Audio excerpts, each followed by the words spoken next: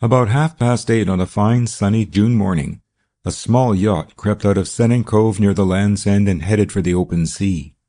On the shelving beach of the cove, 2 women and a man, evidently visitors, or foreigners to use the local term, stood watching her departure with valedictory waving of cap or handkerchief, and the boatman who had put the crew on board, aided by 2 of his comrades, was hauling his boat up above the tide mark. A light northerly breeze filled the yacht's sails and drew her gradually seaward. The figures of her crew dwindled to the size of dolls, shrank with the increasing distance and the magnitude of insects, and at last, losing all individuality, became mere specks merged in the form of the fabric that bore them. At this point, the visitors turned their faces inland and walked away up the beach, and the boatmen, having opined that she'd be fetching a tidy offing, dismissed the yacht from their minds and reverted to the consideration of a heap of netting and some invalid lobster pots. On board the receding craft, 2 men sat in the little cockpit. They formed the entire crew, for the Sandhopper was only a ship's lifeboat, timbered and decked, of light draught and, in the matter of spars and canvas, what the art critics would call reticent. Both men, despite the fineness of the weather, wore yellow oilskins and sou'westers, and that was about all they had in common. In other respects they made a curious contrast, the one small, slender, sharp-featured, dark almost to swarthiness, and restless and quick in his movements, the other large, massive, red-faced, blue-eyed, with the rounded outlines suggested of ponderous strength, a great ox of a man, heavy, stolid, but much less unwieldy than he looked. The conversation incidental to getting the yacht under way had ceased, and silence had fallen on the occupants of the cockpit. The big man grasped the tiller and looked sulky, which was probably his usual aspect, and the small man watched him furtively. The land was nearly 2 miles distant when the latter broke the silence with a remark very similar to that of the boatman on the beach. "You're not going to take the shore on board, Purcell. Where are we supposed to be going?" "I'm going outside the longships," was the stolid answer. "So I see," rejoined the other. "It's hardly the shortest course for Penzance, though." "I like to keep an offing on this coast," said Purcell, and once more the conversation languished. Presently the smaller man spoke again, this time in a more cheerful and friendly tone. "Joan Haygarth has come on wonderfully the last few months, getting quite a fine-looking girl. Don't you think so?" "Yes," answered Purcell, "and so does Phil Rodney." "You're right," agreed the other, "but she isn't a patch on her sister, though, and never will be. I was looking at Maggie as we came down the beach this morning, and thinking what a handsome girl she is. Don't you agree with me?" Purcell stooped to look under the boom and answered without turning his head.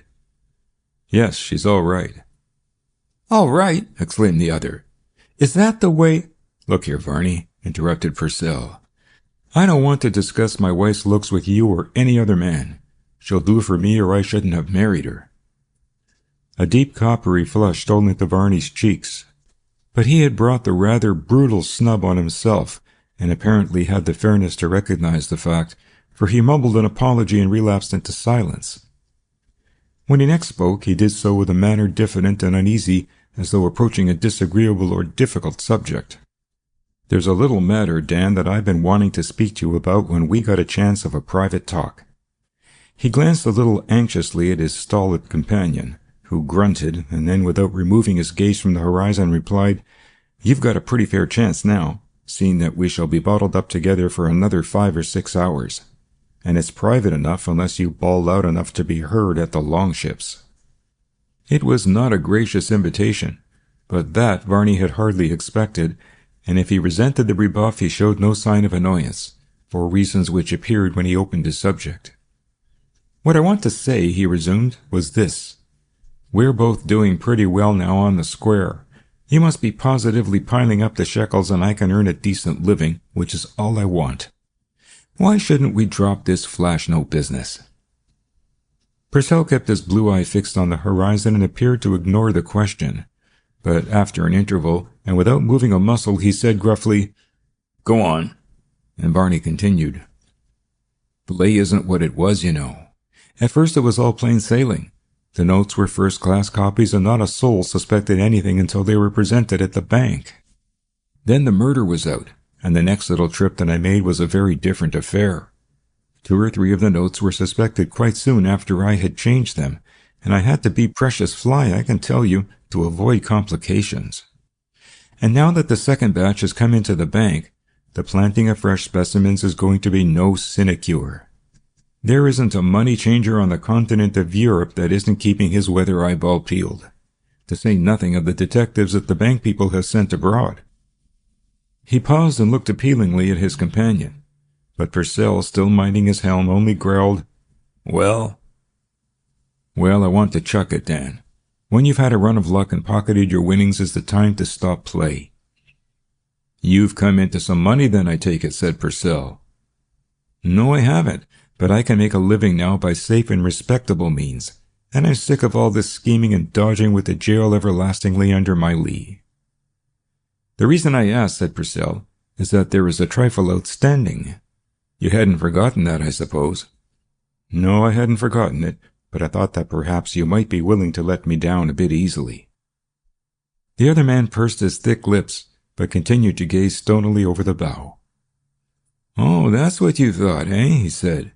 And then after a pause he continued, "I fancy you must have lost sight of some of the facts when you thought that. Let me just remind you how the case stands. To begin with, you start your career with a little playful forgery and embezzlement. You blew the proceeds and you were mug enough to be found out. Then I come in. I compound the affair with old Marston for a couple of thousand and practically clean myself out of every penny I possess, and he consents to regard your temporary absence in the light of a holiday. Now, why do I do this? Am I a philanthropist? Devil a bit. I'm a man of business. Before I ladle out 2,000, I make a business contract with you. I happen to possess the means of making and the skill to make a passable imitation of the Bank of England paper. You are a skilled engraver and a plausible scamp. I am to supply you with paper blanks. You are to engrave plates, print the notes, and get them changed. I am to take 2/3 of the proceeds, and although I have done the most difficult part of the work, I agree to regard my share of the profits as constituting repayment of the loan. Our contract amounts to this. I lend you 2,000 without security, with an infernal amount of insecurity, in fact. You promise, covenant, and agree, as the lawyers say, to hand me back 10,000 in installments, being the products of our joint industry. It is a verbal contract which I have no means of enforcing, but I trust you to keep your word, and up to the present you have kept it. You have paid me a little over 4,000. Now you want to cry off and leave the balance unpaid. Isn't that the position?" "Not exactly," said Varney. "I'm not crying off the debt. I only want time. Look here, Dan, I'm making about $550 a year now. That isn't much, but I'll manage to let you have $100 a year out of it. What do you say to that?" Purcell laughed scornfully. $100 a year to pay off 6,000. That'll take just 60 years. And as I'm now 43, I shall be exactly 103 years of age when the last installment is paid. I think, Varney, you'll admit that a man of 103 is getting a bit past his prime. Well, I'll pay you something down to start. I've saved about £1,800 out of the note business. You can have that now, and I'll pay off as much as I can at a time until I'm clear. Remember that if I should happen to get clapped and choky for 20 years or so, you won't get anything, and I tell you it's getting a risky business." "I'm willing to take the risk," said Purcell. "I dare say you are," Varney retorted passionately, "because it's my risk. If I am grabbed, it's my racket, you sit out. It's I who pass the notes, and I'm known to be a skilled engraver. That'll be good enough for them. They won't trouble about who made the paper." "I hope not," said Purcell. "Of course they wouldn't, and you know I shouldn't give you away." "Naturally. Why should you? Wouldn't do you any good." "Well, give me a chance, Dan," Varney pleaded. "This business is getting on my nerves. I want to be quit of it. You've had 4,000. That's 100%. You haven't done so badly." "I didn't expect to do badly. I took a big risk. I gambled 2,000 for 10. "Yes, and you got me out of the way while you put the screw on to poor old Haygarth to make his daughter marry you." It was an indiscreet thing to say, but Purcell's stolid indifference to his danger and distress had ruffled Varney's temper somewhat. Purcell, however, was unmoved. "I don't know," he said, "what you mean by getting you out of the way. You were never in the way. You were always hankering after Maggie, but I could never see that she wanted you." "Well, she certainly didn't want you," Varney retorted.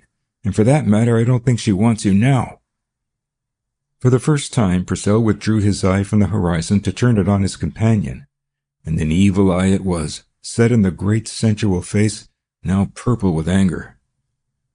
"What the devil do you mean?" he exclaimed furiously. "You infernal sallow-faced little whippersnapper. If you mention my wife's name again, I'll knock you on the head and pitch you overboard."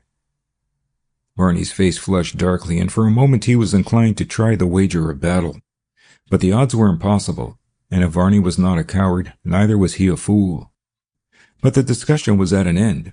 Nothing was to be hoped for now. Those indiscreet words of provocation had rendered further pleading impossible, and as Varney relapsed into sullen silence, it was with the knowledge that for weary years to come he was doomed at best to tread the perilous path of crime, or more probably to waste the brightest years of his life in a convict prison. For it is a strange fact, and a curious commentary on our current ethical notions, that neither of these rascals even contemplated as a possibility the breach of a merely verbal covenant. A promise had been given, that was enough. Without a specific release, the terms of that promise must be fulfilled to the letter. How many righteous men, prim lawyers or straight-laced church-going men of business, would have looked at the matter in the same way? The silence that settled down on the yacht and the aloofness that encompassed the two men were conducive to reflection. Each of the men ignored the presence of the other. When the course was altered southerly, Purcell slacked out the sheets with his own hand as he put up the helm. He might have been sailing single-handed, and Varney watched him askance but made no move, sitting hunched up on the locker, nursing a slowly matured hatred and thinking his thoughts. Very queer thoughts they were, rambling but yet connected and very vivid.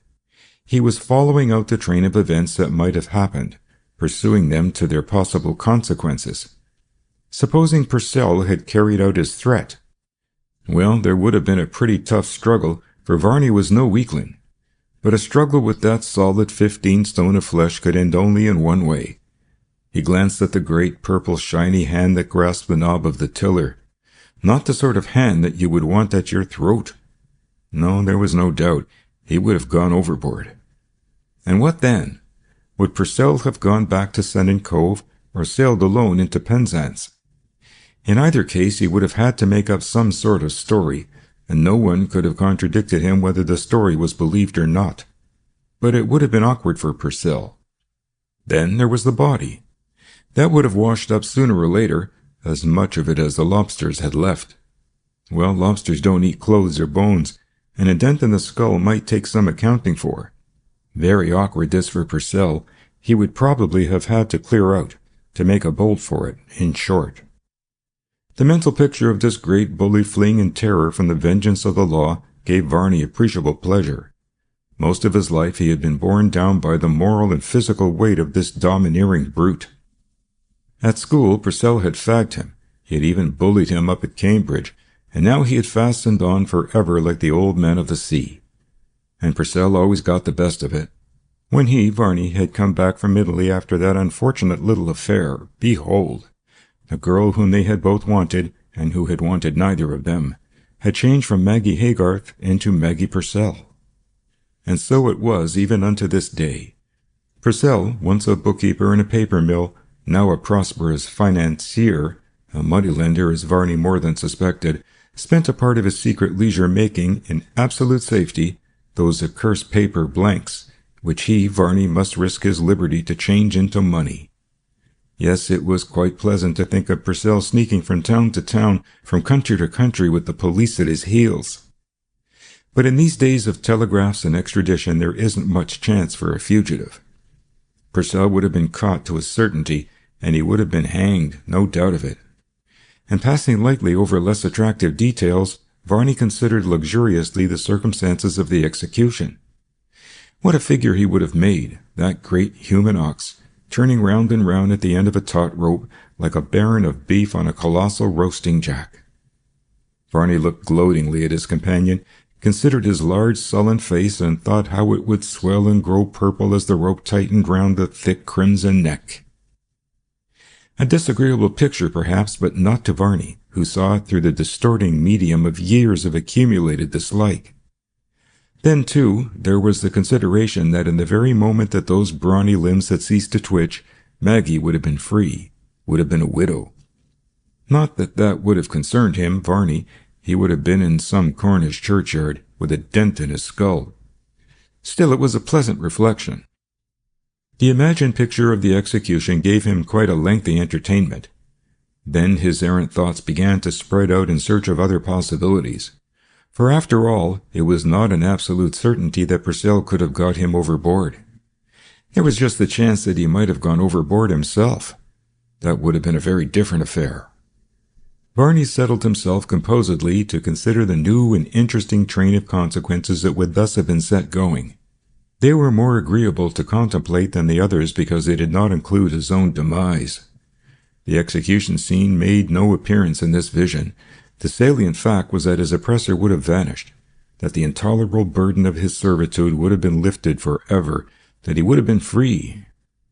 The thought of his regained freedom set him dreaming of the future that might have been if he could have been rid of this monstrous parasite, the future that might even have held the place for Maggie, for she would have been free too. It was all very pleasant to think about, though rather tantalizing. He almost wished he had let Purcell try to put him over.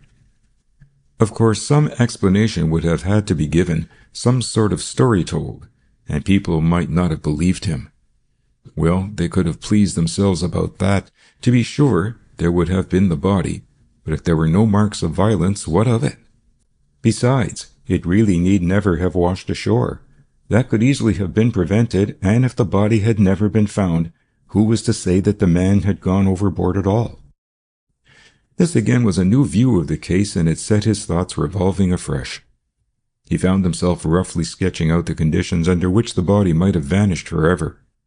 It was mere idle speculation to while away a dull hour with an uncongenial companion, and he let his thoughts ramble at large.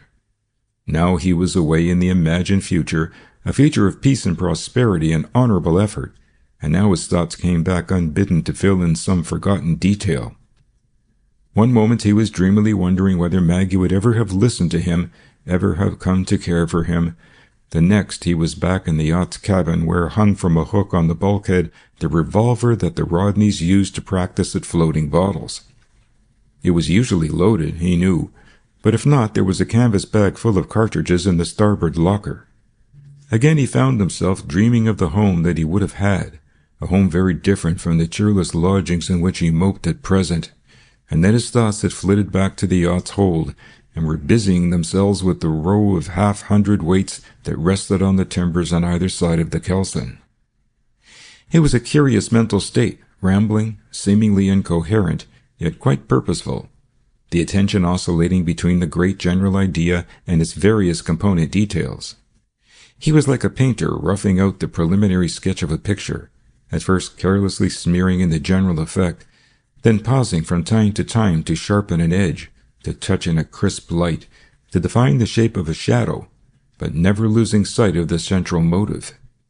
And as in the sketch definable shapes begin to grow out of the formless expanse, and a vague suggestion crystallizes into an intelligible composition, so in Varney's mind a process of gradual integration turned a vague and general idea into a clear picture, sharp, vivid, complete. When Varney had thus brought his mental picture, so to speak, to a finish, its completeness surprised him. It was so simple, so secure. He had actually planned out the scheme of a murder, and behold, there was nothing in it. Anyone could have done it, and no one could have been any the wiser. Here he found himself wondering whether many murders passed undetected. They well might if murders were as easy and as safe as this. A dangerous reflection for an injured and angry man. And at this critical point his meditations were broken in on by Purcell, continuing the conversation as if there had been no pause. "So you can take it from me, Varney, that I expect you to stick to your bargain. I paid down my money, and I'm going to have my pound of flesh." "You won't agree to any sort of compromise?" "No. There are £6,000 owing. If you've got the money, you can hand it over. If you haven't, you'll have to go on the lay and get it. That's all I've got to say, so now you know." It was a brutal thing to say, and it was brutally said. But more than that, it was inopportune, or opportune as you will. For it came as a sort of infernal doxology to the devil's anthem that had been, all unknown, ringing in Varney's soul. Purcell had spoken without looking round. That was his unpleasant habit. Had he looked at his companion, he might have been startled.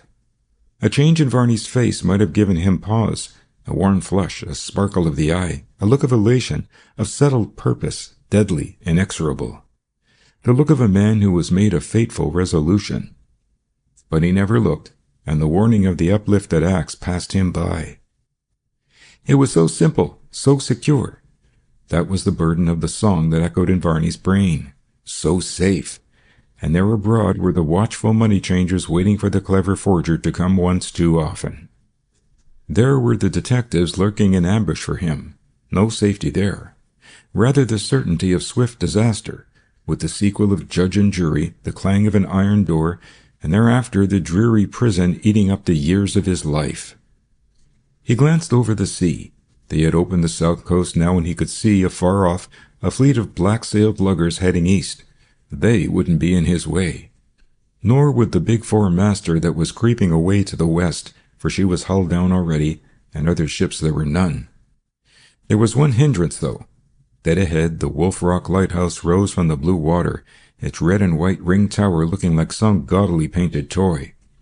The keepers of lonely lighthouses have a natural habit of watching the passing shipping through their glasses, and it was possible that one of their telescopes might be pointed at the yacht at this very moment. That was a complication. Suddenly there came down the wind a sharp report like the firing of a gun, quickly followed by a second. Both men recognized the duplicate report and both looked round. It was the explosive signal from the longship's lighthouse, but when they looked there was no lighthouse to be seen, and the dark blue heaving water faded away at the foot of an advancing wall of vapor. Purcell cursed volubly. A pretty place this to be caught in a fog. And then, as his eye lighted on his companion, he demanded angrily, "What the devil are you grinning at?" For Varney, drunk with suppressed excitement, snapped his fingers at rocks and shoals. He was thinking only of the lightkeeper's telescope and of the revolver that hung on the bulkhead. He must make some excuse presently to go below and secure that revolver.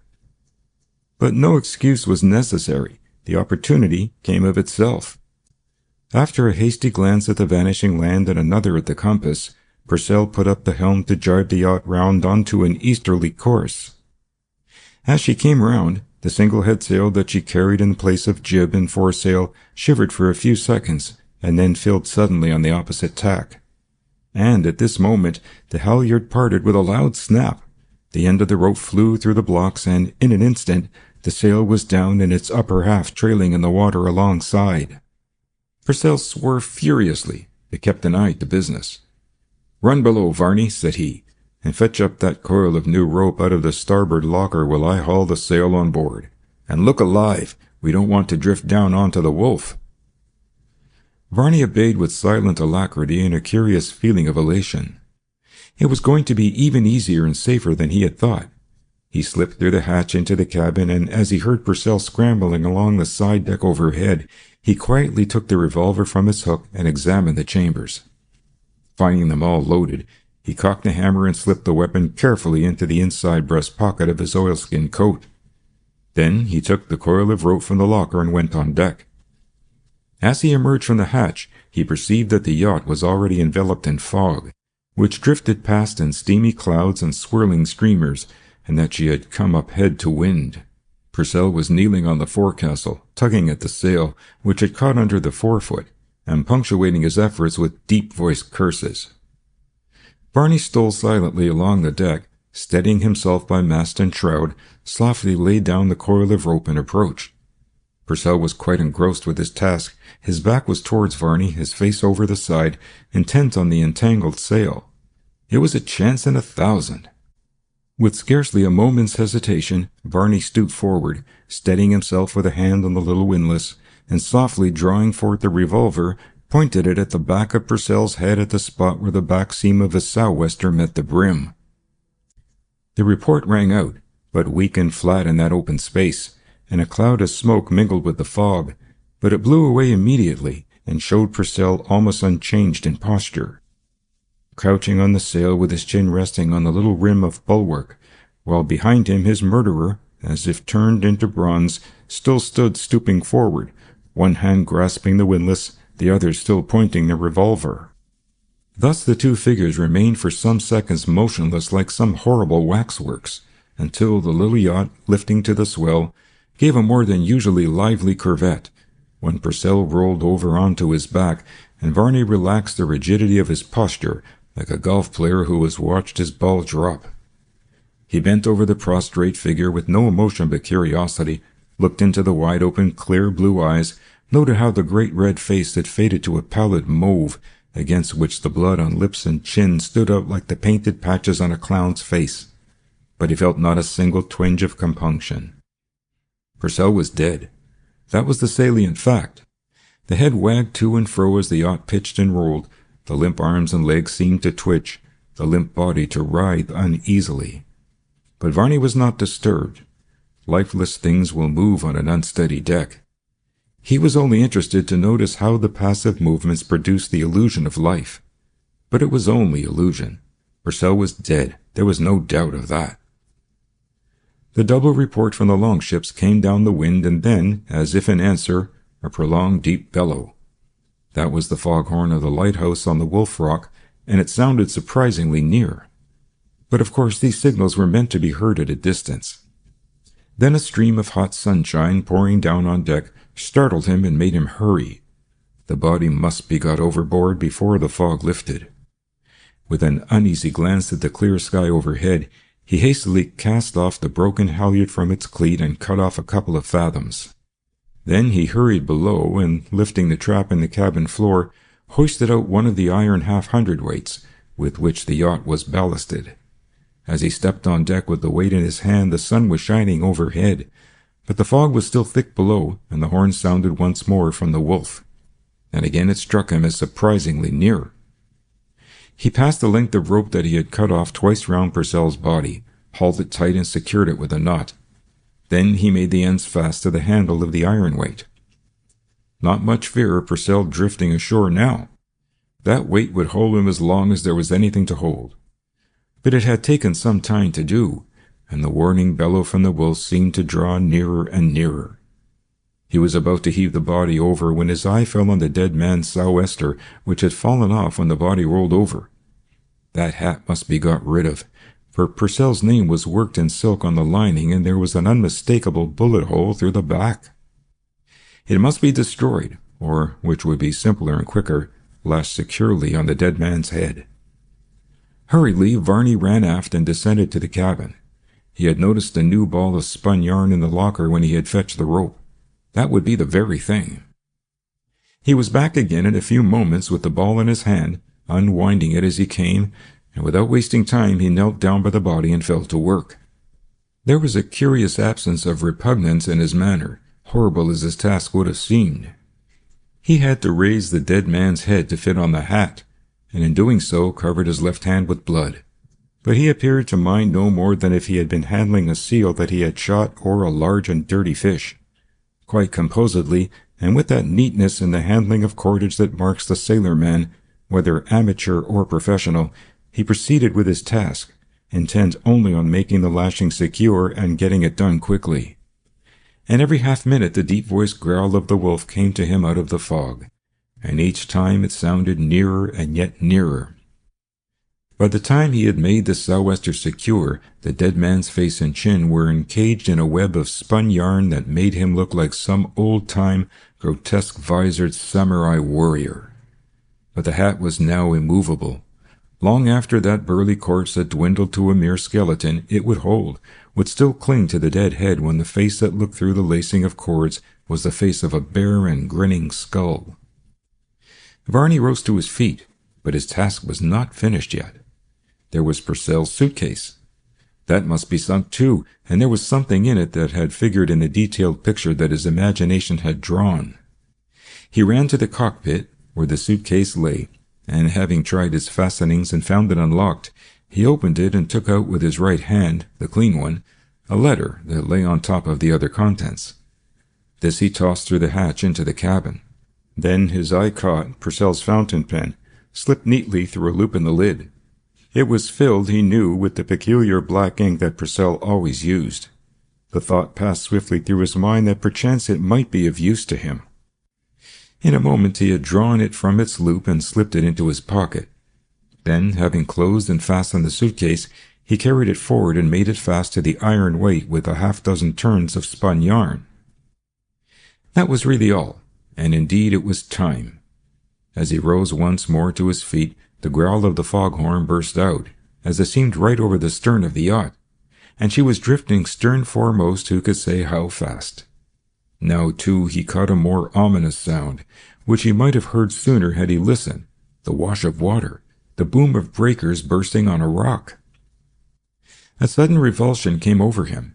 He burst into a wild, sardonic laugh. And had it come to this after all?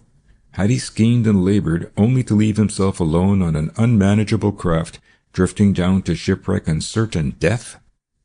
Had he taken all this thought and care to secure Purcell's body, when his own might be resting beside it on the sea bottom within an hour?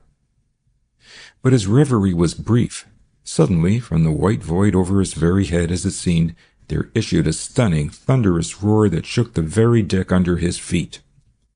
The water around him boiled into a foamy chaos. The din of bursting waves was in his ears.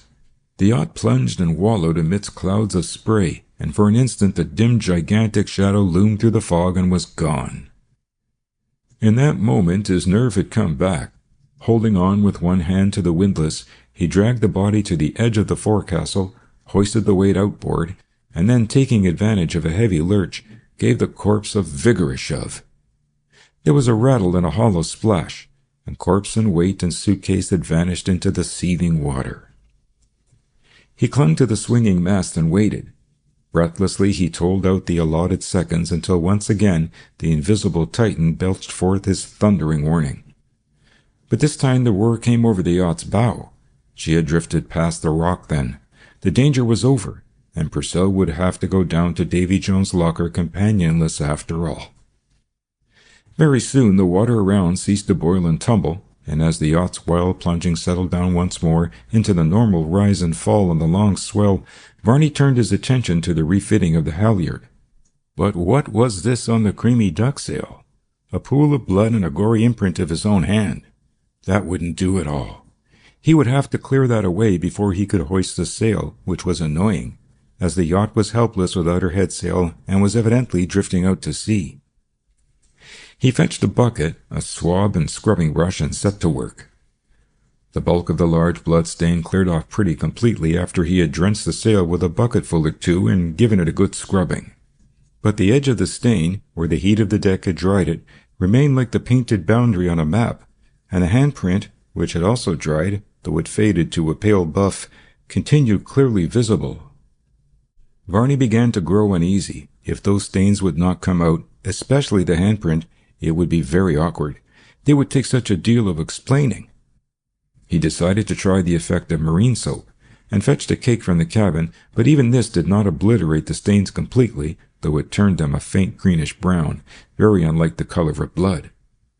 Still he scrubbed on until at last the handprint faded away entirely, and the large stain was reduced to a faint green wavy line. And that was the best he could do, and quite good enough, for if that faint line should ever be noticed, no one would ever suspect its origin.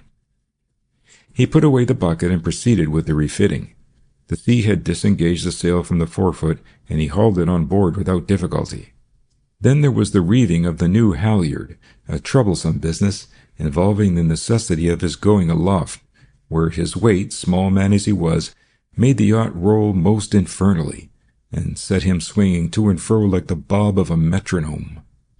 But he was a smart yachtsman and active, though not powerful, and a few minutes' strenuous exertion ended in his sliding down the shrouds with the new halyard running fairly through the upper block. A vigorous haul or two at the new hairy rope sent the head of the dripping sail aloft, and the yacht was once more under control. The rig of the sandhopper was not smart, but it was handy.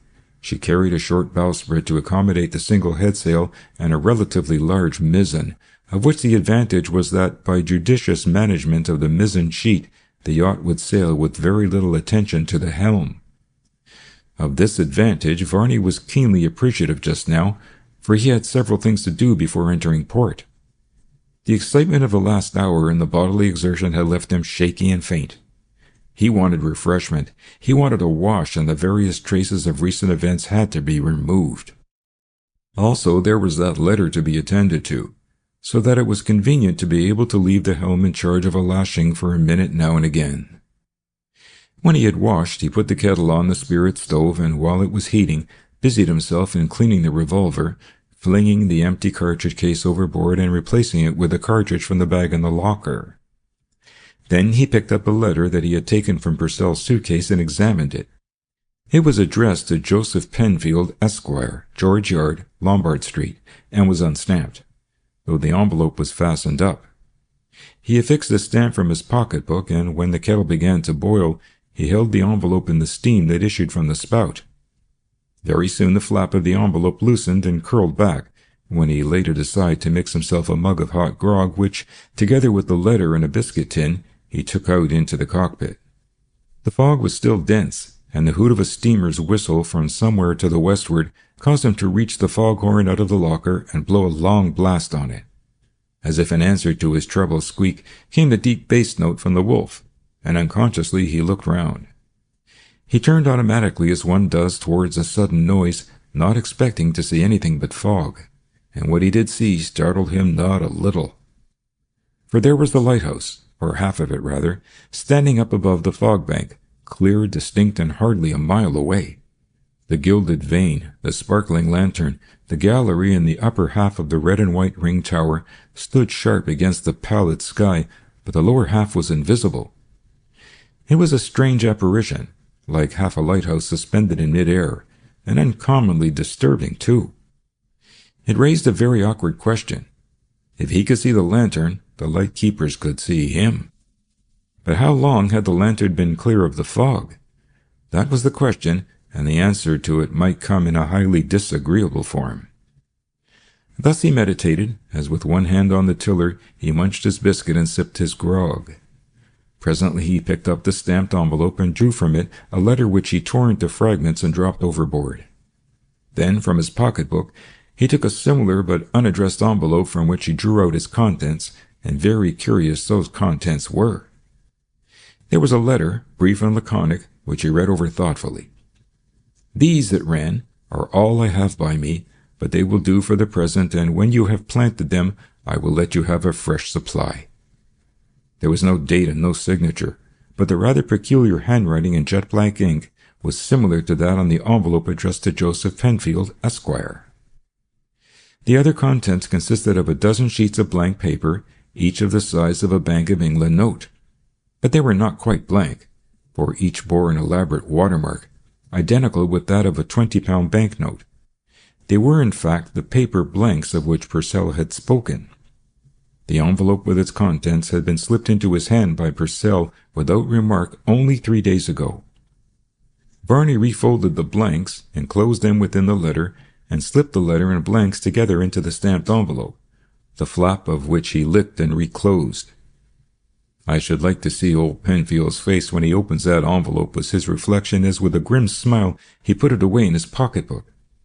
"And I wonder what he will do," he added mentally. "However, I shall see before many days are over." Varney looked at his watch. He was to meet Jack Rodney on Penzance Pier at 2:45.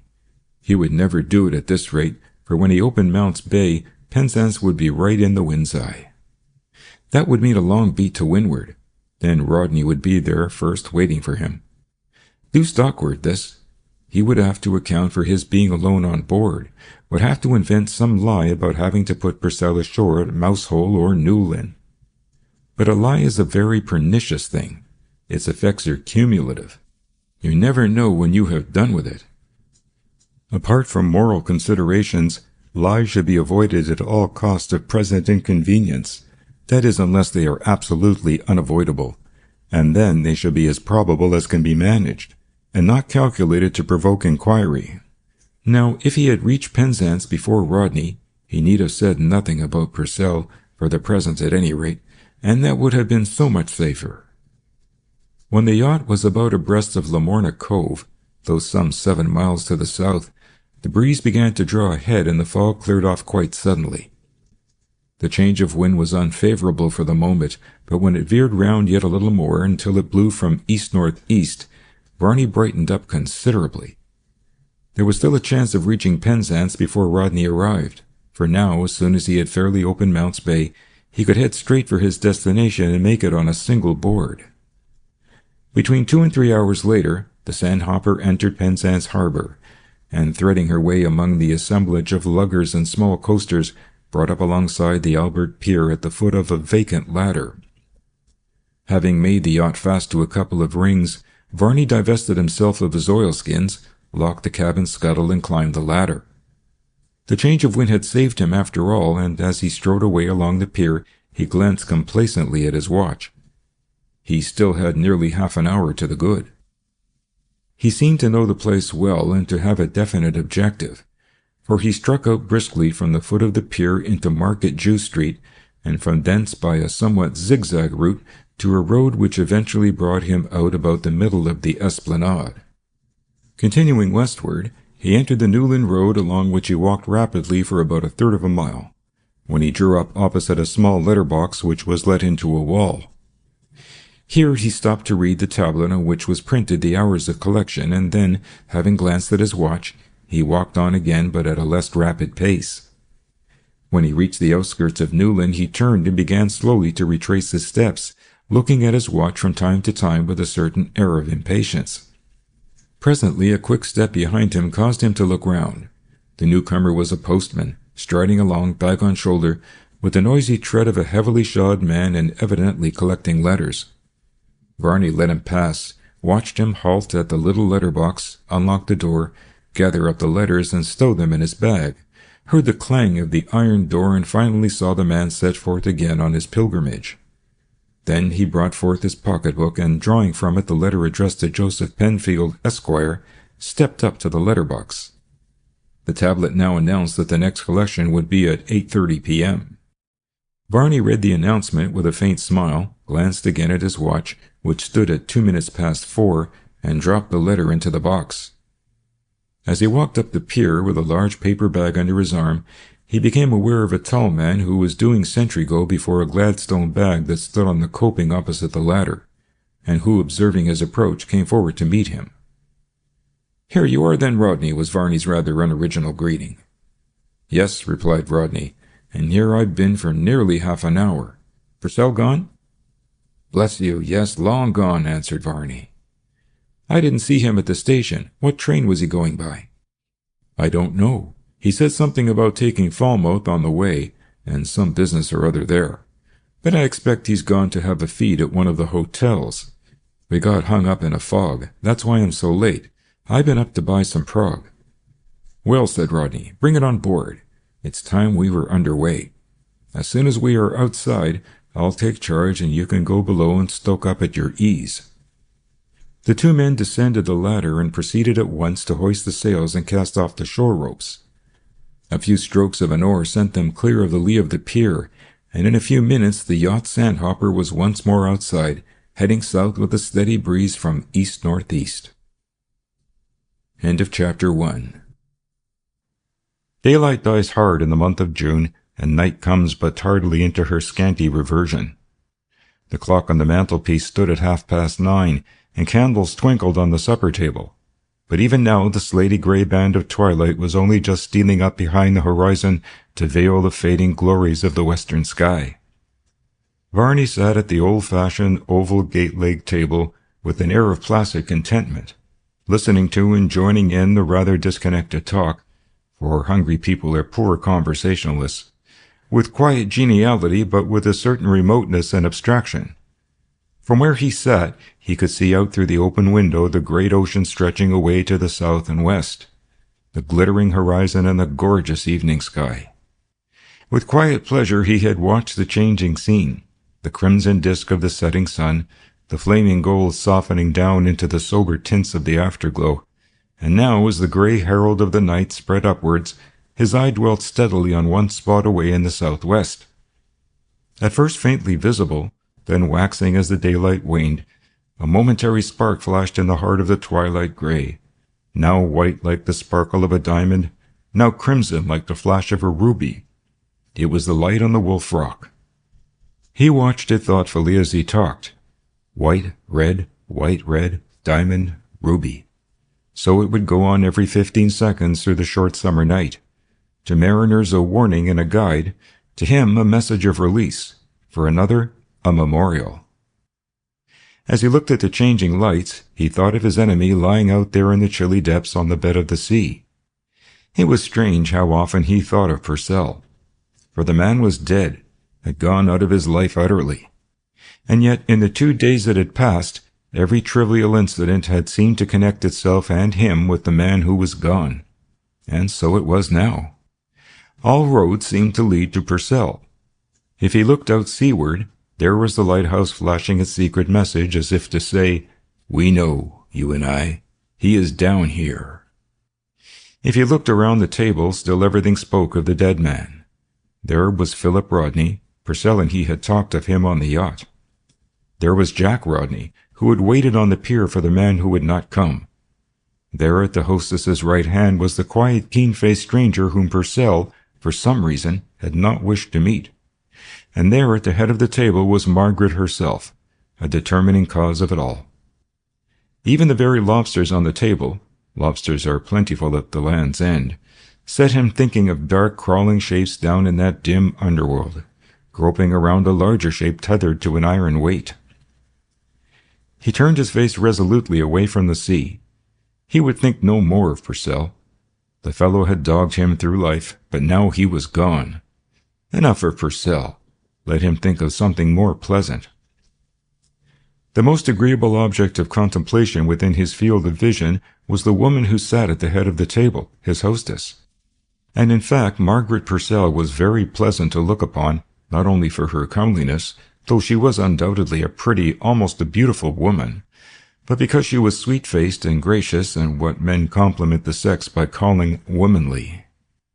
She was evidently under 30, though she carried a certain matronly sedateness and an air of being older than she either looked or was, which was accentuated by the fashion in which she wore her hair, primly parted in the middle, a rather big woman, quiet and reposeful, as big women often are. Varney looked at her with a kind of wonder. He had always thought her lovely, and now she seemed lovelier than ever. And she was a widow, little as she suspected it, little as anyone but he suspected it. But it was a fact. She was free to marry if she only knew it.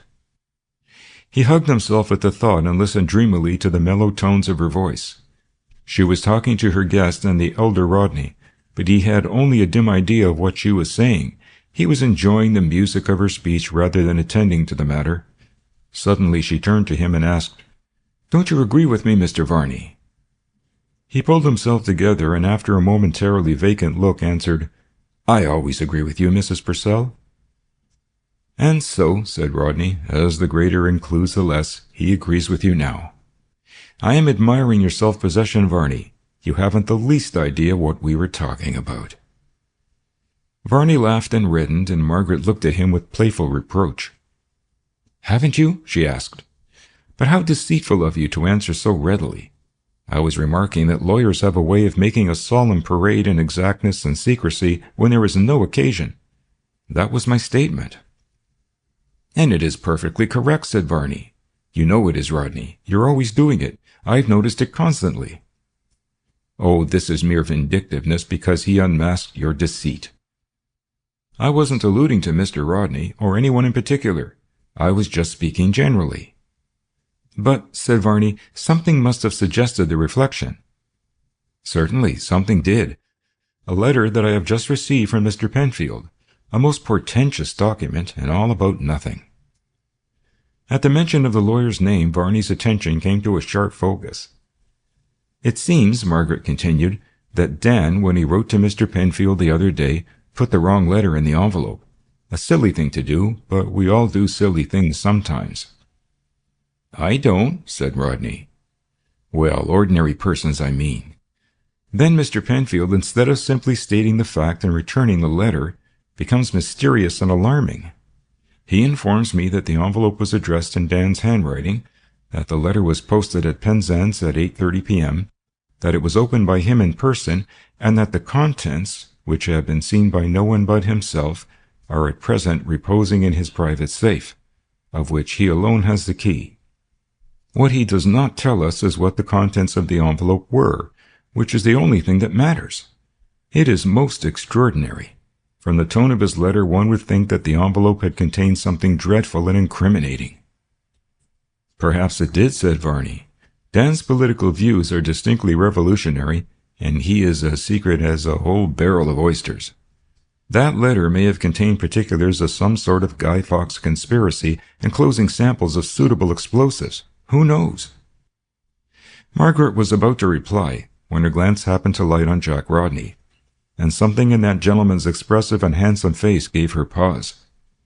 Had she been chattering indiscreetly? And might Mr. Penfield have meant something after all? There were some curious points about his letter. She smilingly accepted the Guy Fawkes theory and then adroitly changed the subject. "Speaking of Penzance, Mr. Varney, reminds me that you haven't told us what sort of voyage you had. There was quite a thick fog, wasn't there?" "Yes, it delayed us a lot. Purcell would steer right out to sea for fear of going ashore.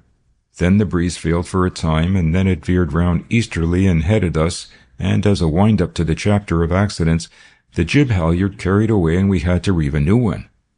Nice crazy gear you keep on your craft, Rodney." "I suspected that rope," said Rodney. "In fact, I had meant to fit a new halyard before I went up to town. But I should have liked to see Purcell shinning up aloft." "So should I. From the shore," said Varney. "He'd have carried away the mast or capsized the yacht. No, my friend, I left him below as a counterpoise and went aloft myself." "Did Dan go straight off to the station?" Margaret asked. "I should say not," replied Varney. "He was in a mighty hurry to be off, said he had some things to see to. I fancy one of them was a grilled steak and a bottle of Bass. We were both pretty ravenous." "But why didn't you go with him, if you were ravenous too?" "I had to slug up the yacht, and he wouldn't wait. He was up the ladder like a lamplighter almost before we had made fast. I can see him now, with that great suitcase in his hand, going up as light as a feather. He is wonderfully active for his size." "Isn't he?" said Rodney. "But these big men often are.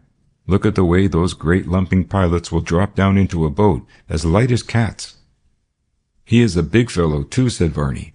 "I was looking at him as he stopped at the top of the ladder to sing out, 'So long.' He looked quite gigantic in his oilskins." "He actually went up into town in his oilskins, did he?" exclaimed Margaret. "He must have been impatient for his meal. Oh, how silly of me. I never sewed on that button that had come off the collar of his oilskin coat. I hope you didn't have a wet passage." "You need not reproach yourself, Mrs. Purcell," interposed Philip Rodney. "Your neglect was made good by my providence. I sewed on that button when I borrowed the coat on Friday evening to go to my diggings in." "You told me you hadn't a spare oilskin button," said Margaret. "I hadn't, but I made one, out of cork." "A cork!" Margaret exclaimed, with an incredulous laugh. "Not a common cork, you know," Philip explained. "It was a flat circular cork from one of my collecting jars, waterproofed with paraffin wax. A most superior affair, with a beautiful round label, also waterproofed by the wax, on which was typed Marine Worms. The label was very decorative. It's my own invention, and I'm rather proud of it." "You may well be. And I suppose you sewed it on with rope yarn and a sail needle?" Margaret suggested. "Not at all. It was secured with catgut, the fag end of an E-string that I happened to have in my pocket. You see, I had no needle or thread, so I made 2 holes in the cork with the marlin spike in my pocket knife, 2 similar holes in the coat, poked the ends of the fiddle string through, tied a reef knot inside, and there it was, tight as wax, paraffin wax." "It was very ingenious and resourceful of you," Varney commented. "But the product wasn't very happily disposed of on Dan's coat. I mean, as to your decorative label. I take it that Dan's interest in marine worms is limited to their use as bait. Now, if you could have fitted out Dr. Thorndyke with a set, there would have been some appropriateness in it. since marine worms are the objects of his devotion. At least so I understand." And he looked interrogatively at Margaret's guest. Dr. Thorndyke smiled. "You are draping me in the mantle of my friend Professor D'Arcy," he said. "He is the real devotee. I have merely come down for a few days to stay with him and be an interested spectator of the chase. It is he who should have the buttons." "Still," said Varney, "you aid and abet him. I suppose you help him to dig them up." Philip laughed scornfully. "Why, you are as bad as Dan, Varney. You are thinking in terms of bait. Do you imagine Dr. Thorndyke and the professor go a-worming with a bully beef tin and a garden fork as you do when you are getting ready for a fishing jaunt?" "Well, how was I to know?" retorted Varney. "I am not a naturalist. What do they do? Set traps for him with bits of cheese inside?" "Of course they don't," laughed Margaret. "How absurd you are, Mr. Varney. They go out with a boat and a dredge, and very interesting it must be to bring up all those curious creatures from the bottom of the sea." She spoke rather absently, for her thoughts had gone back to Mr. Penfield's letter. There was certainly something a little cryptic in its tone, which she had taken for mere professional pedantry, but which she now recalled with vague uneasiness. Could the old lawyer have stumbled on something discreditable and written this ambiguously worded letter as a warning? Her husband was not a communicative man, and she could not pretend to herself that she had an exalted opinion of his moral character. It was all very disquieting. The housekeeper, who had been retained with the furnished house, brought in the coffee, and as Margaret poured it out, she continued her reflections, watching Varney with unconscious curiosity as he rolled a cigarette. The ring finger of his left hand had a stiff joint, the result of an old injury, and was permanently bent at a sharp angle. It gave his hand an appearance of awkwardness, but she noted that he rolled his cigarette as quickly and neatly as if all his fingers were sound. The stiff finger had become normal to him, and she also noted that Dr. Thorndyke appeared quite interested in the contrast between the appearance of awkwardness and the actual efficiency of the maimed finger. From Varney her attention, or inattention, wandered to her guest. Absently she dwelt on his powerful intellectual face, his bold, clean-cut features, his shapely mouth, firm almost to severity, and all the time she was thinking of Mr. Penfield's letter. "Have we all finished?" she asked at length. "And if so, where are we going to smoke our pipes and cigars?" "I propose that we go into the garden," said Philip. "It is a lovely evening, and we can look at the moonlight on the sea while we smoke." "Yes," Margaret agreed. "It will be more pleasant out there. Don't wait for me. I will join you in a few minutes, but I want first to have a few words with Mr. Rodney." Philip, who, like the others, understood that this was a consultation on the subject of Mr. Penfield's letter, rose and playfully shepherded Varney out of the door which his brother held invitingly open. "Now then, Varney, out you go. No lagging behind and eavesdropping. The pronouncements of the oracle are not for the likes of you and me." Varney took his dismissal with a smile and followed Dr. Thorndyke out, though as he looked at the barrister's commanding figure and handsome face, he could not repress a twinge of jealousy. Why could not Maggie have consulted him? He was an old friend, and he knew more about old Penfield's letter than Rodney did, but of course she had no idea of that. As soon as they were alone, Margaret and Rodney resumed their seats, and the former opened the subject without preamble.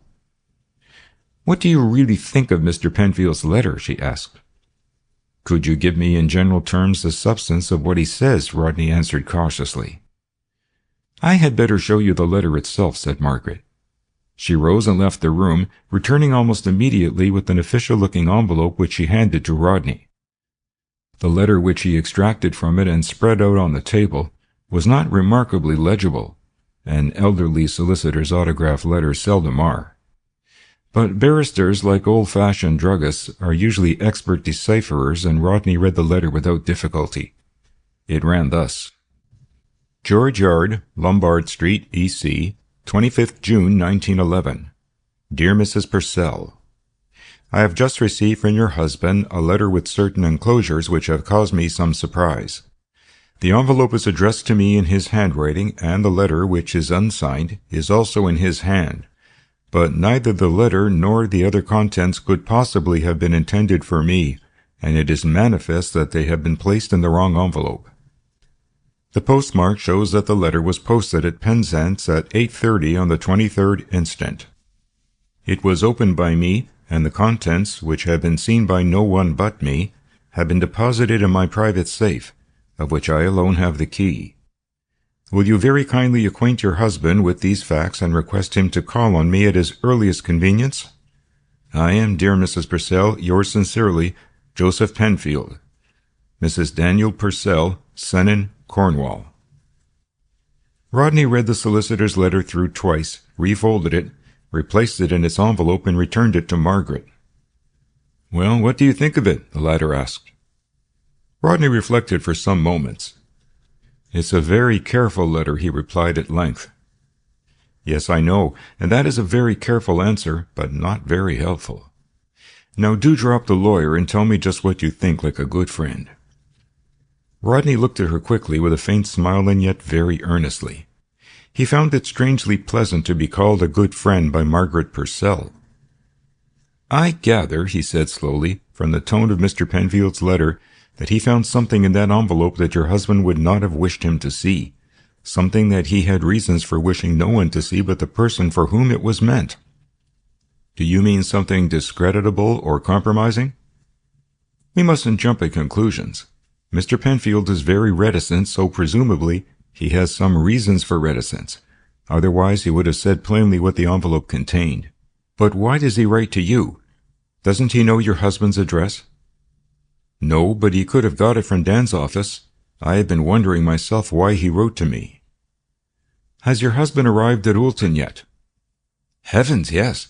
It doesn't take 2 days and a half to get to Norfolk." "Oh, then he wasn't staying at Falmouth?" Margaret stared at him. "Falmouth?" she exclaimed. "What do you mean?" "I understood Varney to say that he was going to call at Falmouth." "No, certainly not. He was going straight to London and so on to Oulton the same night. I wonder what Mr. Varney can have meant." "We must find out presently. Have you heard from your husband since he left?" "No, oddly enough he hasn't written, which is unlike him. He generally sends me a line as soon as he arrives anywhere." "You had better send him a telegram in the morning to make sure of his whereabouts, and then let him have a copy of Mr. Penfield's letter at once. And I think I wouldn't refer to the subject before any of our friends if I were you." "No, I oughtn't to have said what I did, but of course I didn't dream that Mr. Penfield really meant anything. Shall we go out into the garden?" Rodney opened the door for her, and they passed out to where their 3 companions sat in deck chairs facing the sea. 2 chairs had been placed for them, and as they seated themselves, Varney remarked, "I take it that the oracle has spoken, and I hope he was more explicit than oracles are usually." "He was explicit and discreet, especially discreet," Margaret replied. "Oh, they are always that," said Varney. "Discretion is the oracular specialty. The explicitness is exceptional." "I believe it is," replied Margaret, "and I am glad you set so much value on it because I am coming to you now for information. Mr. Rodney tells me that Dan said something to you about Falmouth. What was it?" "He said he was going to call in there, at least so I understood." "But he wasn't, you know. He was going direct to London and straight on to Oulton the same night. You must have misunderstood him." "I may have done, but I don't think I did. Still, he only mentioned the matter casually, and I wasn't paying particular attention." Margaret made no rejoinder, and the party became somewhat silent. Philip, realizing Margaret's uneasy preoccupation, engaged Dr. Thorndyke in an animated conversation respecting the natural history of the Cornish coast and the pleasures of dredging. The other 3 became profoundly thoughtful. To each the solicitor's letter had its special message, though to one only was that message clearly intelligible. Rodney was puzzled and deeply suspicious. To him the letter had read like that of a man washing his hands of a disagreeable responsibility. The curious reticence as to the nature of the enclosures and the reference to the private safe sounded ominous. He knew little of Purcell. He had been a friend of the Haygarths, and had no great opinion of him. Purcell was a financier, and financiers sometimes did queer things. At any rate, Penfield's excessive caution suggested something fishy, possibly something illicit. In fact, to speak colloquially, Rodney smelt a rat. Margaret also was puzzled and suspicious, but womanlike, she allowed her suspicions to take a more special form. She too smelt a rat, but it was a feminine rat. The lawyer's silence as to the contents of that mysterious envelope seemed to admit of no other interpretation. It was so pointed. Of course, he could not tell her, though he was an old friend and her trustee, so he had said nothing. She reflected on the matter with lukewarm displeasure. Her relations with her husband were not such as to admit of jealousy in the ordinary sense, but still she was married to him, and any affair on his part with another woman would be very disagreeable and humiliating to her. It might lead to a scandal, too, and from that her ingrained delicacy revolted. Varney, meanwhile, sat with his head thrown back, wrapped in thought of a more dreamy quality. He knew all about the letter, and his mind was occupying itself with speculation as to its effects. Rodney's view of it he gauged pretty accurately, but what did she think of it? Was she anxious, worried at the prospect of some unpleasant disclosure? He hoped not. At any rate, it could not be helped. And she was free, if she only knew it. He had smoked out his cigarette, and now, as he abstractedly filled his pipe, his eye insensibly sought the spot where the diamond and ruby flashed out alternately from the bosom of the night. A cloud had crept over the moon, and the transitory golden and crimson gleam shot out bright and clear amidst the encompassing darkness. White, red, diamond, ruby, a message in a secret code from the tall unseen sentinel on that solitary wave-washed rock, bidding him be of good cheer, reminding him again and again of the freedom that was his and hers, made everlastingly secure by a friendly iron sinker. The cloud turned silvery at the edge, and the moon sailed out into the open. Margaret looked up at it thoughtfully. "I wonder where Dan is tonight," she said, and in the pause that followed, a crimson spark from the dim horizon seemed to Varney to signal, "Here," and instantly fade into discreet darkness. "Perhaps," suggested Philip, "he is having a moonlight sail on the Broad, or more probably taking a whiskey and soda with Bradford in the inn parlour where the stuffed pike is. You remember that stuffed pike, Jack?" His brother nodded. "Can I ever forget it, or the landlord's interminable story of its capture? I wonder why people become so intolerably boresome about their fishing exploits. The angler is nearly as bad as the golfer." "Still," said Varney, "he has more excuse. It is more of an achievement to catch a pike or a salmon than merely to whack a ball with a stick." "Isn't that rather a crude description of the game?" asked Margaret. "It is to be hoped that Dr. Thorndyke is not an enthusiast." "I am not," he assured her. "In fact, I was admiring Mr. Varney's simplification. His definition of the game is worthy of Dr. Johnson. But I must tear myself away. My host is an early bird, and I expect you are too. Good night, Mrs. Purcell. It has been very delightful to meet you again. I am only sorry that I should have missed your husband." "So am I," said Margaret, shaking his hand warmly. "But I think it most kind of you to have remembered me after all these years." As Dr. Thorndyke rose, the other three men stood up. "It is time for us to go too," said Rodney, "so we will see you to the end of the road, Thorndyke. Good night, Mrs. Purcell." "Good night, gentlemen all," she replied. 8 o'clock breakfast, remember." The four men went into the house to fetch their hats and took their departure, walking together as far as the crossroads, where Thorndyke wished the other three good night and left them to pursue their way to the village. The lodging accommodation in this neighbourhood was not sumptuous, but our three friends were not soft or fastidious. Besides, they only slept at their diggings, taking their meals and making their home at the house which Purcell had hired, furnished for the holiday. It was a somewhat unconventional arrangement, now that Purcell had gone, and spoke eloquently of his confidence in the discretion of his attractive wife. The three men were not in the same lodgings.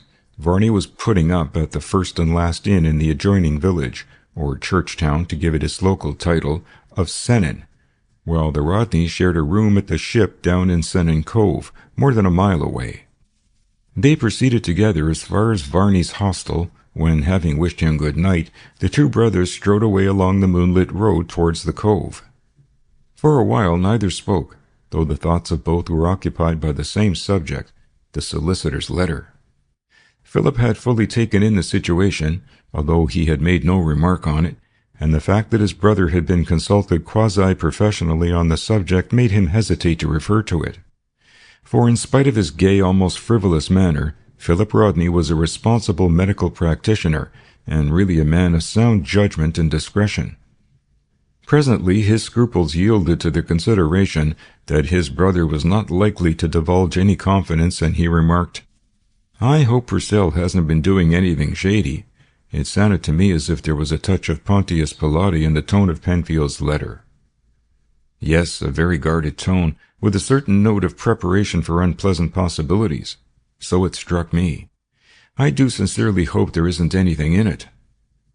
So do I, by Jove, but I shouldn't be so very astonished.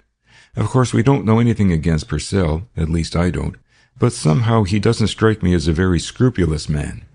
His outlook on life jars a bit. Don't you feel that sometimes?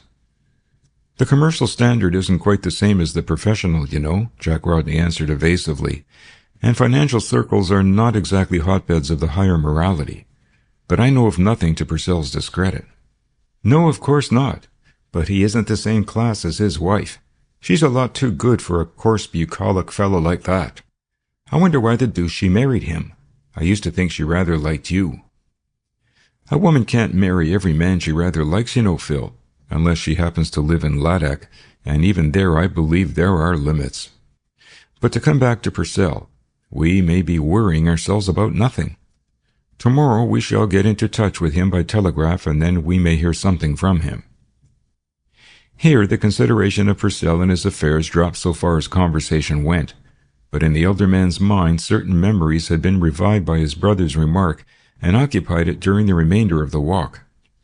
For he too had once thought that Maggie Haygarth rather liked him, and he now recalled the shock of disagreeable surprise with which he had heard of her marriage.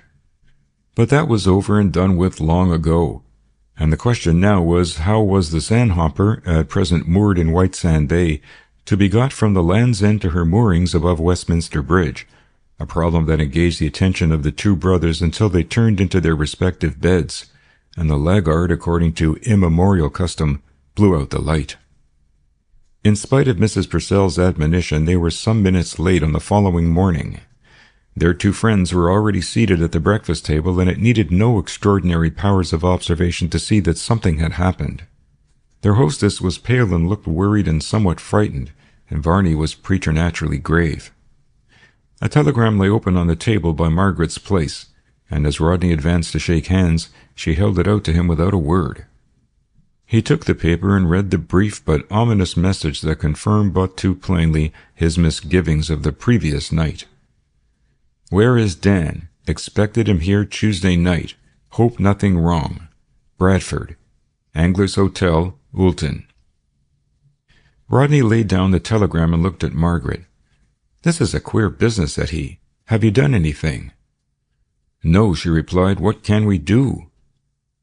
Rodney took a slip of paper and a pencil from his pocket.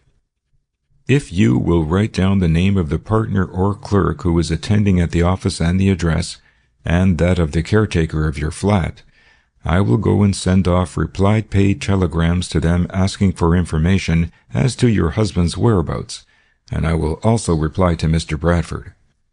It is just possible that Purcell may have gone home after all." "It is very unlikely," said Margaret. "The flat is shut up, and he would surely have written. Still, we may as well make sure, if you will be so kind. But won't you have your breakfast first?" "We'd better waste no time," he answered, and pocketing the paper, strode away on his errand.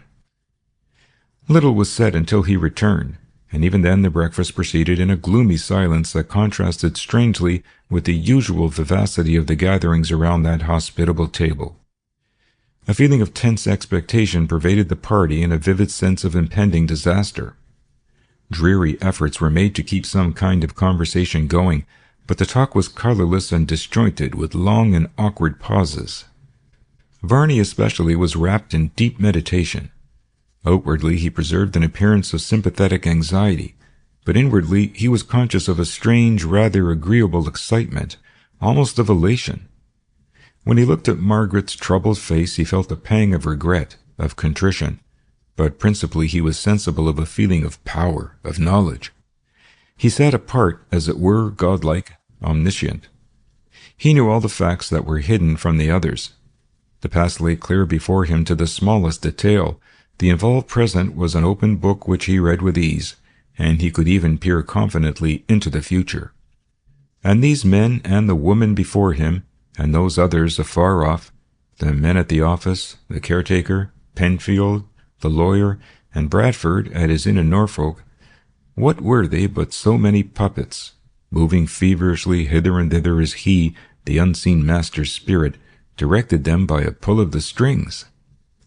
It was he who had wound them up and set them going, and here he sat, motionless and quiet, watching them do his bidding. He was reminded of an occasion when he had been permitted for a short time to steer a 5,000-ton steamer. What a sense of power it had given him to watch the stupendous consequences of his own trifling movements! A touch of the little wheel, the movement of a spoke or two to right or left, and what a commotion followed! How the steam gear had clanked with furious haste to obey, and the great ship had presently swerved round, responsive to the pressure of his fingers. What a wonderful thing it had been! There was that colossal structure with its enormous burden of merchandise, its teeming population sweating in the stokehold or sleeping in the dark forecastle, its unconscious passengers chatting on the decks, reading, writing, or playing cards in saloon or smoking room. And he had it all in the grasp of one hand, had moved it and turned it about with the mere touch of a finger.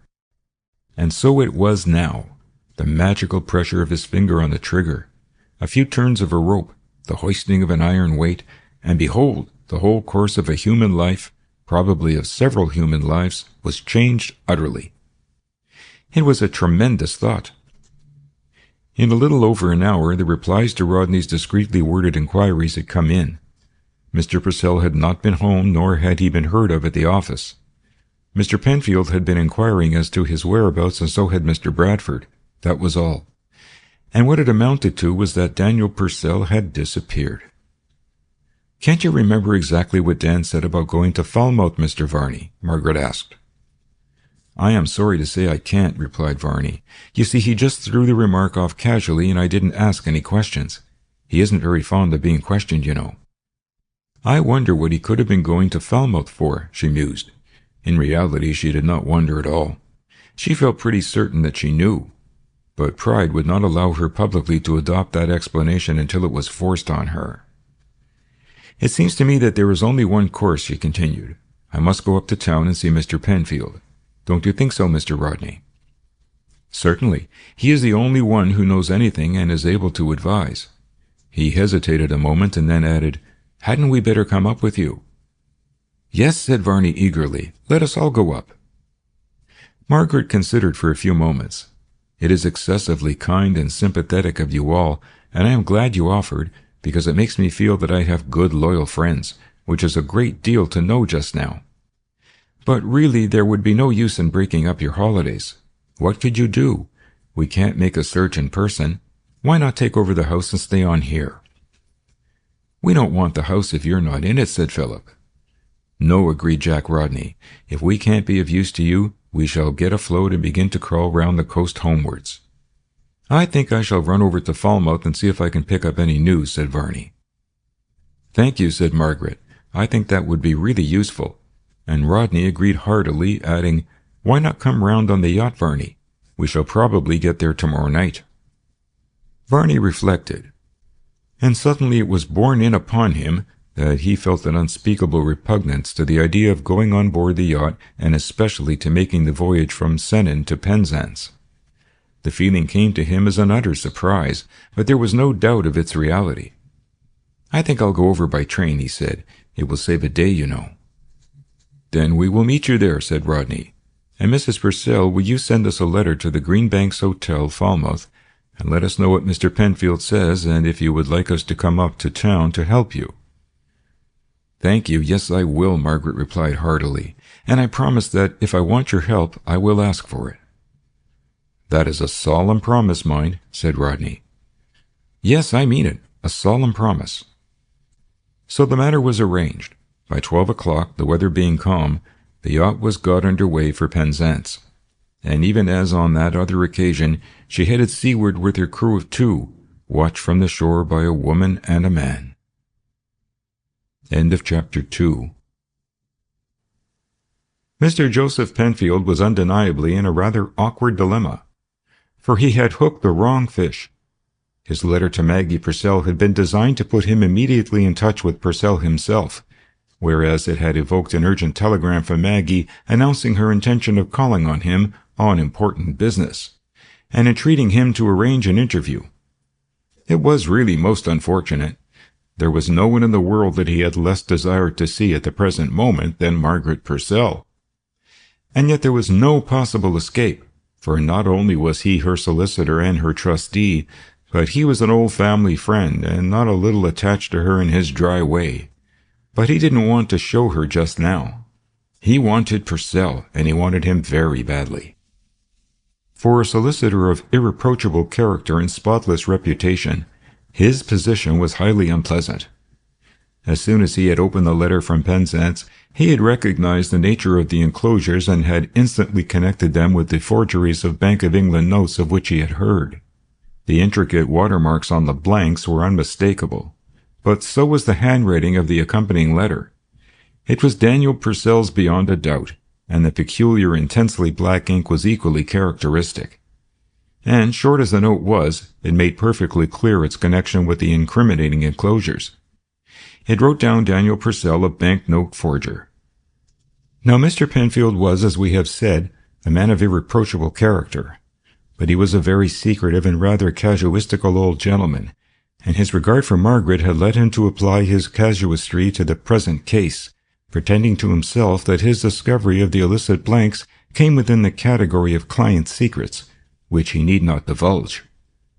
But in his heart he knew that he was conniving at a felony, that he ought to give information to the police or to the bank, and that he wasn't going to.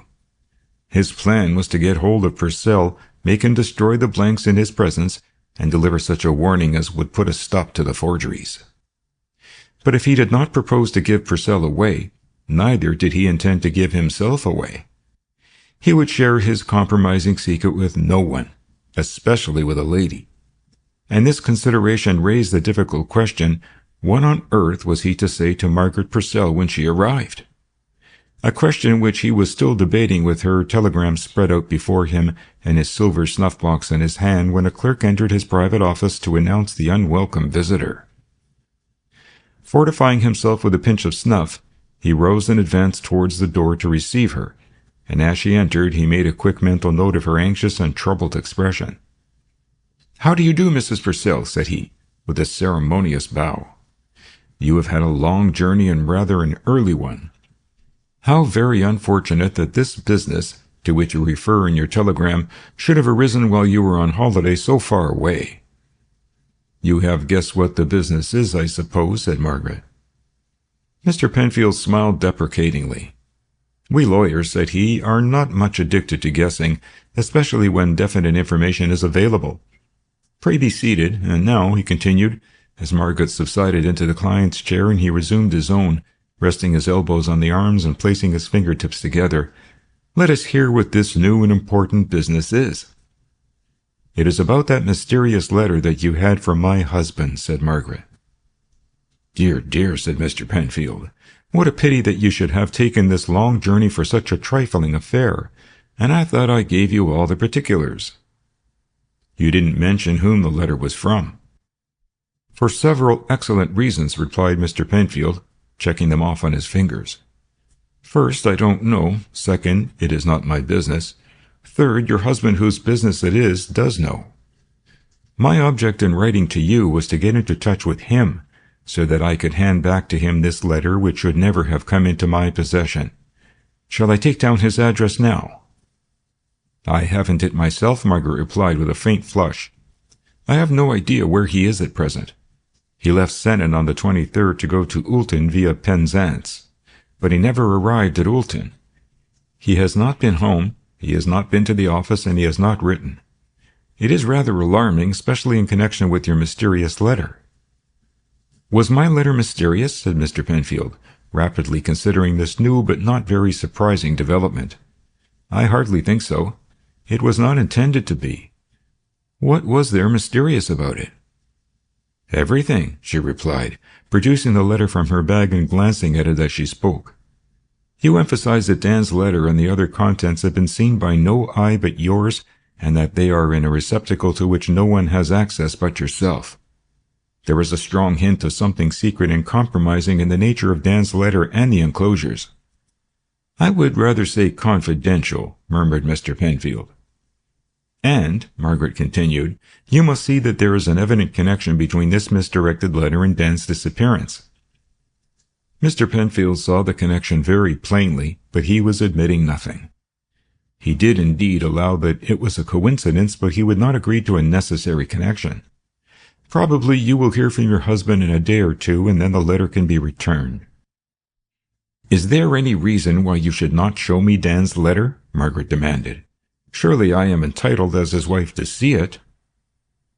Mr. Penfield pursed his lips and took a deliberate pinch of snuff. We must not confuse, said he, the theological relations of married people with their legal relations. Theologically they are one. Legally they are separate persons subject to a mutual contract. As to this letter, it is not mine, and consequently I can show it to no one, and I must assume that if your husband had desired you to see it, he would have shown it to you himself. But, Margaret protested impatiently, are not my husband's secrets my secrets? That, replied the lawyer, is a delicate question which we need not consider. There is the question of the secrets of a third party. If I had the felicity to be a married man, which unfortunately I have not, you would hardly expect me to communicate your private, and perhaps secret, affairs to my wife, now would you? Margaret had to admit that she would not.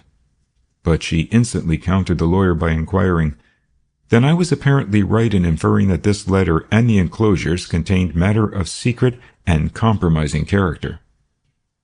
I have said nothing to that effect, replied Mr. Penfield uncomfortably, and then seeing that he had no choice between a downright lie and a flat refusal to answer any questions, he continued, The fact is that it is not admissible for me to make any statement.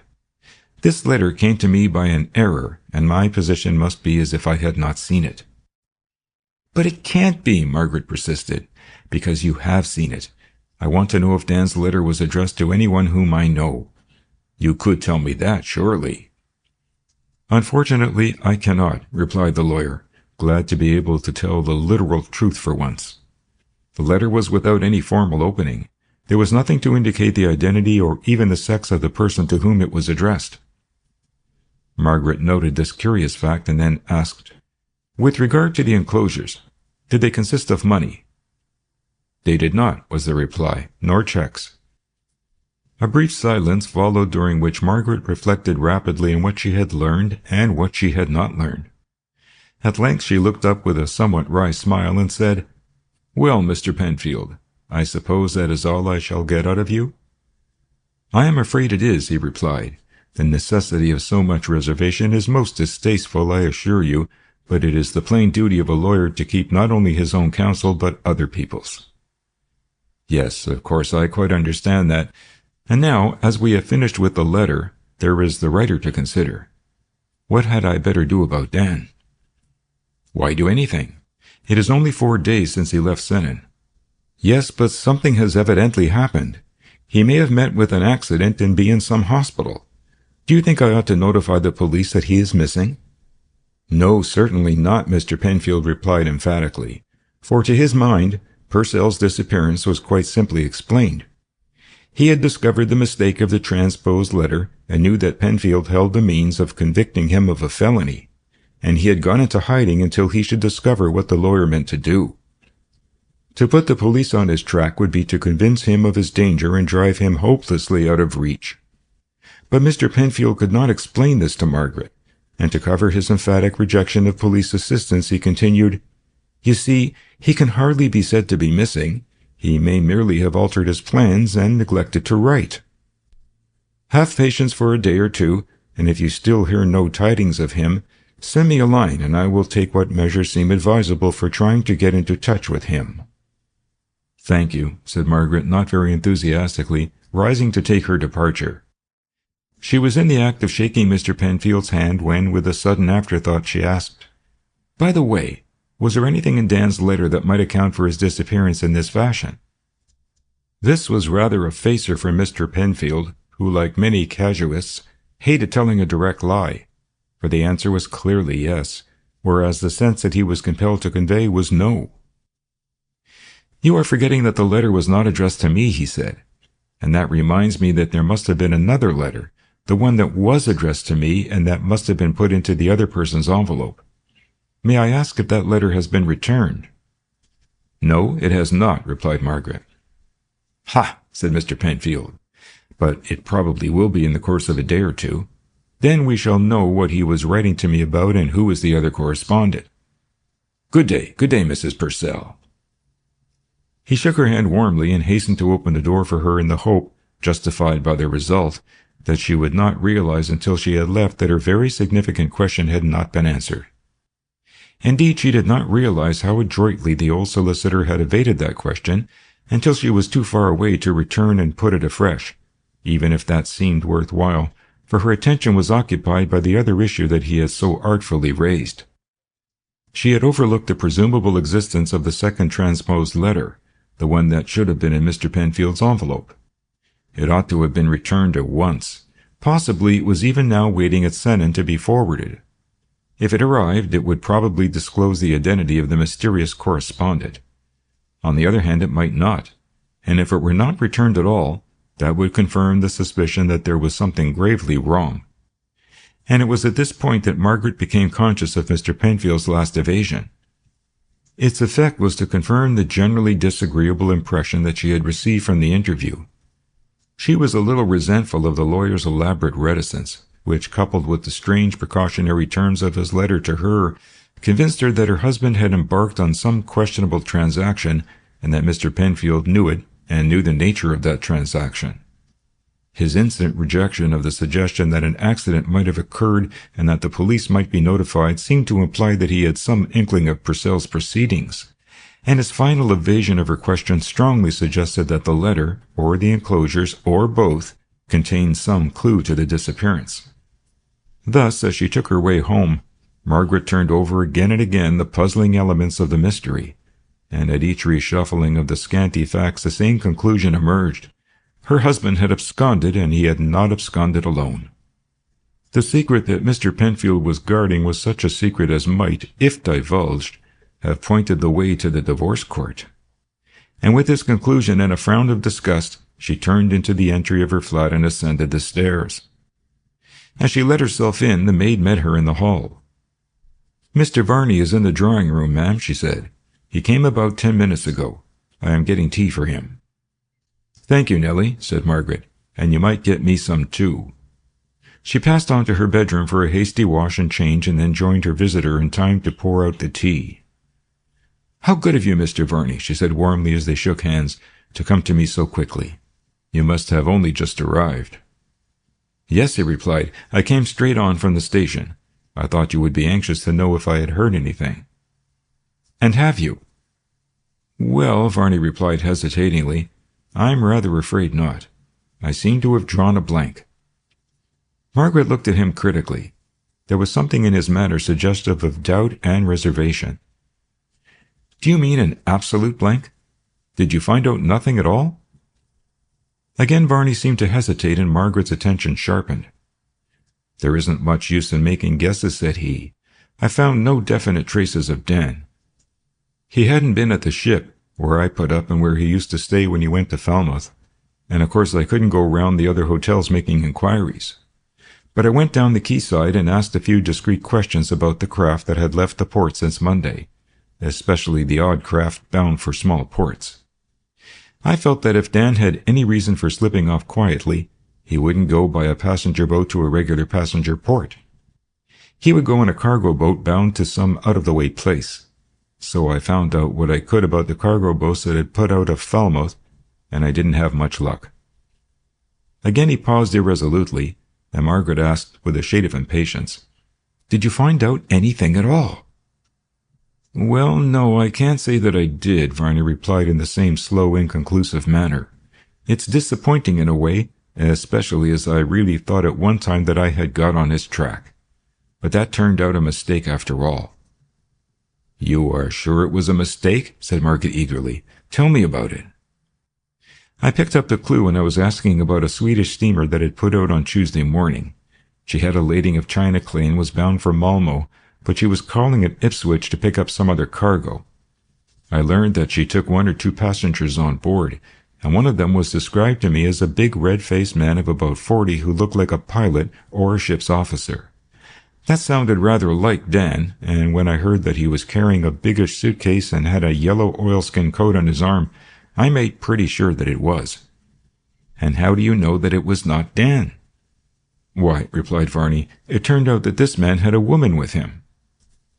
"I see," said Margaret hastily, flushing scarlet and turning her head away. For a while she could think of nothing further to say. To her, of course, the alleged disproof of the passenger's identity was confirmation strong as Holy Writ. But her pride would not allow her to confess this, at any rate to Varney, and she was in difficulties as to how to pursue the inquiry without making the admission.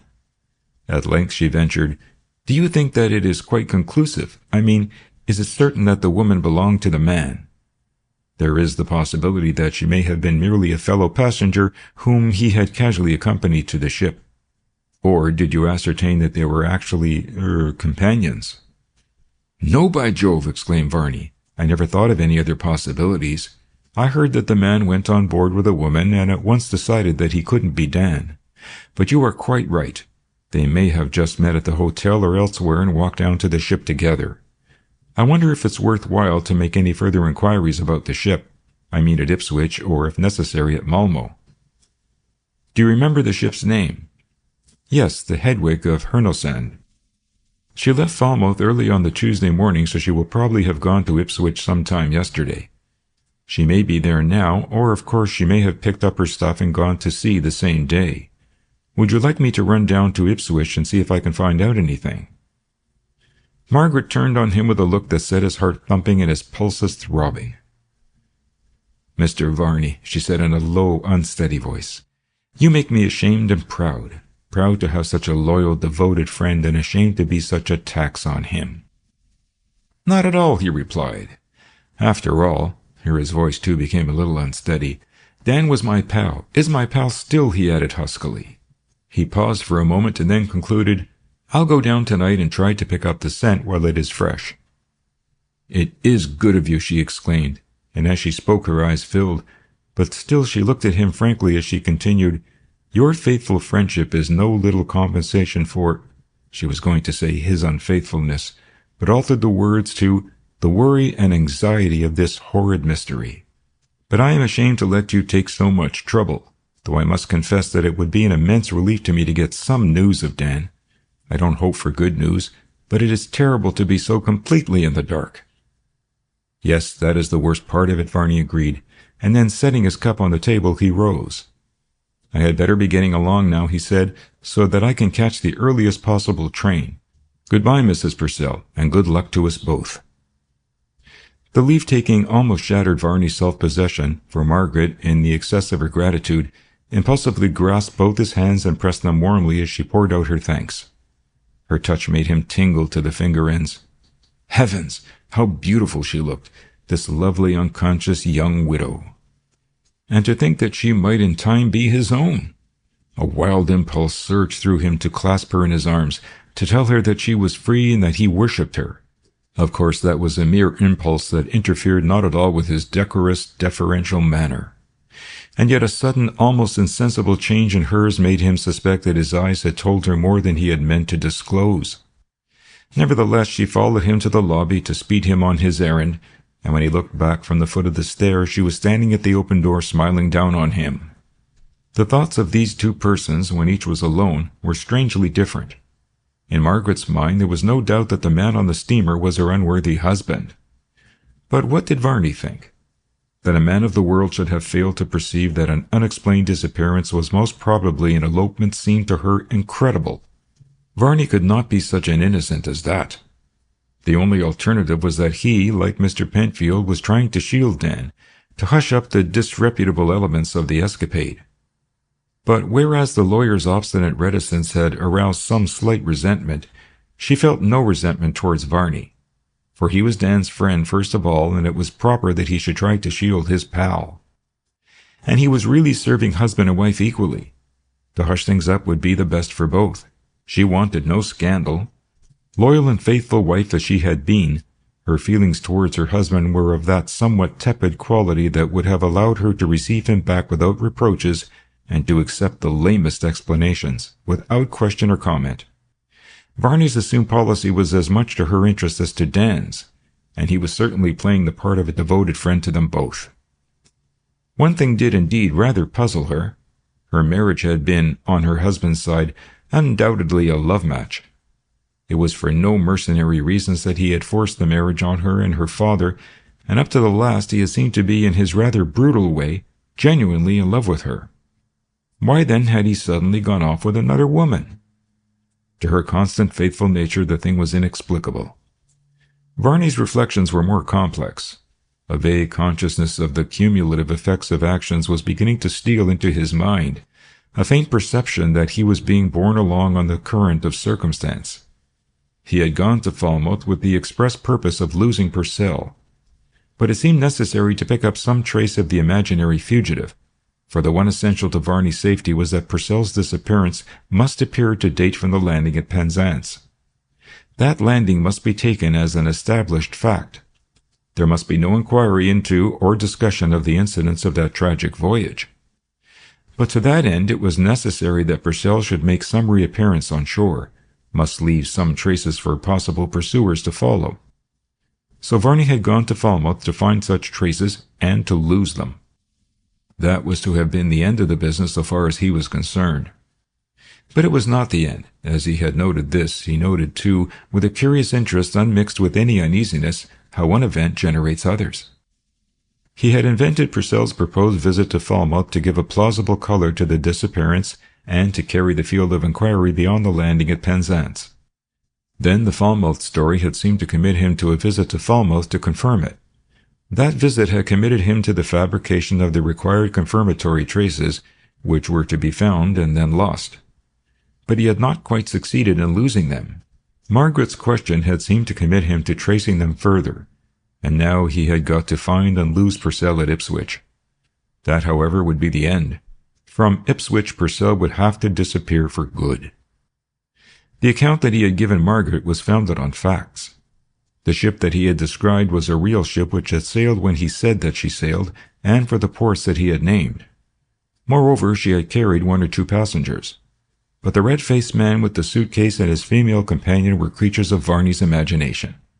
Thus we see Varney already treading the well-worn trail left by multitudes of wrongdoers, weaving around himself a defensive web of illusory appearances, laying down false tracks that lead always away from himself, never suspecting that the web may at last become as the fowler's snare, that the false tracks may point the way to the hounds of destiny. It is true that as he fared on his way to Ipswich, he was conscious that the tide of circumstance was bearing him farther than he had meant to travel, but not yet did he recognize in this hardly perceived compulsion the abiding menace of accumulating consequences that encompasses the murderer. End of chapter 3. The sun was shining pleasantly on the trees of King's Bench Walk, Inner Temple, when Margaret approached the handsome brick portico of number 5A, and read upon the jamb of the doorway the name of Dr. John Thorndyke under the explanatory heading First Pair. She was a little nervous of the coming interview, partly because she had met the famous criminal lawyer only twice before, but more especially by reason of a vague fear that her uneasy suspicions of her husband might presently be turned into something more definite and disagreeable. Her nervousness on the first score was soon dispelled, for her gentle summons on the little brass knocker of the inner door, the oak was open, was answered by Dr. Thorndyke himself, who greeted her as an old friend and led her into the sitting-room, where tea-things were set out on a small table between 2 armchairs. The homely informality of the reception, so different from the official stiffness of Mr. Penfield, instantly put her at her ease, and when the teapot arrived in the custody of a small gentleman of arch diagonal aspect and surprisingly crinkliness of feature, She felt as if she were merely paying some rather unusual kind of afternoon call. Dr. Thorndyke had what would, in his medical capacity, have been called a fine bedside manner, pleasant, genial, sympathetic, but never losing touch with the business on hand. Insensibly, a conversation of pleasing generality slipped into a consultation, and Margaret found herself stating her case, apparently of her own initiative. Having described her interview with Mr. Penfield, and commented on the old lawyer's very unhelpful attitude, she continued, "It was Mr. Rodney who advised me to consult you. As a civil lawyer with no experience of criminal practice, he felt hardly competent to deal with the case. That was what he said. It sounds rather ominous, as if he thought there might be some criminal element in the affair." "Not necessarily," said Thorndyke. "But your husband is missing, and a missing man is certainly more in my province than in Rodney's. What did he suggest that you should ask me to do?" "I should wish, of course," replied Margaret, "to get into communication with my husband. But if that is not possible, I should at least like to know what has become of him. Matters can't be left in their present uncertain state. There is the future to think of."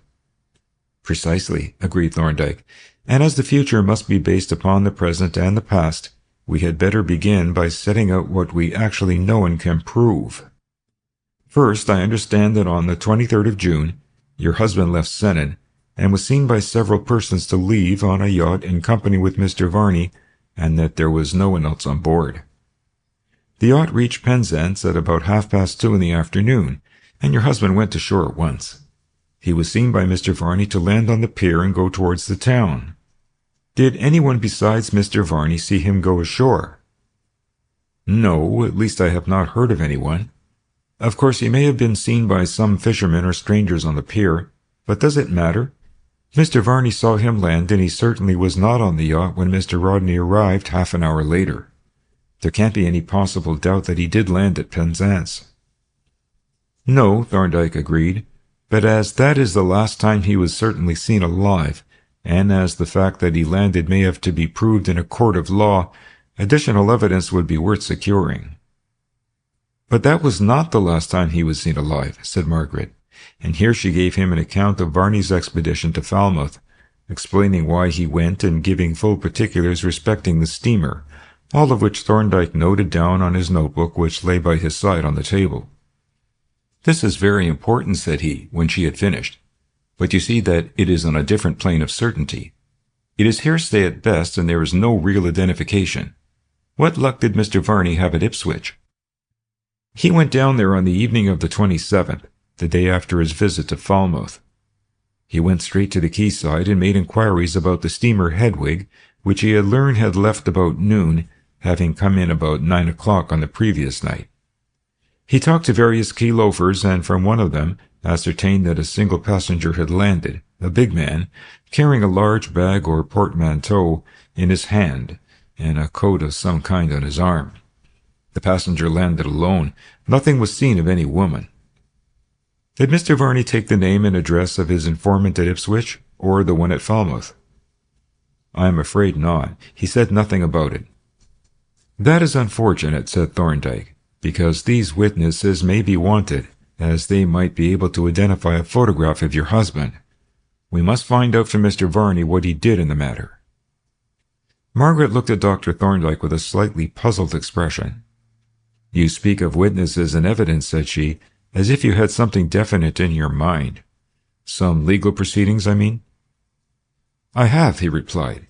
"If your husband makes no sign, and if he does not presently appear, certain legal proceedings will become inevitable."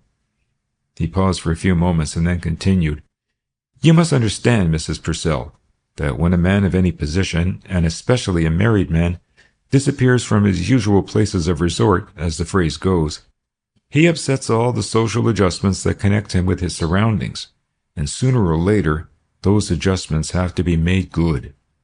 If he disappears completely, it becomes uncertain whether he is alive or dead, and this uncertainty communicates itself to his property and to his dependents and relatives. If he is alive, his property is vested in himself. If he is dead, it is vested in his executors or in his heirs or next of kin. Should he be named as a beneficiary in a will, And should the person who has made that will die after his disappearance, the question immediately arises whether he was dead or alive at the time of the testator's death, a vitally important question, since it affects not only himself and his heirs, but also the other persons who benefit under the will. And then there is the status of the wife, if the missing man is married. The question whether she is a married woman or a widow has, in justice to her, to be settled if and when possible. So you see that the disappearance of a man like your husband sets going a process that generates all sorts of legal problems. You cannot simply write him off and treat him as non-existent. His life must be properly wound up so that his estate may be disposed of, and this will involve the necessity of presuming his death, and presumption of death may raise difficult questions of survivorship, although these may arise at any moment. What is meant by a question of survivorship? Margaret asked. It is a question which arises in respect of two persons, both of whom are dead and concerning one or both of whom the exact date of death is unknown. One of them must have died before the other, unless they both died at the same instant. The question is, which survived the other? Which of them died first? It is a question on which may turn the succession to an estate, a title, or even a kingdom. Well, said Margaret, it is not likely to arise in respect of Dan. On the contrary, Thorndyke dissented, it may arise tomorrow. If some person who has left him a legacy should die today, that person's will could not be administered until it had been decided whether your husband was or was not alive at the time the testator died. That is, whether or not he survived the testator. But as matters stand, we can give no answer to that question. We can prove that he was alive at 2:30 on the 23rd of June. Thenceforward we have no knowledge of him. Accepting what Mr. Varney has told us. Mr. Varney's information is legally worthless unless he can produce the witnesses and unless they can identify a photograph or otherwise proof that the man whom they saw was actually Mr. Purcell. You must ask Mr. Varney about it. However, at the moment, you are more concerned to find out what has become of your husband. I suppose I may ask a few necessary questions? Oh, certainly, she replied.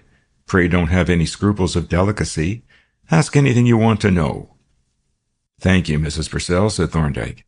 And to begin with the inevitable question, do you know of, or suspect, any kind of entanglement with any woman? The direct, straightforward question came rather as a relief to Margaret, and she answered without embarrassment. Naturally, I suspect, because I can think of no other reason for his leaving me in this way. But to be honest, I have never had the slightest grounds of complaint in regard to his behavior with other women. He married me because he fell in love with me, and he has never seemed to change. Whatever he has been to other people, to me he has always appeared, in his rough, taciturn way, as devoted as his nature allowed him to be. This affair is an utter surprise to me. Thorndyke made no comment on this, but following the hint that Margaret had dropped, asked, As to his character in general, what sort of man is he? Is he popular, for instance? No, replied Margaret, he is not very much liked. In fact, with the exception of Mr. Varney, he has no really intimate friends, and I have often wondered how poor Mr. Varney put up with the way he treated him. The truth is that Dan is rather a bully. He is strong, big and pugnacious, and used to having his own way and somewhat brutal at times in his matter of getting it. He is a very self-contained, taciturn, rather secretive man, and, well, perhaps he is not very scrupulous. I am not painting a very flattering picture, I am afraid. It sounds like a good portrait, though, said Thorndyke. When you say that he is not very scrupulous, are you referring to his business transactions? Well, yes, and to his dealings with people generally. By the way, asked Thorndyke, what is his occupation? Margaret uttered a little apologetic laugh. It sounds absurd, but I really don't quite know what his business is. He is so very uncommunicative. I have always understood that he is a financier, whatever that might be. I believe he negotiates loans and buys and sells stocks and shares, but he is not on the stock exchange. He has an office in Coleman Street in the premises of a firm of outside brokers, and keeps a clerk, a man named Levy. It seems to be quite a small establishment, though it appears to yield a fair income. That is all I can tell you, but I dare say Mr. Levy could give you other particulars if you wanted them." "I will make a note of the address at any rate," said Thorndyke, and having done so, he asked, "As to your husband's banking account, do you happen to know if any considerable sum has been drawn out quite lately, or if any checks have been presented since he disappeared?" "His current account is intact," she replied. "I have an account at the same bank, and I saw the manager a couple of days ago. Of course, he was not very expansive, but he did tell me that no unusual amounts have been withdrawn, and that no check has been presented since the 21st of June, when Dan drew a check for me. It is really rather odd, especially as the balance is somewhat above the average. Don't you think so?" "I do," he answered. "It suggests that your husband's disappearance was unpremeditated, and that extreme precautions are being taken to conceal his present whereabouts. But the mystery is what he is living on if he took no considerable sum with him, and has drawn no checks since. However, we had better finish with the general questions. You don't appear to know much about your husband's present affairs. What do you know of his past?" "Not a great deal, and I can think of nothing that throws any light on his extraordinary conduct in taking himself off as he has done. I met him at Maidstone about 6 years ago. He was then employed in the office of a large paper mill, Witchboy's Mill I think it was, as a clerk or accountant. He had then recently come down from Cambridge and seemed in rather low water. After a time he left Witchboy's and went to London, and very shortly his circumstances began to improve in a remarkable way. It was then that he began his present business, which I know included the making of loans because he lent my father money. In fact, it was through these transactions and his visits on business to my father that the intimacy grew which resulted finally in our marriage. He then seemed, as he always has, to be a keen businessman, very attentive to the main chance, not at all sentimental in his dealings, and, as I have said, not over-scrupulous as to his methods." Thorndyke nodded gravely, but made no comment. The association of loans to the father, with marriage with an evidently not infatuated daughter, seemed to throw a sufficiently suggestive light on Daniel Purcell's methods. "And as to his personal habits and tastes?" he asked. "He has always been reasonably temperate, though he likes good living and has a robust appetite, and he really has no vices beyond a rather unpleasant temper and excessive keenness on money. His principal interest is in boating, yachting, and fishing. He does not bet or gamble, and his relations with women have always seemed to be perfectly correct." "You spoke of his exceptional intimacy with Mr. Varney. Is the friendship of long standing?" "Yes, quite. They were schoolfellows. They were at Cambridge together, and they both came down about the same time and for a similar reason. Both their fathers got suddenly into financial difficulties. Dan's father was a stockbroker, and he failed suddenly, either through some unlucky speculations or through the default of a client. Mr. Varney's father was a clergyman, and he too lost all his money, and at about the same time. I have always suspected that there was some connection between the two failures, but I have never heard that there actually was. Dan is as close as an oyster, and of course Mr. Varney has never referred to the affair." "Mr. Varney is not associated with your husband in business?" "No, he is an artist, principally an etcher, and a very clever one too. I think he is doing quite well now, but he had a hard struggle when he first came down from Cambridge. For a couple of years he worked for an engraver, doing ordinary copperplate work for the trade, and I understand that he is remarkably skillful at engraving. But now he does nothing but etchings and mezzotints." "Then his activities are entirely concerned with art?" "I believe so, now at any rate. After he left the engraver he went to a merchant in the city as a clerk. But he was only there quite a short time, and I fancy he left on account of some sort of unpleasantness, but I know nothing about it. After that he went abroad and travelled about for a time, making sketches and drawings of the towns to do his etchings from. In fact, he only came back from Belgium a couple of months ago. But I am afraid I am wasting your time with a lot of irrelevant gossip." "It is my fault if you are," said Thorndyke, "since I put the questions. But the fact is that nothing is irrelevant. Your husband has vanished into space in a perfectly unaccountable manner, and we have to find, if we can, something in his known circumstances which may give us a clue to the motive and the manner of his disappearance and his probable whereabouts at present. Has he any favorite haunts abroad or at home?" He is very partial to the eastern counties, especially the Broads and rivers of Norfolk. You remember he was on his way to Oulton Broad when he disappeared. Yes, and one must admit that the waterways of Norfolk and Suffolk, with all their endless communications, would form an admirable hiding place. In a small yacht or covered boat, a man might lose himself in that network of rivers and lakes and lie hidden for months, creeping from end to end of the county without leaving a trace. We must bear that possibility in mind. By the way, have you brought me a copy of that very cautious letter of Mr. Penfield's? I have brought the letter itself, she replied, producing it and laying it on the table. Thank you, said Thorndyke. I will make a copy of it and let you have the original back. And there is another question. Has the letter which Mr. Penfield ought to have received been returned to you? No, replied Margaret. Ha, said Thorndyke. That is important, because it is undoubtedly a remarkable circumstance and rather significant. A letter in the wrong envelope practically always implies another letter in another wrong envelope. Now, a letter was almost certainly written to Mr. Penfield and almost certainly sent. It was presumably a business letter and of some importance. It ought certainly to have been returned to the sender, and under ordinary circumstances would have been. Why has it not been returned? The person to whom it was sent was the person to whom the mysterious communication that Mr. Penfield received was addressed. That communication, we judge from Mr. Penfield's letter, contained some highly confidential matter. But that implies some person who was in highly confidential relations with your husband. The suggestion seems to be that your husband discovered his mistake after he had posted the letter or letters, and that he went at once to this other person and informed him of what had happened. Informed her, Margaret corrected. I must admit, said Thorndyke, that the circumstances give color to your inference, but we must remember that they would apply equally to a man. They certainly point to an associate of some kind. The character of that associate and the nature of the association are questions that turn on the contents of that letter that Mr. Penfield received.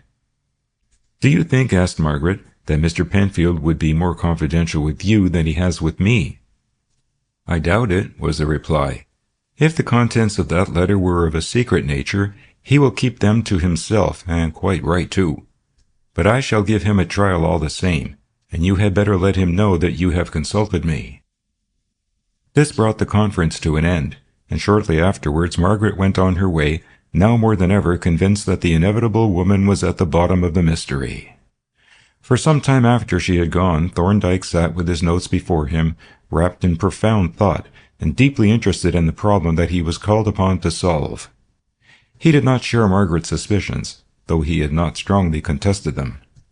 To his experienced eye, the whole group of circumstances, with certain points which he had not thought fit to enlarge on, suggested something more sinister than a mere elopement.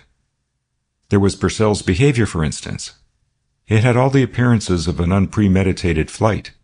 No preparation seemed to have been made, no attempt to wind up his affairs. His banking account was left intact, though no one but he could touch it during his lifetime.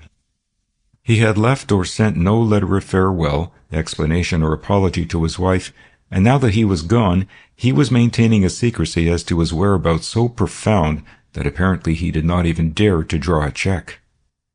But even more significant was the conduct of Mr. Penfield. Taking from its envelope the mysterious letter that had come to Sennin and exploded the mine, Thorndyke spread it out and slowly read it through, and his interpretation of it now was the same as on the occasion when he heard Margaret's epitome of it at Sennin. It was a message to Purcell through his wife, telling him that something which had been discovered was not going to be divulged. What could that something be? The answer in general terms seemed to be given by Penfield's subsequent conduct. He had been absolutely uncommunicative to Margaret.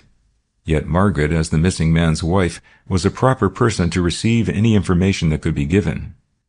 Apparently, then, the information that Penfield possessed was of a kind that could not be imparted to anyone. Even its very nature could not be hinted at. Now, what kind of information could that be?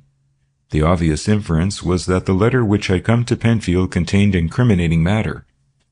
That would explain everything, for if Penfield had thus stumbled on evidence of a crime, either committed or contemplated, he would have to choose between denouncing the criminal or keeping the matter to himself. But he was not entitled to keep it to himself, for other considerations apart, this was not properly a client's secret.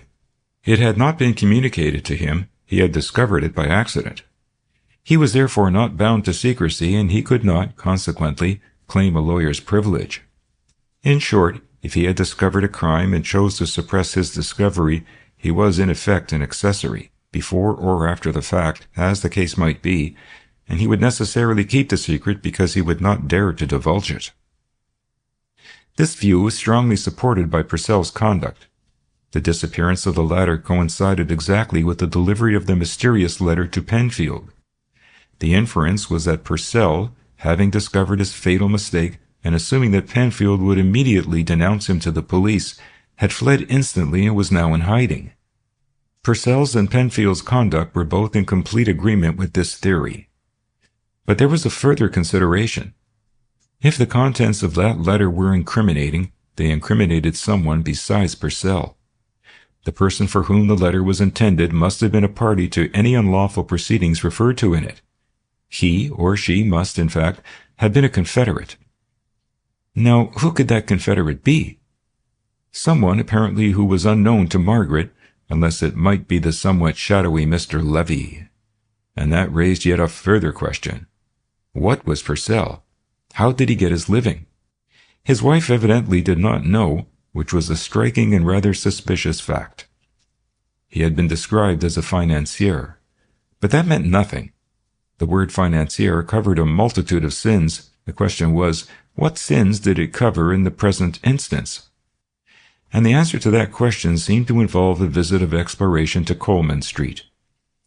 As Thorndyke collected his notes to form the nucleus of a dossier of the Purcell case, he foresaw that his investigations might well unearth some very unlovely skeletons. But that was no fault of his, nor need the disclosures be unnecessarily paraded. But Margaret Purcell's position must be secured and made regular. Her missing husband must either be found and brought back, or he must be written off and disposed of in a proper and legal fashion. End of Chapter 4. If Mr. Penfield had been reluctant to arrange an interview with Margaret Purcell, he was yet more unwilling to accept one with Dr. John Thorndyke.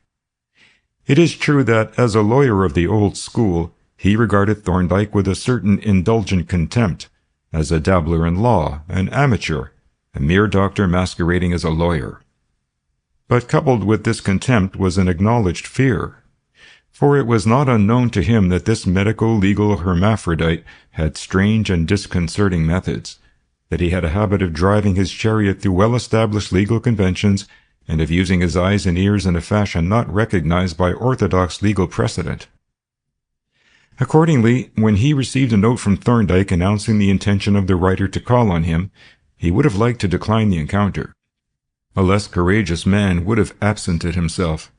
But Mr. Penfield was a sportsman to the backbone, and having got himself into difficulties by that very quality, elected to face the music like a man. And so it happened that when Thorndyke arrived in the clerk's office, he was informed that Mr. Penfield was at liberty and was duly announced and ushered into the sanctum. The old solicitor received him with a sort of stiff cordiality, helped himself to a pinch of snuff, and awaited the opening of the offensive. "You have heard from Mrs. Purcell, I presume," said Thorndyke. "Yes, I understand that you are commissioned by her to ascertain the whereabouts of her husband, a very desirable thing to do, and I wish you every success." "I am sure you do," said Thorndyke, "and it is with that conviction that I have called on you to enable you to give effect to your good wishes." Mr. Penfield paused, with his snuff-box open and an infinitesimal particle between his finger and thumb, to steal a quick glance at Thorndyke. "In what way?" he asked. "You received a certain communication concerning which you wrote to Mrs. Purcell at—" "I beg your pardon," interrupted Penfield, "but I received no communication. A communication was no doubt dispatched by Mr. Purcell, but it never reached me." "I am referring to a letter which did reach you, a letter with certain enclosures, apparently put into the wrong envelope." "And which," said Penfield, "is consequently no concern of mine, or, if you will pardon my saying so, of yours." "Of that," said Thorndyke, "you are doubtless a better judge than I am, since you have read the letter and I have not." But I am instructed to investigate the disappearance of Mr. Purcell, and as this letter appears to be connected with this disappearance, it naturally becomes an object of interest to me." "Why do you assume that it is connected with the disappearance?" Penfield demanded. "Because of the striking coincidence of the time of its arrival and the time of the disappearance," replied Thorndyke. "That seems a very insufficient reason," said Penfield. "Not, I think," rejoined Thorndyke, "if taken in conjunction with the terms of your own letter to Mrs. Purcell. But do I understand you to say that there is no connection?" "I did not say that. What I say is that I have inadvertently seen a letter which was not addressed to me and which I was not intended to see. You will agree with me that it would be entirely inadmissible for me to divulge or discuss its contents." "I am not sure that I do agree with you, seeing that the writer of the letter is the husband of our client and the consignee is a person unknown to us both. But you will naturally act on your own convictions. Would it be admissible for you to indicate the nature of the enclosures?" "It would be entirely inadmissible," replied Mr. Penfield. There was a short silence, during which Mr. Penfield refreshed himself with a pinch of snuff, and Thorndyke rapidly turned over the situation. Obviously, the old solicitor did not intend to give any information whatever, possibly for very good reasons. At any rate, his decision had to be accepted, and this Thorndyke proceeded to acknowledge. "Well, Mr. Penfield," he said, "I mustn't urge you to act against your professional conscience. I am sure you would help me if you could. By the way, I assume that there would be no objection to my inspecting the envelope in which that letter was contained?" "The envelope!" exclaimed Penfield, considerably startled. "Why, what information could you possibly gather from the envelope?" "That is impossible to say until I have seen it," was the reply. "However," said Penfield, "I am afraid that the same objection applies, sorry as I am to refuse." "But," persisted Thorndyke, "why should you refuse? The letter, as you say, was not addressed to you, but the envelope was. It is your own envelope and is entirely at your disposal." Mr. Penfield was cornered, and he had the wisdom to recognize the fact. Reluctant as he was to let Thorndyke examine even the envelope in which those incriminating blanks were enclosed, he saw that a refusal might arouse suspicion, and suspicion was what he must avoid at all costs. Nevertheless, he made a last effort to temporize. "Was there any point in which I could enlighten you in respect of the envelope? Can I give you any information?" he asked. "I am afraid not," replied Thorndyke. "My experience has taught me always to examine the exteriors of letters closely. By doing so, one often picks up unexpected crumbs of evidence, but naturally, one cannot tell in advance what there might be to observe." "No," agreed Penfield, "quite so. It is like cross-examination. Well, I am afraid you won't pick up much this time, but if you really wish to inspect the envelope, I suppose, as you say, I need not scruple to place it in your hands." With this, he rose and walked over to the safe and opened an inner drawer, and keeping his back towards Thorndyke, took out the envelope, which he carefully emptied of its contents.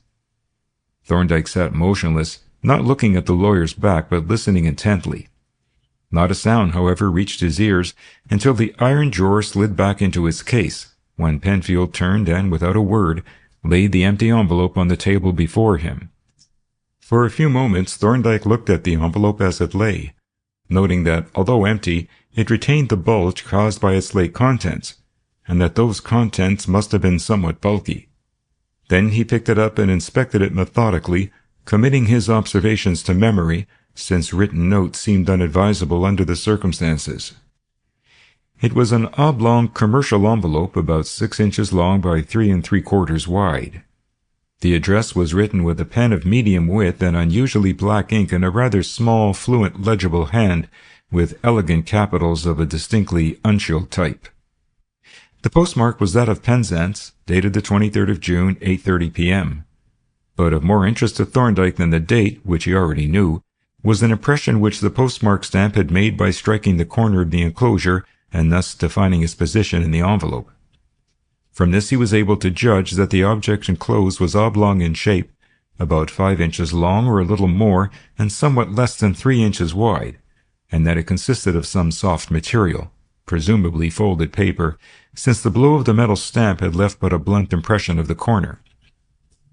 He next examined the edge of the flap, first with the naked eye and then with his pocket lens, and finally, turning back the flap from the place where the envelope had been neatly cut open, he closely scrutinized its inner surface. "Have you examined this envelope, Mr. Penfield?" he asked.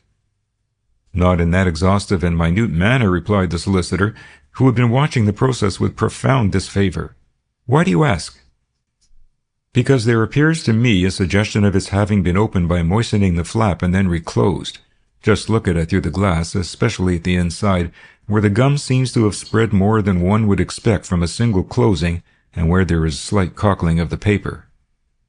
He handed the envelope and the lens to Penfield, who seemed to find some difficulty in managing the latter, and after a brief inspection returned both the articles to Thorndyke.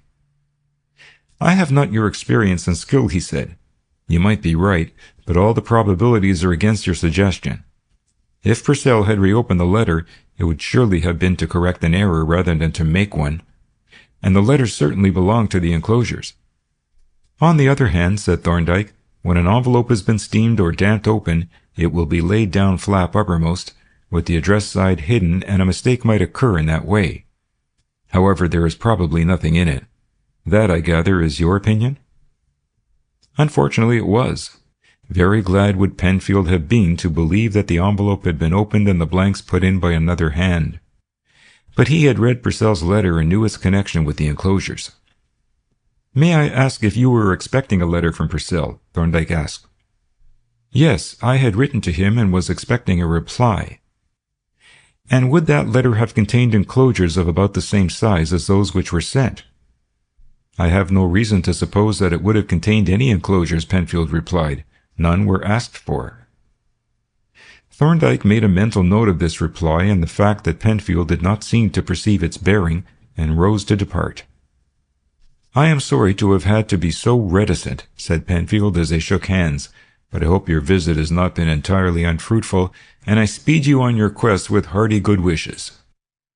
Thorndyke replied in similarly polite terms and went on his way, leaving Mr. Penfield in a state of profound relief at having got rid of him, not entirely unmingled with twinges of apprehension lest some incriminating fact should have leaked out unnoticed by him.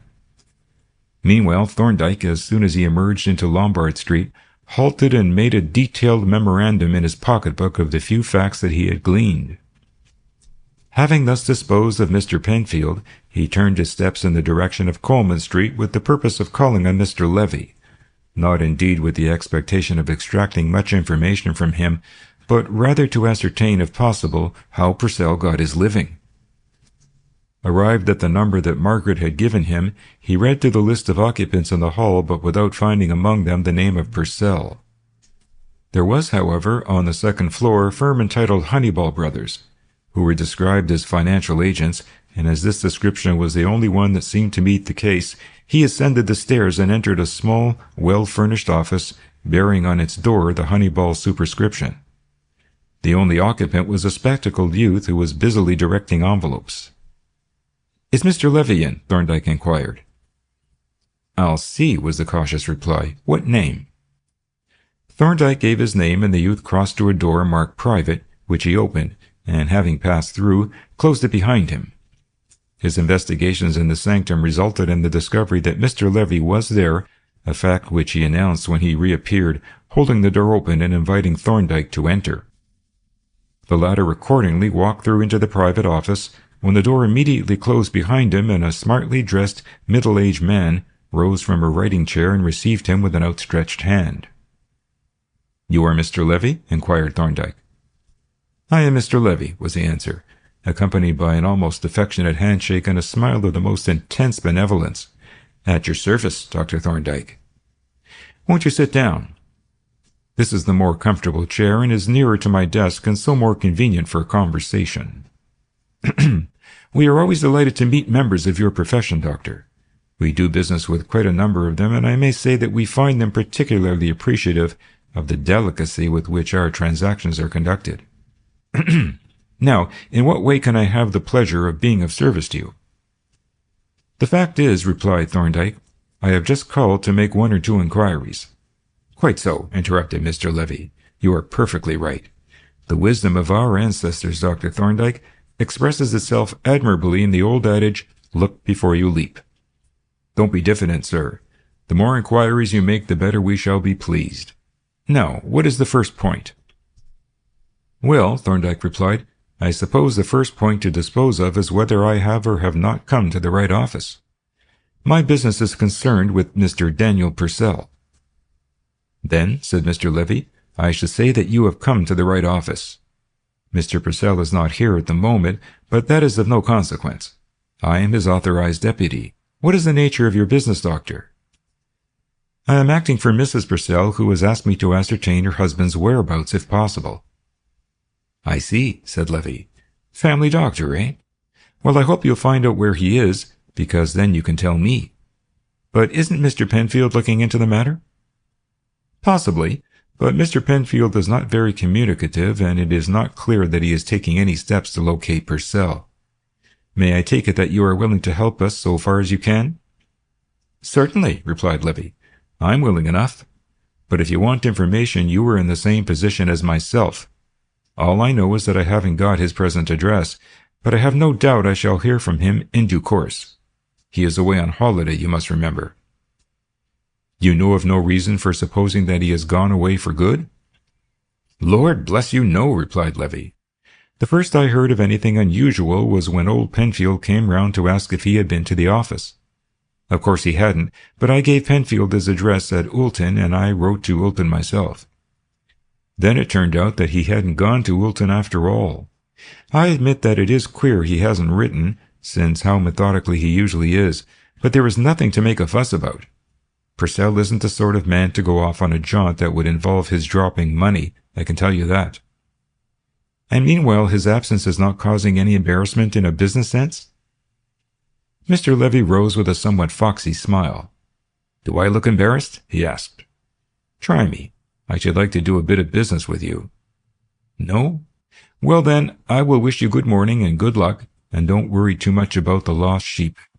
He is very well able to take care of himself.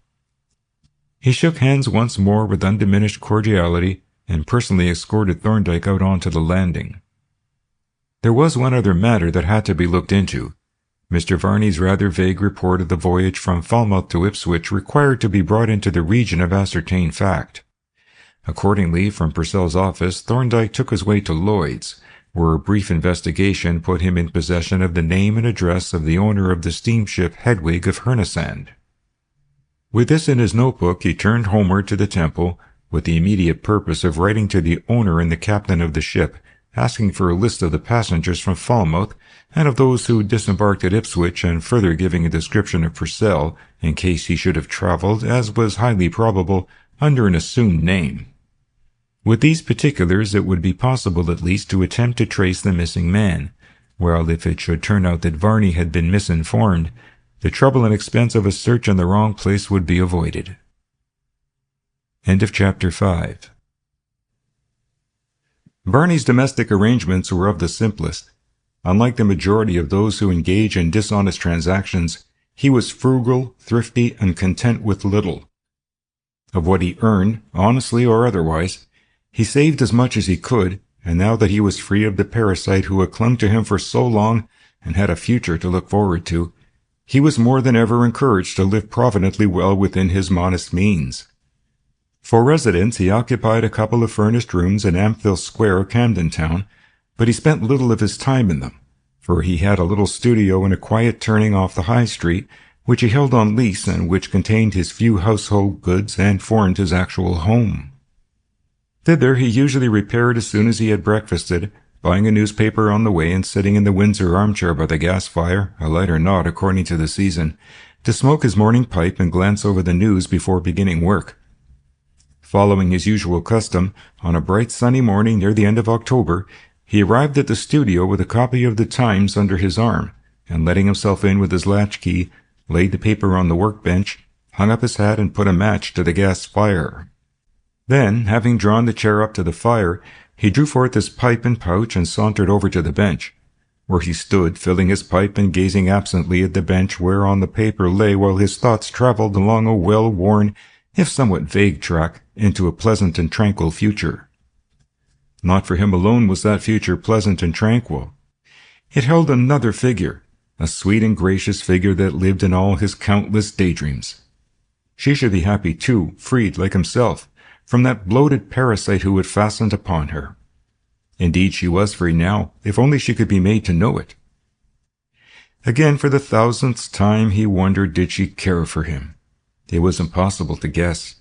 She seemed always pleased to see him. She was warmly appreciative of his attentiveness and his efforts to help her, and her manner towards him was cordial and friendly. There was no doubt that she liked him, and what more could he ask until such time as the veil should be lifted and her freedom revealed to her? For Maggie Purcell was not only a pure-minded and innocent woman, she was the very soul of loyalty, even to the surly brute who had intruded unbidden into her life. And for this Varney loved her the more. But it left his question unanswered and unanswerable. For while her husband lived, in her belief, no thought of love for any other could be consciously admitted to that loyal heart. He had filled his pipe, had taken a matchbox from his pocket, and was in the act of striking a match when, in an instant, his movement was arrested, and he stood rigid and still with the match poised in his hand and his eyes fixed on the newspaper. But no longer absently, for his wandering glance, traveling unheedingly over the printed page, had lighted by chance upon the name Purcell, printed in small capitals.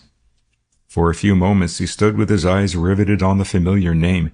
Then he picked up the paper and read eagerly.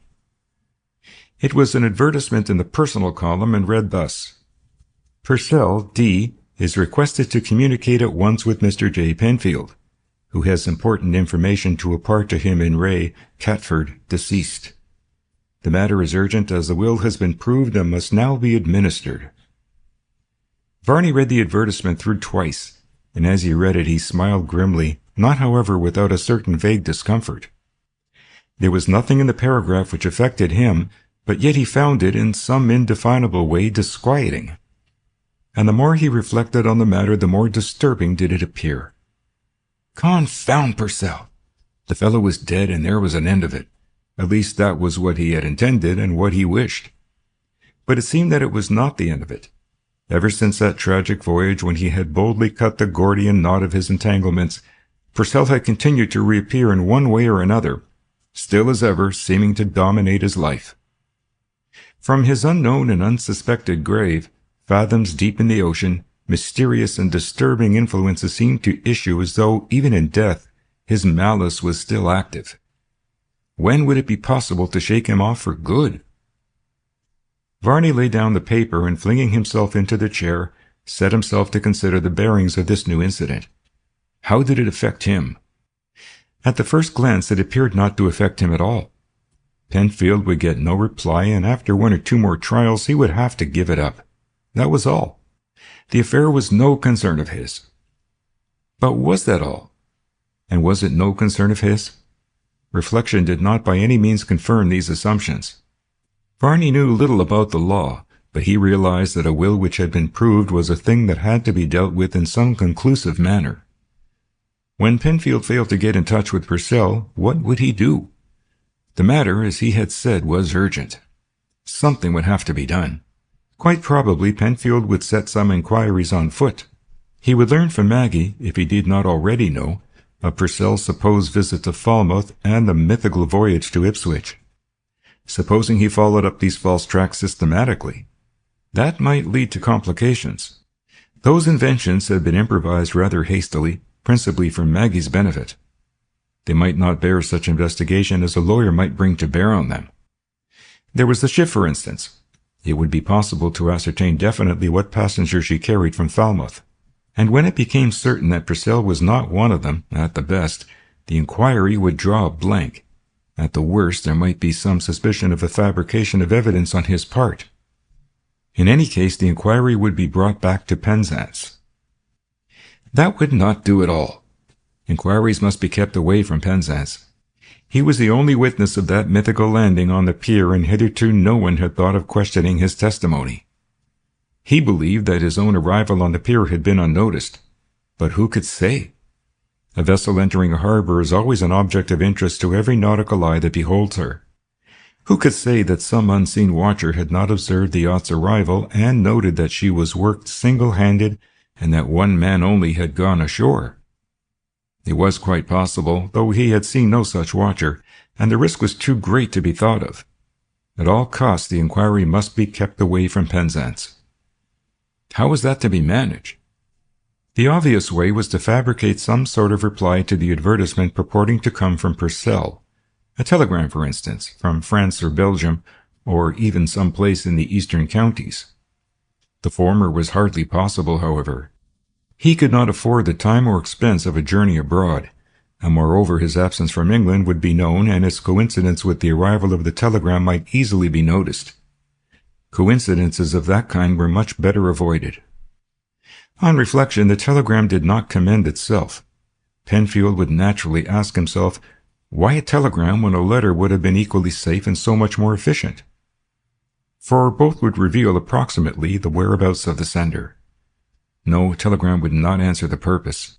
It would not be quite safe, for telegrams, like typewritten letters, are always open to suspicion as to their genuineness. Such suspicions may lead to inquiries at the telegraph office. On the other hand, a letter, if it could be properly managed, would have quite the contrary effect. It would be accepted as convincing evidence, not only of the existence of the writer, but of his whereabouts at the time of writing, if only it could be properly managed. But could it be? He struck a match and lit his pipe, to little purpose, for it went out and was forgotten in the course of a minute. Could he produce a letter from Purcell? A practicable letter which would pass without suspicion the scrutiny not only of Penfield himself, who was familiar with Purcell's handwriting, but also Maggie, to whom it would almost certainly be shown. It was a serious question, and he gave it very serious consideration, balancing the chances of detection against the chances of success, and especially dwelling upon the improbability of any question arising as to its authenticity. Now Varney was endowed in a remarkable degree with the dangerous gift of imitating handwriting. Indeed, it was this gift and its untimely exercise that had been the cause of all his troubles. And the natural facility in this respect had been reinforced by the steadiness of hand and perfect control of line that had come from his years of practice as a copperplate engraver. In that craft his work had largely consisted of minute and accurate imitation of writing and other linear forms, and he was now capable of reproducing his copy with microscopic precision and fidelity. Reflecting on this, and further that he was in possession of Purcell's own fountain pen with its distinctive ink, he decided confidently that he could produce a letter which would not merely pass muster, but would even defy critical examination, to which it was not likely to be subjected. Having decided that the letter could be produced, the next question was that of ways and means. It would have been best for it to be sent from some place abroad, but that could not very well be managed. However, it would answer quite well if it could be sent from one of the towns or villages of East Anglia. In fact, that would perhaps be the best plan, as it would tend to confirm the Falmouth and Ipswich stories and be, in its turn, supported by them. But there was the problem of getting a letter posted. That would involve a journey down to Suffolk or Norfolk, and to this there were several objections. In the first place, he could ill spare the time, for he had a good deal of work on hand. He had an engagement with a dealer on the present evening, he had to arrange about an exhibition on the following day, and in the evening he was to dine with Maggie and Philip Rodney. None of these engagements, but especially the last, was he willing to cancel, and yet if the letter was to be sent, there ought not to be much delay. But the most serious objection was the one that had occurred to him in relation to the telegram. His absence from town would probably be known, and he might even be seen, either at his East Anglian destination or on his way thither or returning, and the coincidence of these movements with the arrival of the letter could hardly fail to be noticed. Indeed, if he were seen in the locality from whence the letter came, or going or returning, that would be a perilously striking coincidence. What then was the alternative? He reflected a while, and presently he had an idea. How would it answer if he should not post the letter at all, but simply drop it into Penfield's letterbox? There was something to be said for that. It would go to prove that Purcell must be lurking somewhere in London, not an unlikely thing in itself, for London is so large that it is hardly a locality at all, and it is admittedly one of the safest of hiding places. But for that matter, why not post the letter, say in Limehouse or Ratcliffe, and thus suggest a lurking place in the squalid and nautical East? That did not seem a bad idea.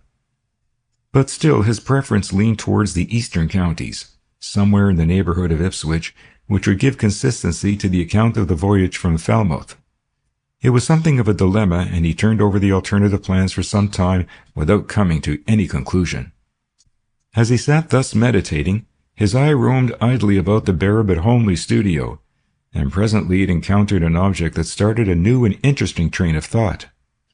Pushed away in a corner was a small lithographic press, now mostly disused, for the little autolithographs that he used to produce had ceased to be profitable now that there was a fair demand for his etchings and mezzotints. But the press was in going order, and he was a moderately expert lithographer, quite expert enough to produce a perfectly convincing postmark on a forged letter, especially if that postmark were carefully indented after printing to disguise the process by which it had been produced. It was a brilliant idea. In his pleased excitement, he started up from his chair and began rapidly to pace up and down the studio.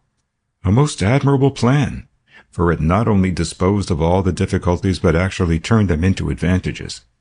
He would get the letter prepared, he would keep his engagement with Maggie, then, after leaving her, he would make his way to George Yard and there drop the letter into Penfield's letterbox.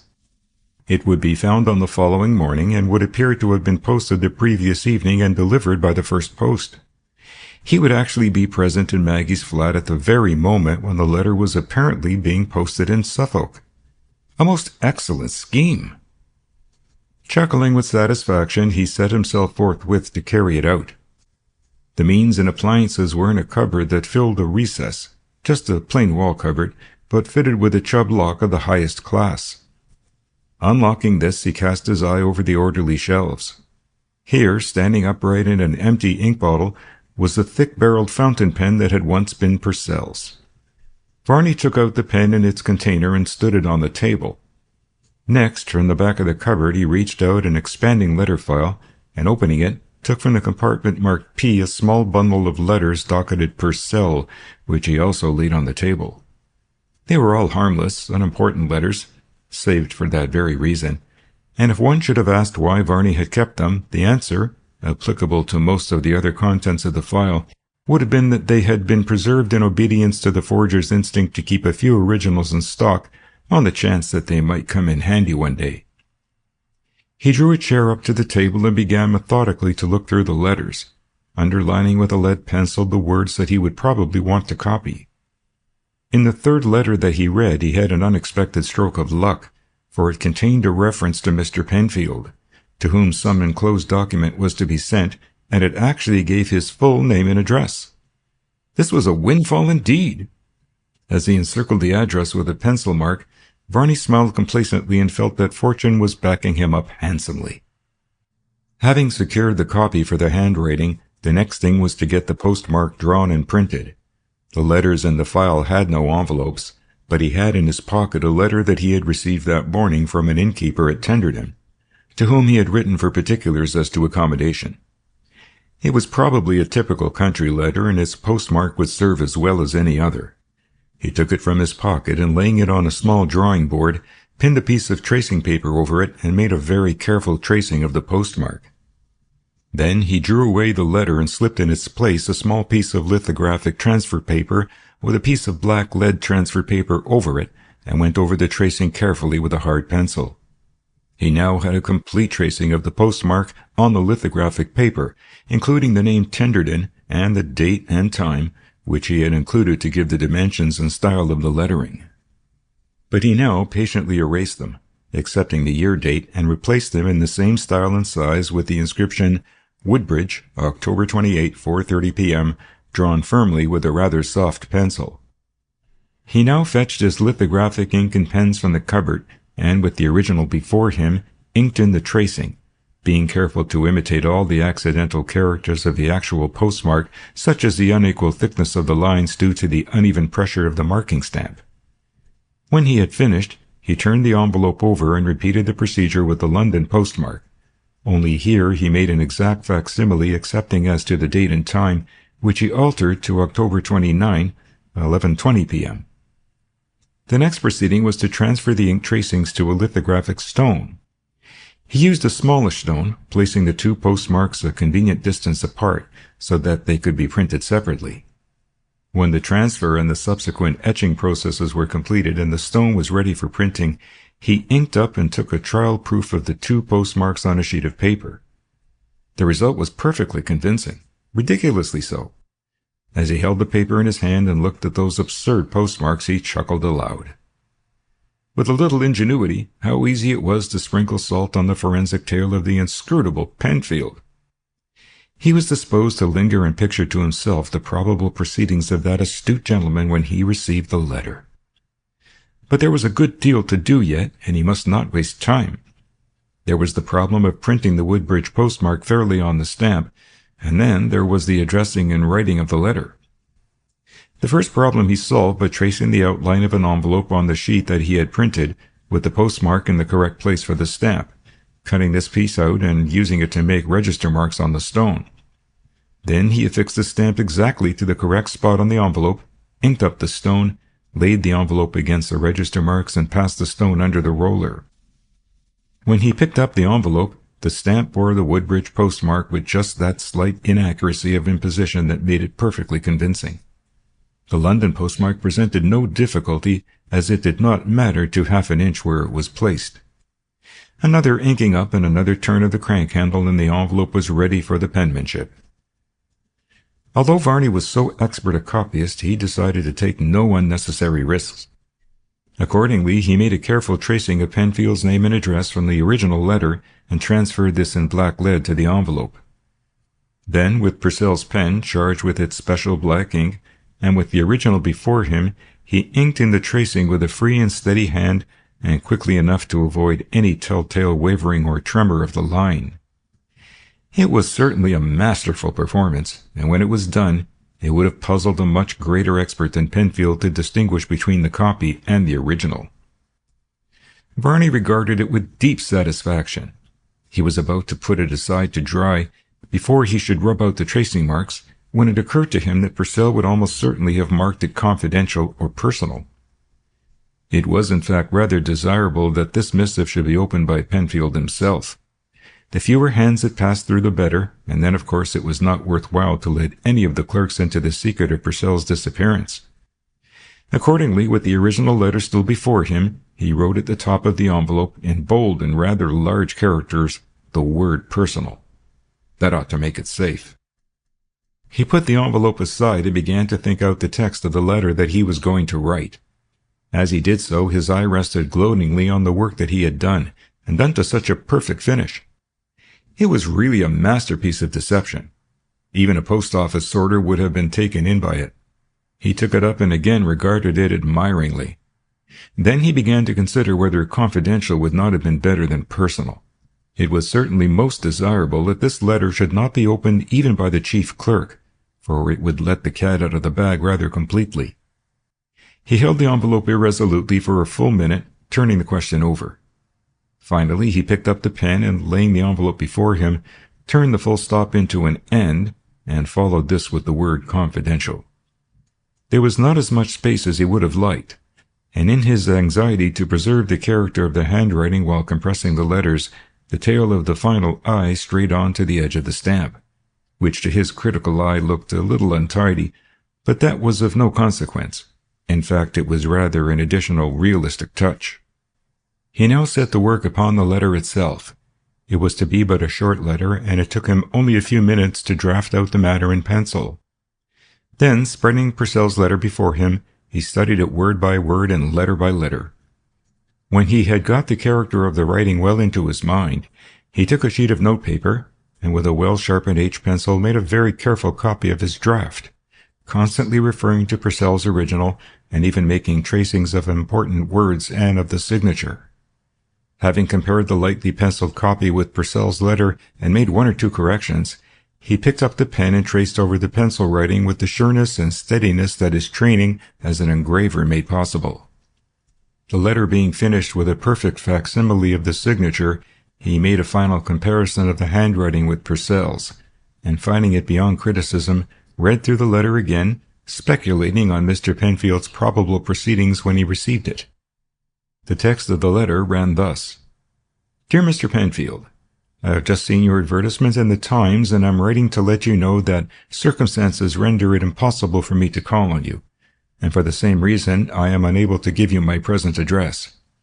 If there is anything connected with the Catford business that you wish me to know, perhaps you could put it briefly in another advertisement to which I could reply if necessary. Sorry to give you this trouble. Yours sincerely, Daniel Purcell. Laying down the letter, Varney once more turned to the envelope. First, with a piece of artist's soft rubber, he removed the pencil marks of the tracing. Then, placing the envelope on a sheet of blotting paper, he carefully traced over the postmarks with an agate tracing style, following the 2 concentric circles of each with their enclosed letters and figures with minute accuracy and pressing somewhat firmly. The result was that each of the 2 postmarks was visibly indented, as if made by a sharply struck marking stamp. It only remained to erase the pencil marks from the letter, to place it in the envelope and close the latter, and when this was done, Varney rose and, having once more lit his pipe, began to replace the materials in the cupboard, where also he bestowed the letter for the present. He was in the act of closing the cupboard door when his glance fell on a small bead box on the top shelf. He looked at it thoughtfully for a few moments, then lifted it down, placed it on the table, and unlocked it. The contents were 3 paper packets, each sealed with his ring seal. He broke the seals of all 3 and opened the packets. 2 of them contained engraved copper plates, of a 20-pound and a 5-pound note respectively. The 3rd packet contained a sheaf of paper blanks. Varney took out the latter and counted them, holding each one up to the light to examine the watermark. There were 12 of them, all 5-pound notes.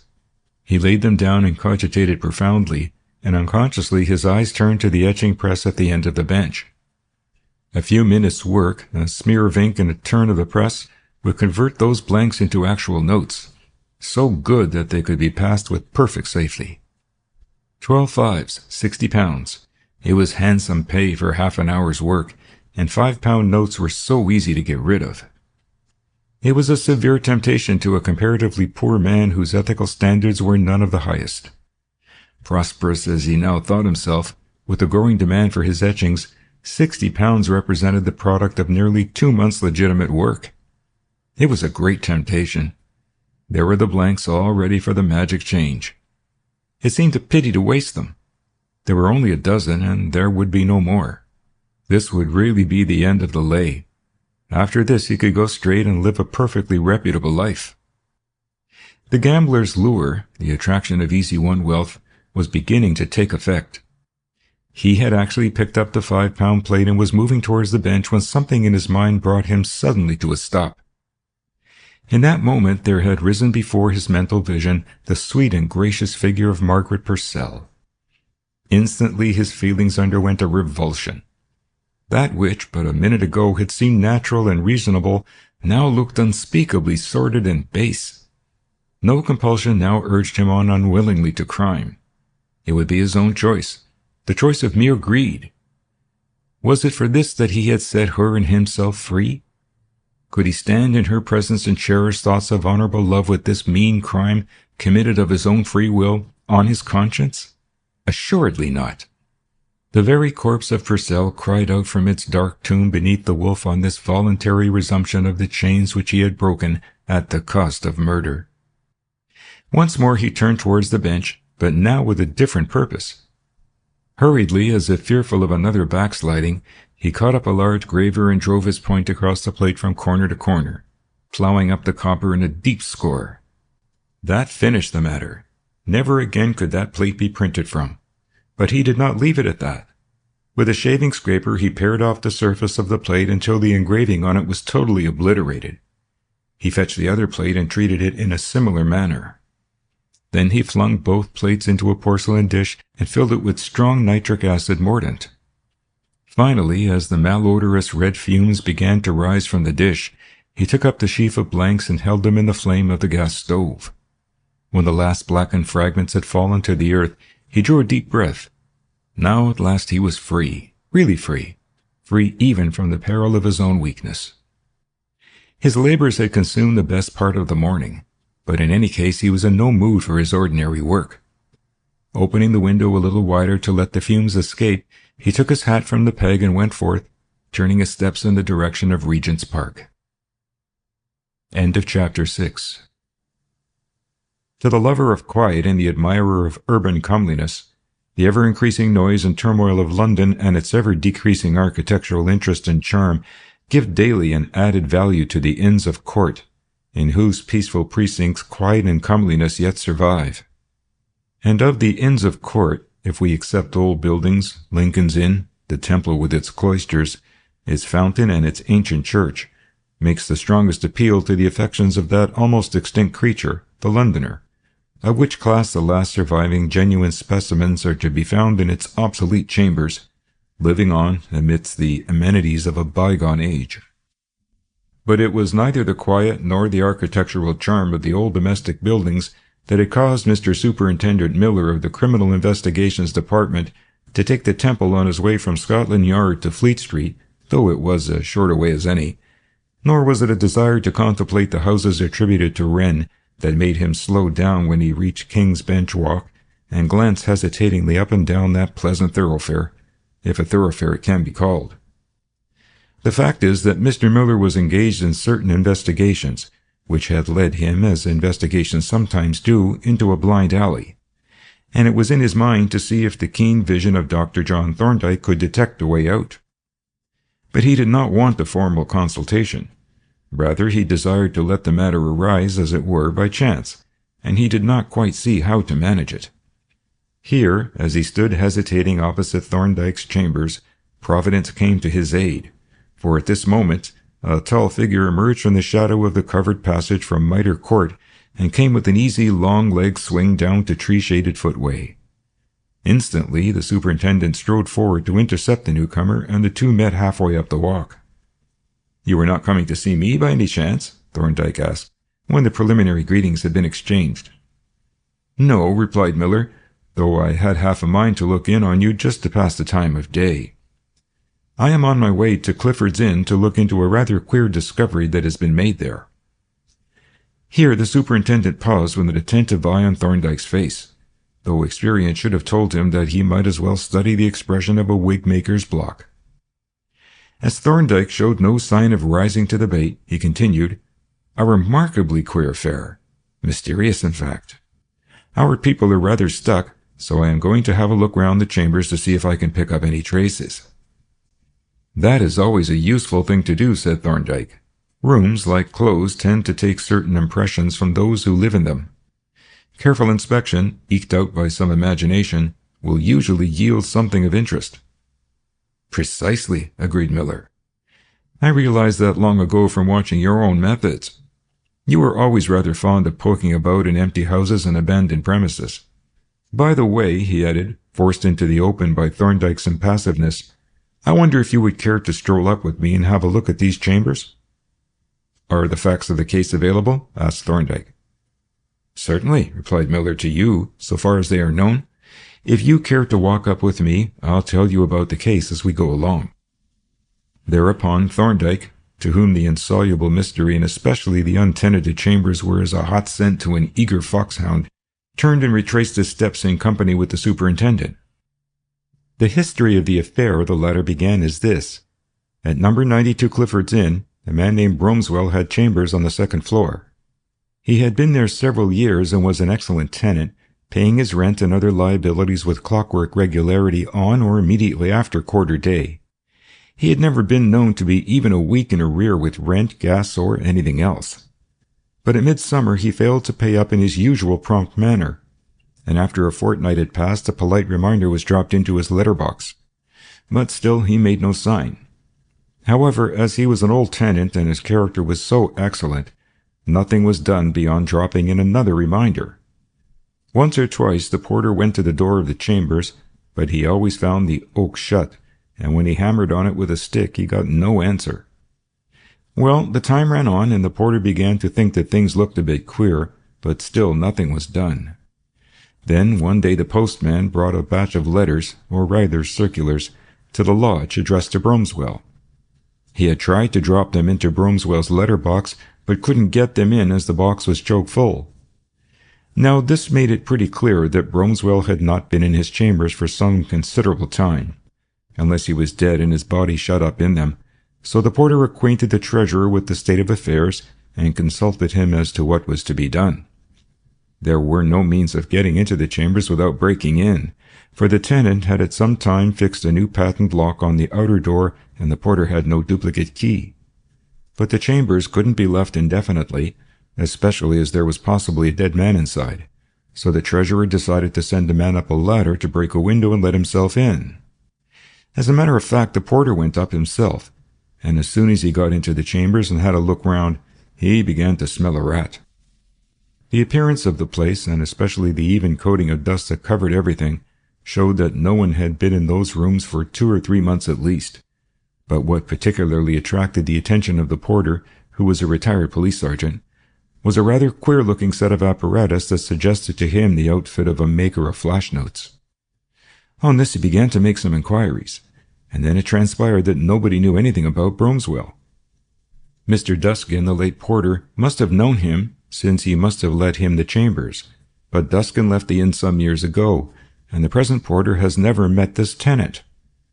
It seems an incredible thing, but it appears to be a fact that no one even knows Bromswell by sight. That does really seem incredible, said Thorndyke, in the case of a man living in a place like Clifford's Inn. Ah, but he wasn't living there. That was known because no milk or bread was ever left there and no laundress ever called for washing. There are no resident chambers in number 92. The porter had an idea that Bromswell was a press artist or something of that kind and used the premises to work in. But of course it wasn't any concern of his. How was the rent paid? By post, in treasury notes. And the gas was paid in the same way, never by check. But to go on with the history, the porter's suspicions were aroused and he communicated them to the treasurer, who agreed with him that the police ought to be informed. Accordingly, they sent us a note, and we instructed Inspector Monk, who was a first-class expert on flash notes, to go to Clifford's Inn and investigate, but to leave things undisturbed as far as possible. So Monk went to the chambers and had a look at the apparatus, and what he saw made him pretty certain that the porter was right. The apparatus was a complete paper-maker's plant in miniature, all except the molds. There were no molds to be seen, and until they were found it was impossible to say that the paper was not being made for some lawful purpose, though the size of the pressing plates, 18 inches by 7, gave a pretty broad hint.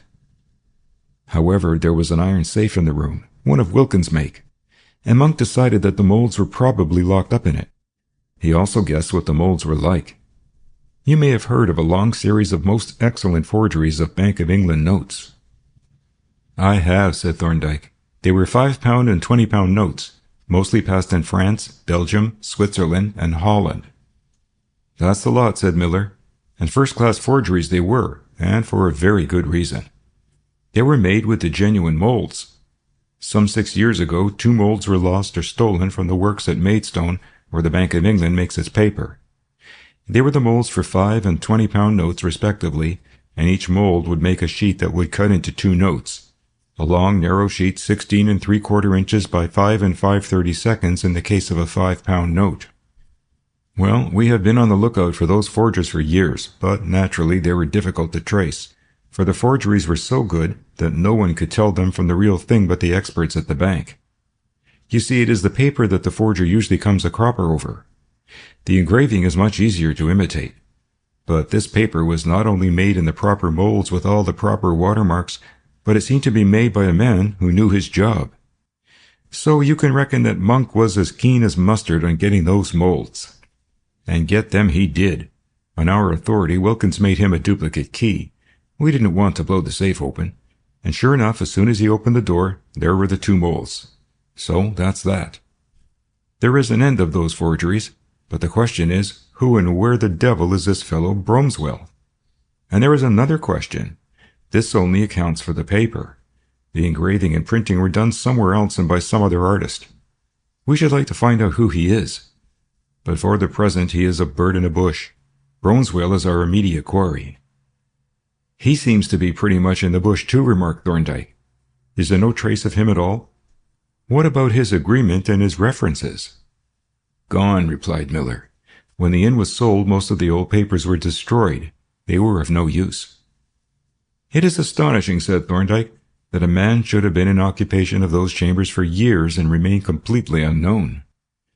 And yet one sees how it can have happened with the change of porters. Duskin was the only link that we have with Bromswell, and Duskin is gone. As to his not being known by sight, he probably came to the chambers only occasionally to make a batch of paper, and if there were no residents in his block, no one would be likely to notice him. No, Miller agreed, Londoners are not inquisitive about their neighbors, especially in a business quarter. This is the place, and those are his rooms on the second floor.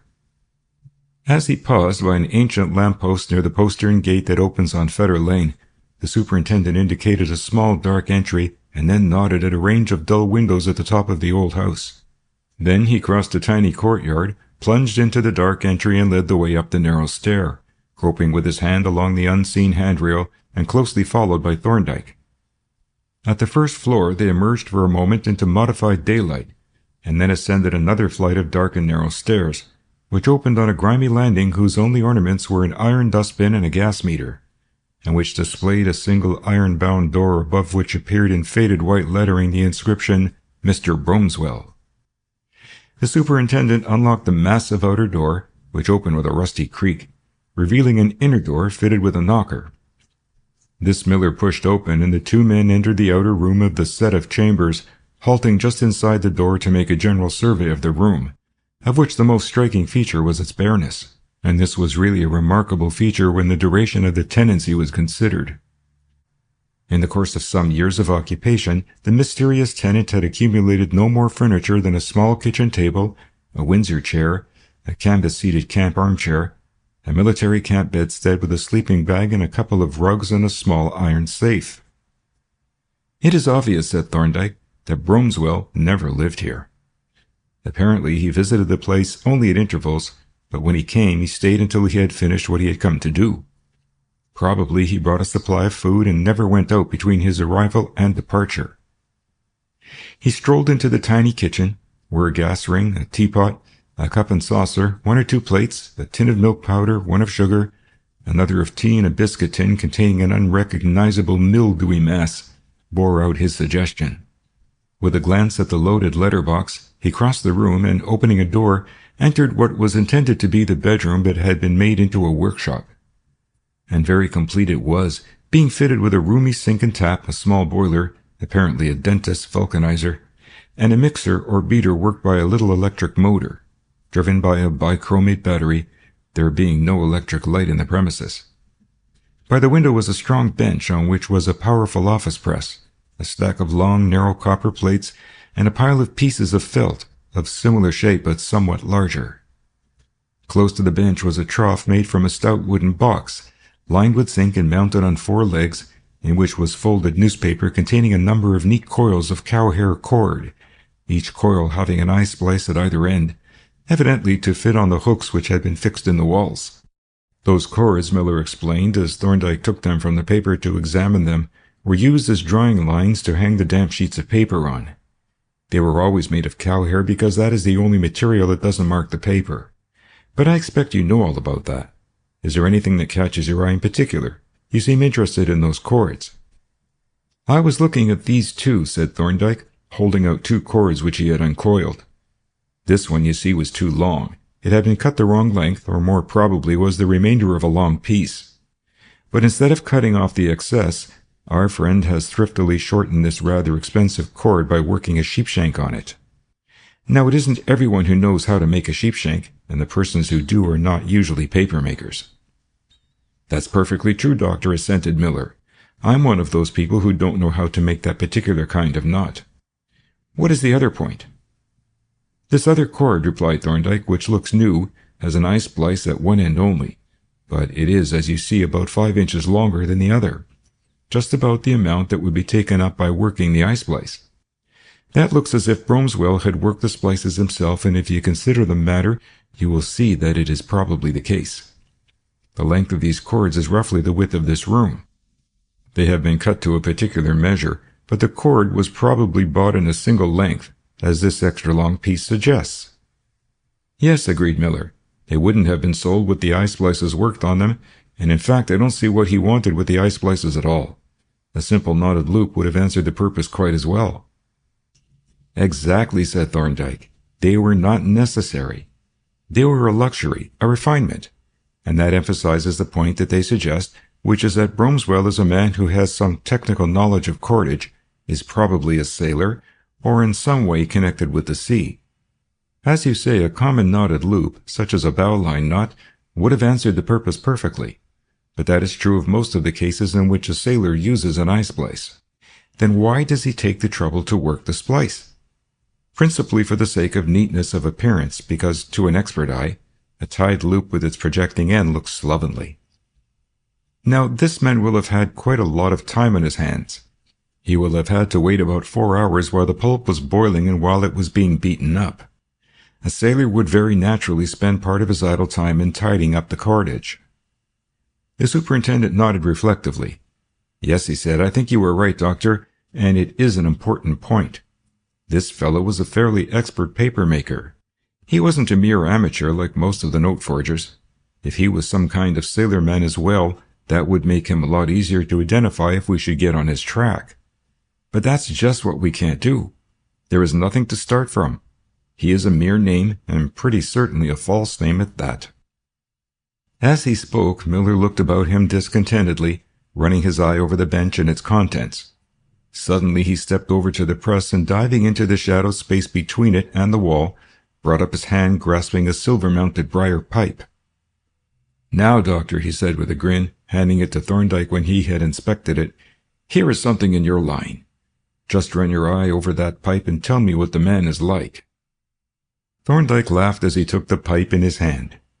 You are thinking of the mythical anatomist and the fossil bone, said he. I am afraid this relic will not tell us much. It is a good pipe. It must have cost half a guinea, which would have meant more if its owner had been honest. The maker's name tells us that it was bought in Cheapside near the bank. Its weight and the marks on the mouthpiece tell us that the owner has a strong jaw and a good set of teeth. Its good condition suggests a careful, orderly man, and its presence here makes it likely that the owner was Mr. Bromswell. That isn't much, but it confirms the other appearances. What other appearances? Demanded Miller. Those of the bed, the chair, the bench, the hooks, and the trough. They all point to a big, heavy man. The bedstead is about 6 feet, 6 inches long, but the heel marks are near the foot and the pillow is right at the head. This bench and the trough have been put up for this man's use. They were apparently knocked up by himself, and they are both of a suitable height for you or me. A short man couldn't work at either. The hooks are over 7 feet from the floor. The canvas seat of the chair is deeply sagged, although the woodwork looks in nearly new condition, and the canvas of the bed is in the same condition. Add this massive, hard-bitten pipe to those indications, and you have the picture of a tall, burly, powerful man. We must have a look at his pillow and rugs to see if we can pick up a stray hair or two and get an idea of his complexion. What did he make the pulp from? I don't see any traces of rags. He didn't use rags. He used Watman's watercolor paper, which is a pure linen paper. Apparently he tore it up into tiny fragments and boiled it in soda lye until it was ready to go into the beater. Monk found the supply of the paper in a cupboard and some half-cooked stuff in the boiler. As he spoke, Miller unscrewed and raised the lid of the boiler, which was then seen to be half filled with a clear liquid at the bottom, of which was a mass of sodden fragments of shredded paper. From the boiler he turned to a small cupboard and opened the door. That seems to be his stock of material, he said, indicating a large roll of thick white paper. He took out a sheet and handed it to Thorndyke, who held it up to the light and read the name Watman, which formed the watermark. Yes, said Thorndyke, as he returned the sheet. His method of work seems clear enough, but that is not of much interest as you have the molds. What we want is the man himself. You have no description of him, I suppose? Not if your description of him is correct, replied Miller. The suspected person, according to the Belgian police, is a smallish, slight, dark man. They may be on the wrong track, or their man may be a Confederate. There must have been a Confederate, perhaps more than one. But Bromswell only made the paper. Someone else must have done the engraving and the printing. As to planting the notes, that may have been done by some other parties, or by either or both of these two artists. I should think they probably kept the game to themselves, judging by what we have seen here. This seems to be a one-man show, and it looks as if even the engraver didn't know where the paper was made, or the molds wouldn't have been left in this way. Shall we go and look for those hairs that you spoke of?" They returned to the outer room, where they both subjected the little pillow of the camp bed to a searching scrutiny. But though they examined both sides and even took off the dusty pillowcase, not a single hair was to be found. Then they turned their attention to the rugs, which had been folded neatly and placed on the canvas. There was no mattress. Unfolding them carefully and going over them inch by inch. Here, too, they seemed to have drawn a blank, for they had almost completed their examination when the superintendent uttered an exclamation and delicately picked up a small object near the edge of the rug. "This seems to be a hair, Doctor," said he, holding it up between his finger and thumb. "Looks like a mustache hair, but it's a mighty short one." Thorndyke produced his pocket lens and a sheet of notepaper, and holding the latter while Miller cautiously dropped a hair on it, he inspected the find through his lens. "Yes," he said, "it is a mustache hair, about half an inch long, decidedly thick, cleanly cut, and of a lightish red-brown color. Somehow it seems to fit the other characters. A close-cropped, bristly, sandy mustache appears to go appropriately with the stature and weight of the man and that massive pipe. There is a tendency for racial characters to go together, and the blonde races run to height and weight. Well, we have a fairly complete picture of the man, unless we have made some erroneous inferences, and we seem to have finished our inspection. Have you been through the stuff in the letterbox?" Monk went through it, but we may as well have a look at it to make sure that he hasn't missed anything. I'll hand the things out if you will put them on the table and check them. As Miller took out the letters in handfuls, Thorndyke received them from him and laid them out on the table. Then he and Miller examined the collection systematically. "You see, Doctor," said the latter, "they are all circulars. Not a private letter among them excepting the 2 notes from the treasurer about the rent. And they are quite a miscellaneous lot. None of these people knew anything about Bromswell apparently. They just copied the address out of the directory. Here's one from a moneylender. Bromswell could have given him a tip or two. The earliest postmark is the 11th of June, so we may take it that he wasn't here after the 10th, or the morning of the 11th. "There was a slight suggestion that he left at night," said Thorndyke, as he made a note of the date. "The place where you found the pipe would be in deep shadow by gaslight, but not by daylight. Certainly the blind was up, but he would probably have drawn it up after he turned the gas out, as its being down during the night might attract attention." "Yes," said Miller, "you are probably right about the time, and that reminds me that Monk found a small piece of paper under the bench. I've got it in my pocket, which seems to bear out your suggestion." He took from his pocket a bulky letter case, from an inner recess of which he extracted a little scrap of Whatman paper. "Here it is," he said, handing it to Thorndyke. "He seems to have just jotted down the times of 2 trains, and as you say, they were probably night trains." Thorndyke looked with deep attention at the fragment, on which was written hastily but legibly in very black ink, 8:15 and 11:10 p., and remarked, "Quite a valuable find in its way. The writing is very characteristic, and so is the ink. Probably it would be more so when seen through the microscope. Magnification brings out shades of color that are invisible to the naked eye." "Well, Doctor," said Miller, "if you can spare the time to have a look at it through the microscope, I wish you would, and let us know if you discover anything worth noting. And perhaps you wouldn't mind taking a glance at the hair, too, to settle the color more exactly."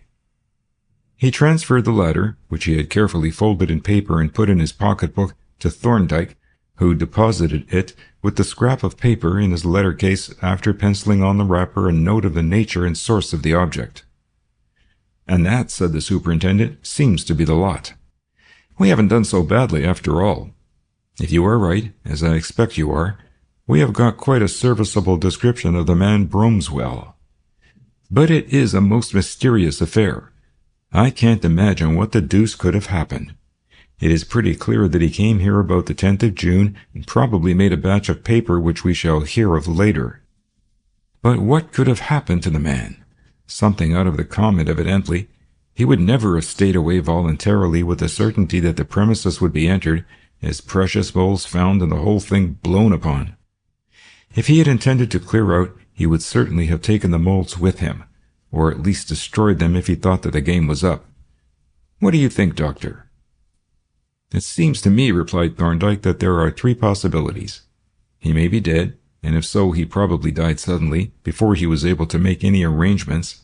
He may be in prison on some other charge, or he may have got a scare that we know nothing of and had to keep out of sight. You said that the Belgian police were taking some action."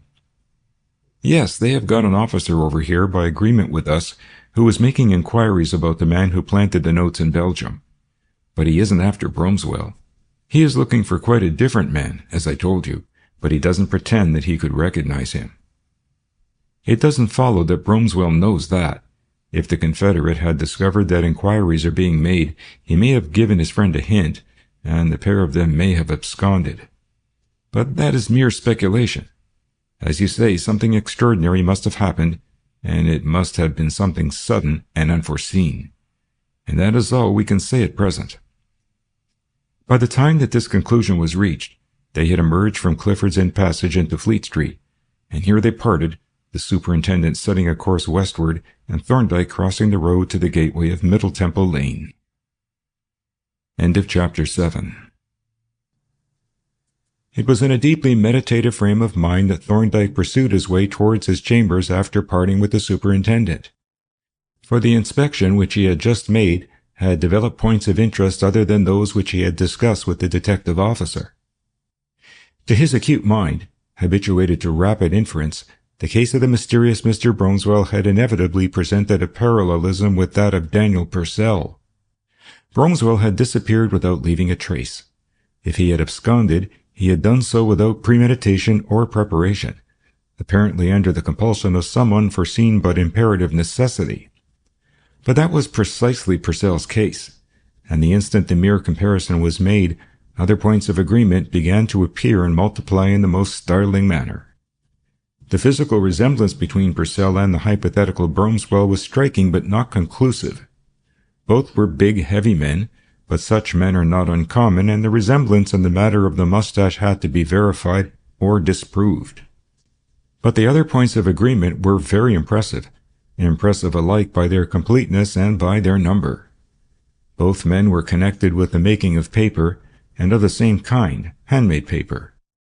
The banknote molds had been stolen or lost at Maidstone about 6 years ago.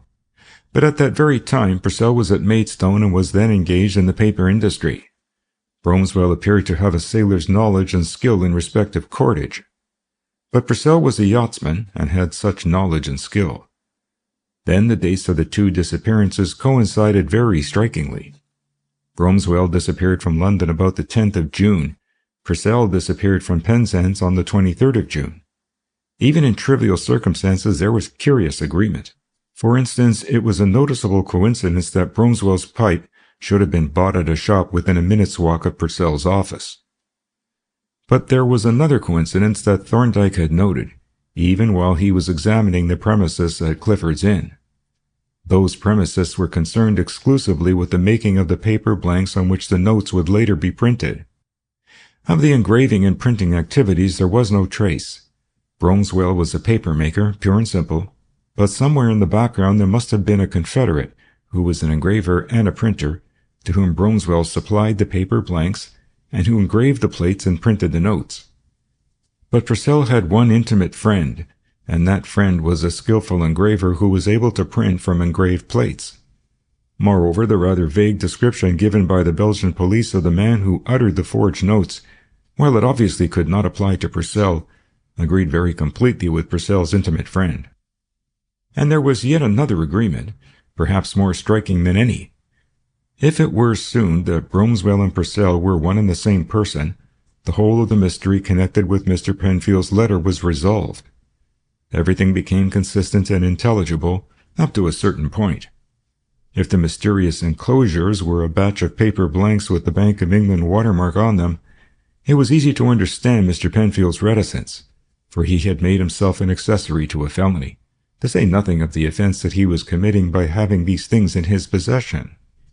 It would also account completely for Purcell's sudden flight and his silence as to his whereabouts, for he would naturally assume that no lawyer would be such an imbecile as to accept the position of an accessory to a crime that he had no connection with. He would take it for granted that Penfield would forthwith hand the letter and enclosures to the police. But there were one or two difficulties. In the first place, the theory implied an incredible lack of caution on the part of Penfield, who was a lawyer of experience and would fully appreciate the risk he was running. Then it assumed an equally amazing lack of care and caution in the case of Purcell, a carelessness quite at variance with the scrupulous caution and well-maintained secrecy of the establishment at Clifford's Inn.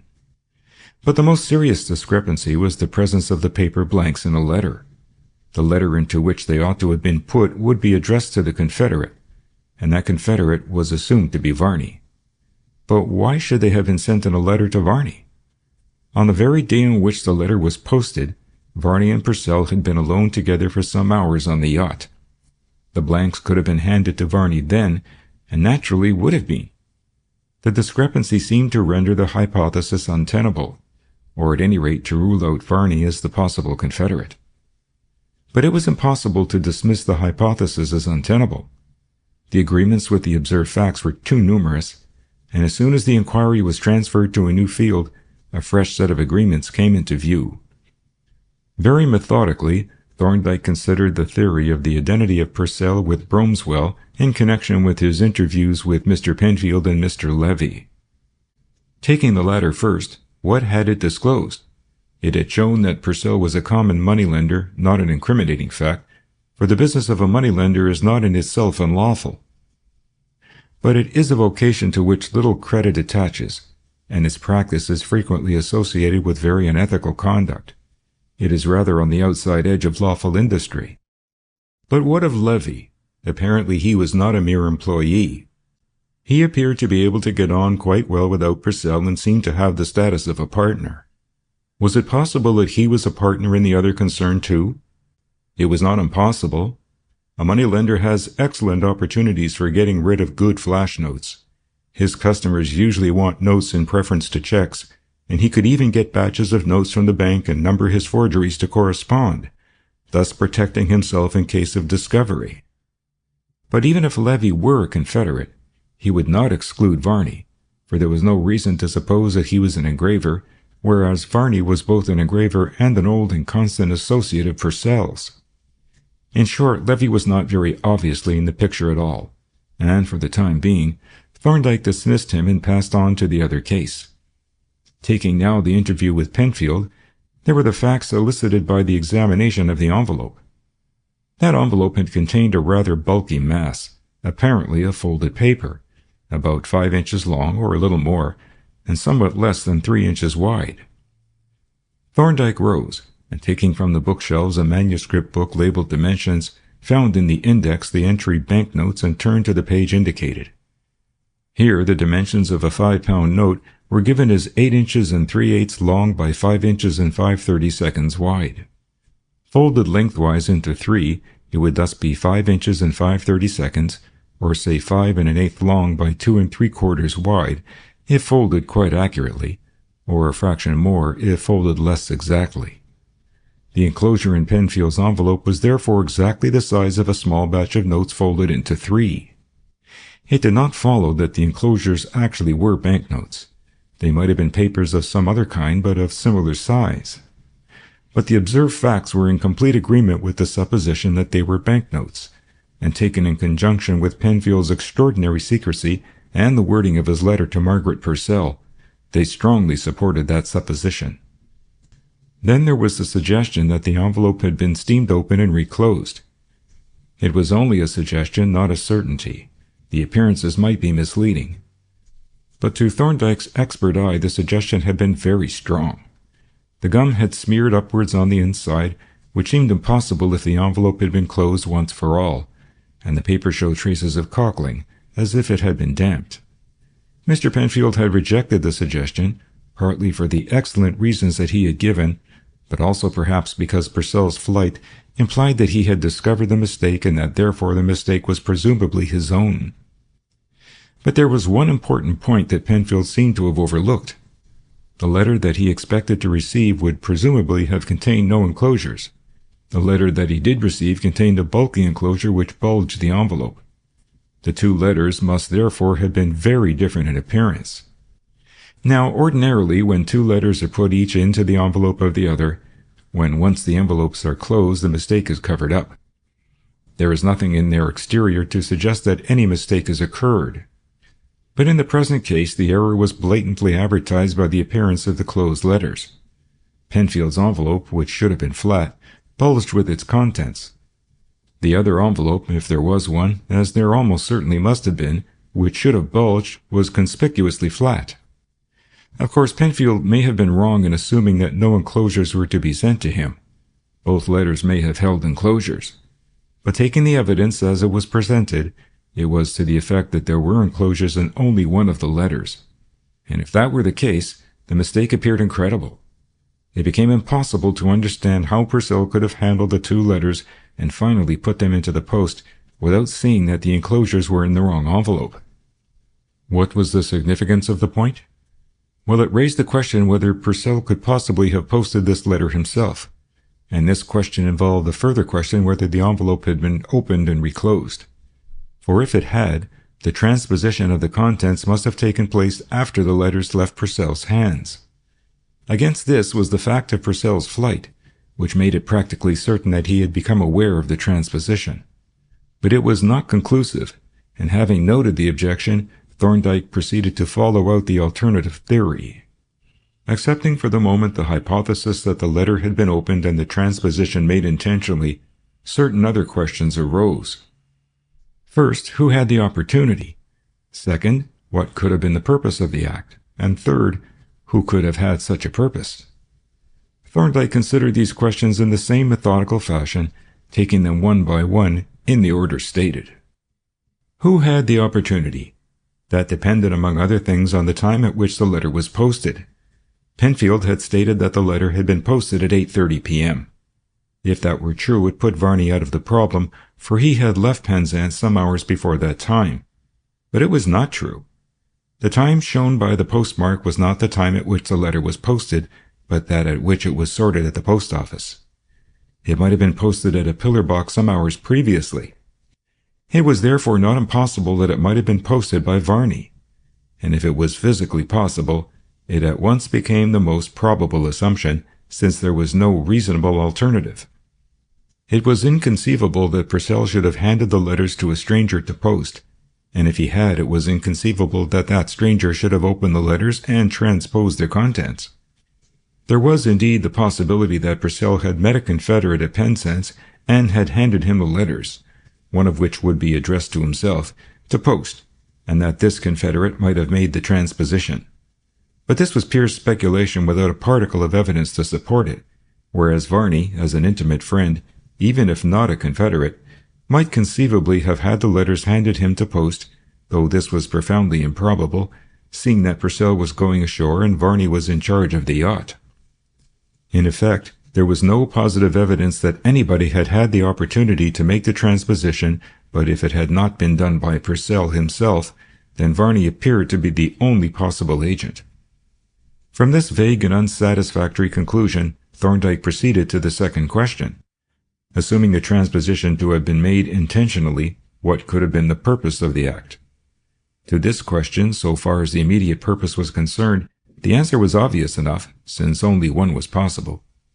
The blanks must have been put into Mr. Penfield's envelope for the express purpose of notifying the solicitor that Purcell was a banknote forger, in short, for the purpose of exposing Purcell. This led at once to the third question. Who could have had such a purpose? But to this also the answer was obvious.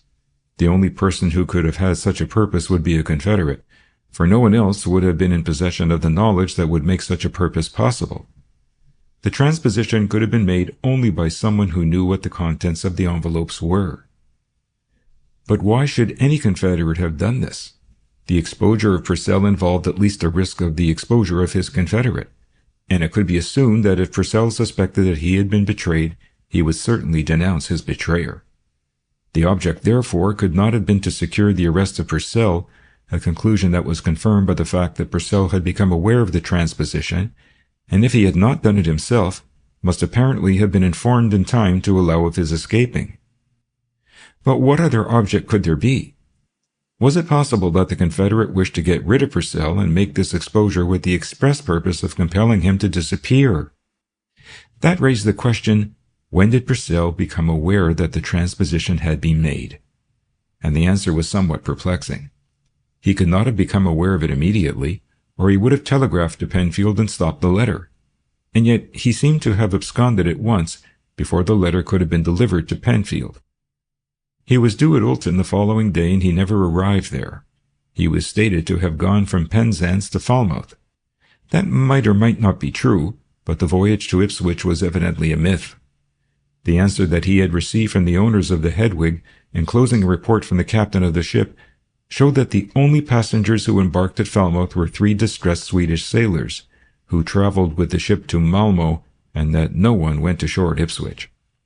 It followed that Varney had either been misinformed or had invented the incidents, but when it was considered that he must, if he was telling the truth, have been misinformed in the same manner on 2 separate occasions, it seemed much more probable that the story of the voyage was a fabrication. In that case, the journey to Falmouth, of which no one but Varney had heard, was probably a fabrication too. This left Penzance as the apparent starting point of the flight. Purcell had certainly landed at Penzance and had forthwith disappeared from view. What became of him thereafter it was impossible to guess. He seemed to have vanished into thin air. Arrived at this point, Thorndyke's quietly reflective attitude suddenly gave place to one of more intense attention. For a new and somewhat startling question had presented itself. With an expression of deep concentration, he set himself to consider it. Hitherto he had accepted Purcell's landing at Penzance as an undeniable fact from which a secure departure could be taken. But was it an undeniable fact? The only witness of that landing was Varney, and Varney had shown himself a very unreliable witness. Apparently he had lied about the Ipswich voyage, probably too about the visit to Falmouth. What if the landing at Penzance were a fabrication too? It seemed a wild suggestion, but it was a possibility, and Thorndyke proceeded carefully to develop the consequences that would follow if it were true. Suppose that Purcell had never landed at Penzance at all. Then several circumstances hitherto incomprehensible became understandable. The fables of Purcell's appearance at Falmouth and Ipswich, which had seemed to be motiveless falsehoods, now showed a clear purpose, which was to create a certainty that Purcell had landed from the yacht as stated, and to shift the search from the missing man from Penzance to Ipswich. Again, if Purcell had never landed at Penzance, the letter could not have been posted by him, and it became practically certain that it must have been posted there by Varney, and the transposition made by him. And this made the transposition understandable by developing a very evident purpose. When Penfield opened the letter, and when later he heard of Purcell's disappearance, he would at once assume that Purcell had absconded to avoid being arrested. The purpose of the transposition, then, was to furnish a reasonable explanation of a disappearance that had already occurred. But what had become of Purcell? If he had not landed at Penzance, he certainly had not landed anywhere else, for there had not been time for the yacht to touch at any other port. Nor could it be supposed that he had transshipped onto another vessel during the voyage. There was no reason why he should. The letter had not been posted, and until it had been posted there was no reason for flight. The only reasonable inference from the facts, including Varney's false statements, was that something had happened during the voyage from Sennin, that Purcell had disappeared, presumably overboard, and that Varney had reasons for concealing the circumstances of his disappearance. In short, that Purcell was dead and that Varney was responsible for his death. It was an appalling theory. Thorndyke hardly dared even to propound it to himself, but there was no denying that it fitted the facts with the most surprising completeness. Once assume it to be true, and all the perplexing features of the case became consistent and understandable. Not only did it explain Varney's otherwise inexplicable anxiety to prove that Purcell had been seen alive at a date subsequent to that of the alleged landing at Penzance, it accounted for the facts that Purcell had taken no measures to provide himself with a stock of cash before disappearing, and that he had made no communication of any sort to his wife since his departure, though he could have done so with perfect safety. It was in perfect agreement with all the known facts and in disagreement with none. It was a complete solution of the mystery, and there was no other. When Thorndyke reached this conclusion, he roused himself from his reverie, and filling his pipe, took an impartial survey of the scheme of circumstantial evidence that he had been engaged in constructing.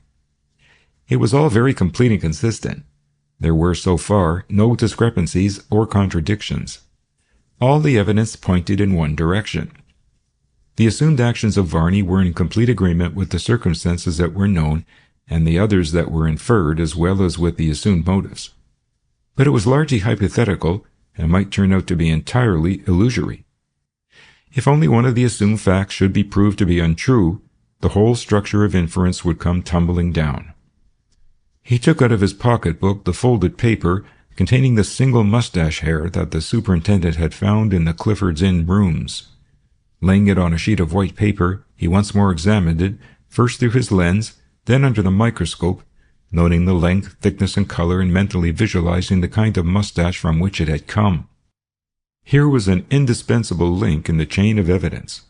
If Purcell had had such a mustache, that would not prove that he and Bromswell were one and the same person, but it would be consistent with their identity.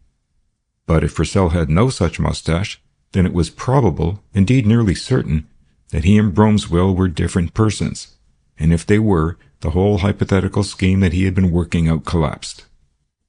Both Purcell and Varney ceased to have any connection with the forged notes. The mysterious enclosures could not be of the nature that he had assumed, and all the deductions from those assumed facts ceased to be valid. It was necessary without delay to test this essential link, to ascertain whether this derelict hair could have been derived from Daniel Purcell. Enclosed with it was the slip of paper with the notes of the trains which he had for the moment forgotten. He now examined it minutely and was once more struck by the intense blackness of the ink, and he recalled that a similar intensity of blackness had been noticeable in the address on Mr. Penfield's envelope. It had appeared almost like the black of a carbon ink, but he had decided that it was not. So it was with the present specimen, but now he had the means of deciding definitely. Fetching the microscope, he laid the paper on the stage and examined it, first by reflected, then by transmitted light. The examination made it clear that this was an iron tannin ink of unusual concentration with a provisional blue pigment, probably methyl blue. There was only one letter, P, and this he tried to compare with the P on Penfield's envelope, so far as he could remember it. But he could not get beyond the belief that there was a resemblance, a belief that would have to be tested by a specimen of Purcell's handwriting. Having finished with the paper, he returned to the hair. He decided to write to Margaret, asking for a description of her missing husband, and had just reached out to the stationery case when an elaborate and formal tattoo on the small brass knocker of the inner door arrested him. Rising, he crossed the room and threw the door open, thereby disclosing the dorsal aspect of a small, elderly gentleman. As the door opened, the visitor turned about, and Thorndyke immediately, not without surprise, recognized him. It was Mr. Penfield. End of Chapter 8. Mr. Penfield greeted Thorndyke with a little stiff bow and bestowed upon the extended hand a formal and somewhat rheumatic shake. "I must apologize," he said, as his host ushered him into the room, "for disturbing you by this visit. But I had a little matter to communicate to you and thought it better to make that communication personally rather than by correspondence." "You are not disturbing me at all," Thorndyke replied. "On the contrary, I expect that your visit will save me the necessity of writing a letter." "To me?" asked Penfield. "No, to Mrs. Purcell. I was on the point of writing to her to ask for a description of her husband. As I have never met him, I thought it as well that I should get from her such details of his appearance as might be necessary for purposes of identification." "Quite so," said Mr. Penfield. "Very desirable indeed. Well, I think I can tell you all you want to know, unless you want very minute details. And it happens that your inquiry comes rather opportunely in respect of the matter that I have to communicate. Shall we dispose of your question first?" "If you please," replied Thorndyke. He took from a drawer a pad of ruled paper and, uncapping his fountain pen, looked at Mr. Penfield, whom he had inducted into an easy-chair. "May I offer you a cigar, Mr. Penfield?" he asked. "I thank you," was the reply, "but I am not a smoker.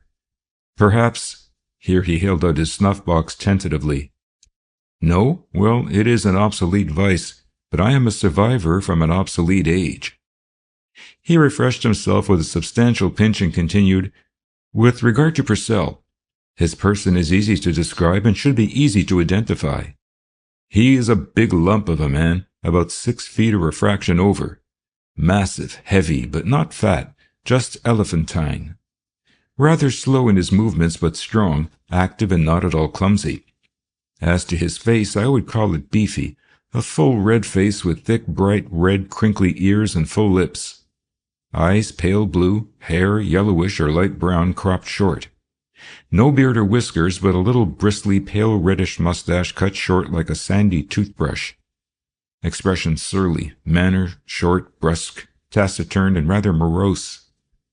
Big, thick, purple hands that look, in spite of their size, capable, neat, and useful hands. In fact, the hands are an epitome of Purcell, a combination of massive strength and weight with remarkable bodily efficiency. How will that do for you? Admirably, replied Thorndyke, inwardly somewhat surprised at the old solicitor's powers of observation. It is a very distinctive picture and quite enough for what we may call prima facie identification. I take it that you know him pretty well? I have seen a good deal of him since his marriage, when his wife introduced him to me, and I have managed his legal business for some years. But I know very little of his private affairs. Very few people do, I imagine. I never met a less communicative man. And now, if we have done with his appearance, let us come to the question of his present whereabouts.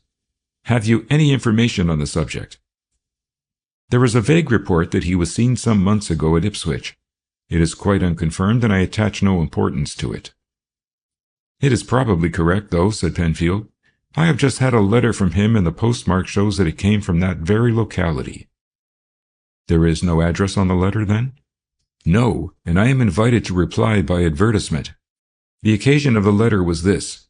A client of mine, a Mrs. Catford, who was a relative of Mrs. Purcell's, has recently died, leaving a will of which I am the executor and residuary legatee. By the terms of that will, Mrs. Purcell and her husband each benefits to the extent of £1,000. Now, as Mrs. Catford's death occurred subsequently to Purcell's disappearance, it became necessary to establish his survival of the testatrix, or the contrary, in order that the will might be administered. As his whereabouts were unknown, the only method that I could think of was to put an advertisement in the personal column of the Times on the bare chance that he might see it, asking him to communicate with me. By a lucky chance he did see it and did communicate with me. But he gave no address, and any further communication from me will have to be by advertisement, as he suggests. That, however, is of no importance to me. His letter tells me all I want to know, that he is alive at a date subsequent to the death of the testatrix, and that the bequest in his favor can consequently take effect. I am not concerned with his exact whereabouts. That matter is in your province. As he concluded, punctuating his conclusion with a pinch of snuff, the old lawyer looked at Thorndyke with a sly and slightly ironical smile. Thorndyke reflected rapidly on Mr. Penfield's statement. The appearance of this letter was very remarkable, and the more so coming as it did on the top of the confirmatory evidence respecting the mustache hair. It was now highly probable, almost certain, that Bromswell and Purcell were one and the same person. But if that were so, all the probabilities went to show that Purcell must be dead. And yet here was a letter from him, not to a stranger, but to one who knew his handwriting well. It was very remarkable. Again, the report of Purcell's voyage from Falmouth to Ipswich was certainly untrue. But if it was untrue, there was no reason for supposing that Purcell had ever been at Ipswich at all.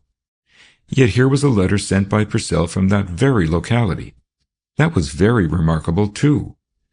Clearly the matter called for further investigation, and that involved, in the first place, an examination of this letter that had come so mysteriously to confirm a report that was certainly untrue. He returned Mr. Penfield's smile and then asked, "You accept this letter, then, as evidence of survival?" Mr. Penfield looked astonished. "But, my dear sir, what else could I do? I may be insufficiently critical, and I may not have your great special knowledge of this subject, but to my untrained intelligence it would appear that the circumstance of a man's having written a letter affords good presumptive evidence that he was alive at the date when it was written. That is my own view, and I propose to administer the will in accordance with it. Do I understand that you dissent from it?" Thorndyke smiled blandly. He was beginning rather to like Mr. Penfield. As you state the problem, said he, you are probably right. At any rate, the administration of the will is your concern and not mine. As you were good enough to remark, my concern is with the person and the whereabouts of Mr. Purcell and not with his affairs. Were you proposing to allow me to inspect the envelope of this letter? It was for that very purpose that I came, replied Penfield, with a smile and a twinkle of mischief in his eyes. But I will not restrict you to the envelope this time.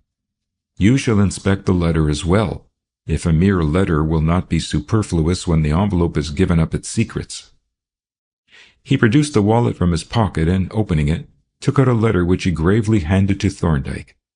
The latter took it from him, and as he glanced at the jet-black writing of the address, said, I take it that you are satisfied that the handwriting is Purcell's?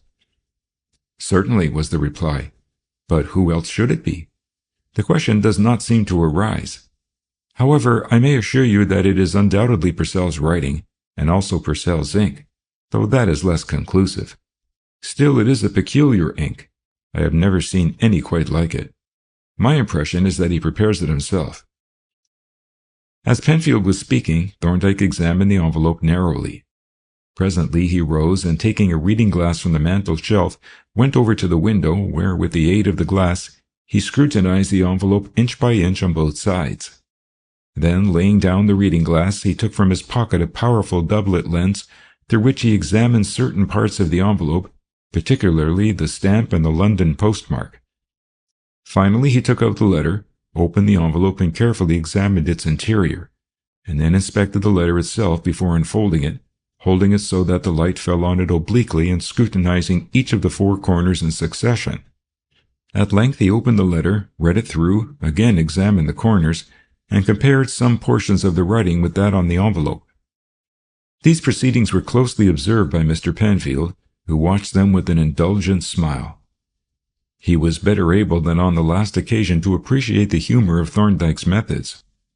There was nothing about this letter that he had need to conceal.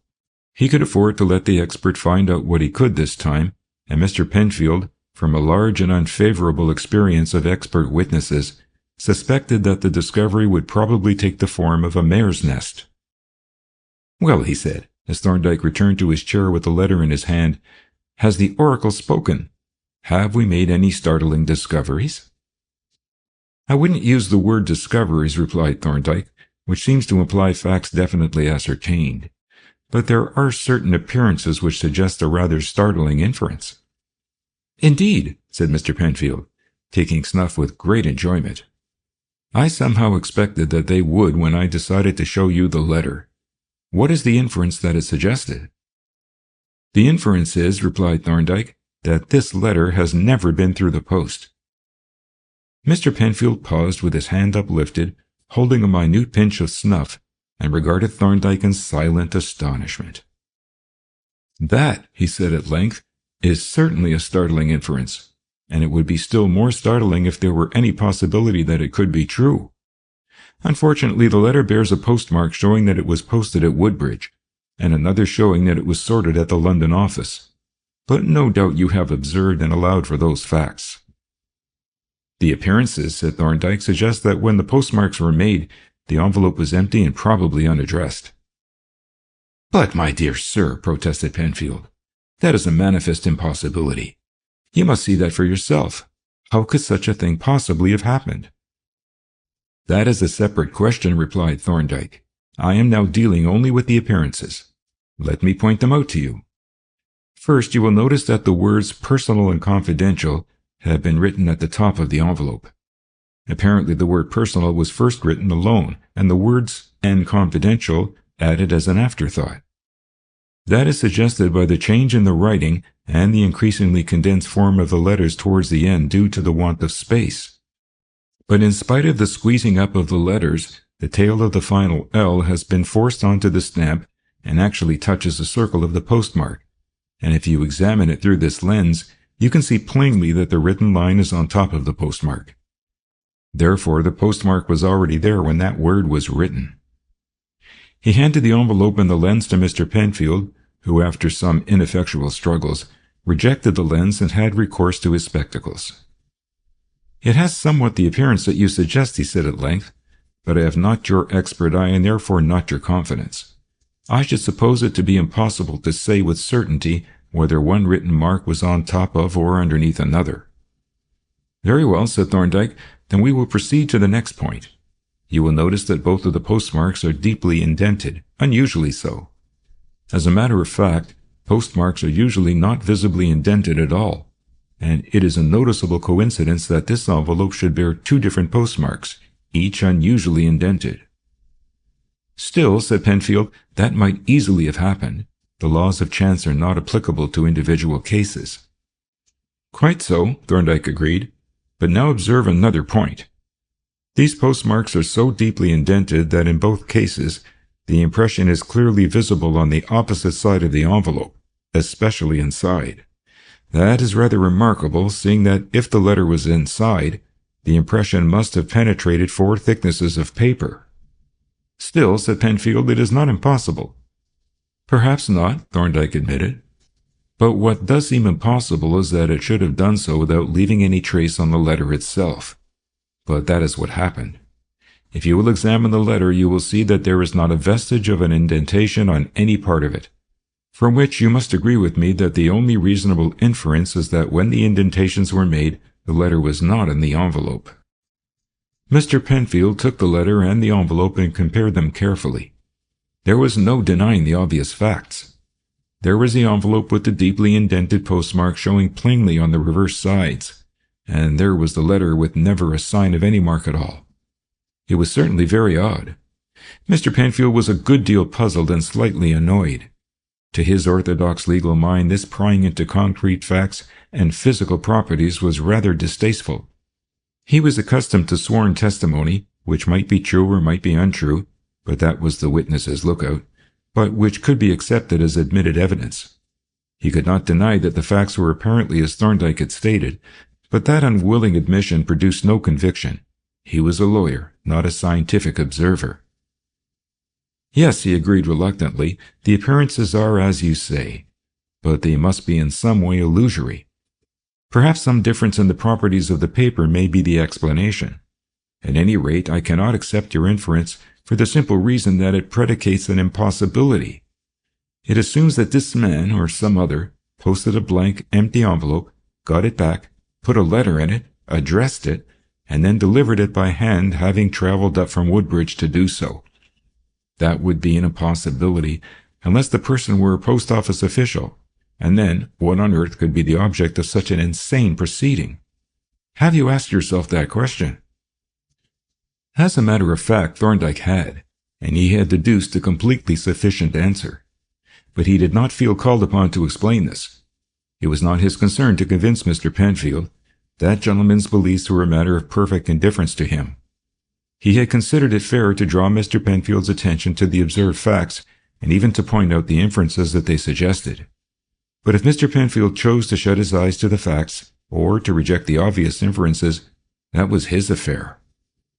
"At the moment," he replied, "I am concerned with the appearances and the immediate inferences from them. When I am sure of my facts, I shall go on to consider their bearing, those questions of motive, for instance, to which you have referred. That would be premature until I have verified the facts by a more searching examination.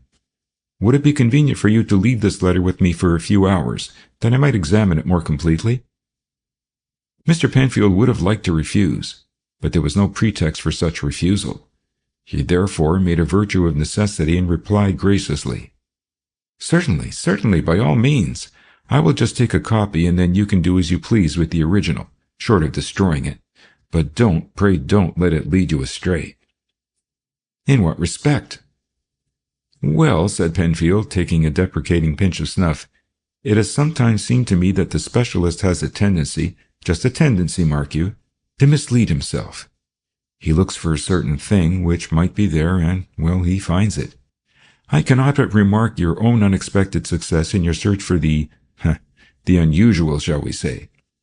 On 2 occasions I have shown you an envelope. On both occasions you have made most surprising discoveries involving the strangest aberrations of conduct on the part of Purcell and others. Today you have found unheard-of anomalies in the postmarks, from which you infer that Purcell or another has exerted immense ingenuity and overcome insuperable obstacles in order to behave like a fool. On the previous occasion, you discovered that Purcell had been at the trouble of ungumming the envelope, which he had undoubtedly addressed with his own hand, for the express purpose of taking out the right contents which were already in it and putting in the wrong ones. Perhaps you have made some other discoveries which you did not mention, Mr. Penfield added after a slight pause, as Thorndyke only bowed slightly, which was not very explicit. He further added, would it be indiscreet or impertinent to inquire whether you did in fact make any further discoveries? Whether, for instance, you arrived at any opinion as to the nature of the enclosures, which were, I think, the objects of your investigations? Thorndyke hesitated. For a moment he was disposed to take the old solicitor into his confidence. But experience had taught him, as it teaches most of us, that when the making or withholding of confidences are alternatives, he chooses the better part of who keeps his own counsel. Nevertheless, he gave Penfield a cautionary hint. Those enclosures, said he, have ceased to interest me. Any opinions that I formed as to their nature had be better left unstated. I seek no verification of them. Opinions held but not disclosed commit the holder to nothing, whereas actual knowledge has its responsibilities. I do not know what those enclosures were, and I do not want to know. For some moments after Thorndyke finished speaking, there was a slightly uncomfortable silence. Mr. Penfield's dry facetiousness evaporated rather suddenly, and he found himself reading a somewhat alarming significance into Thorndyke's ambiguous and even cryptic reply. He did not know and he did not want to know. Now Mr. Penfield did know and would have given a good deal to be without that knowledge, for to possess the knowledge was to be an accessory.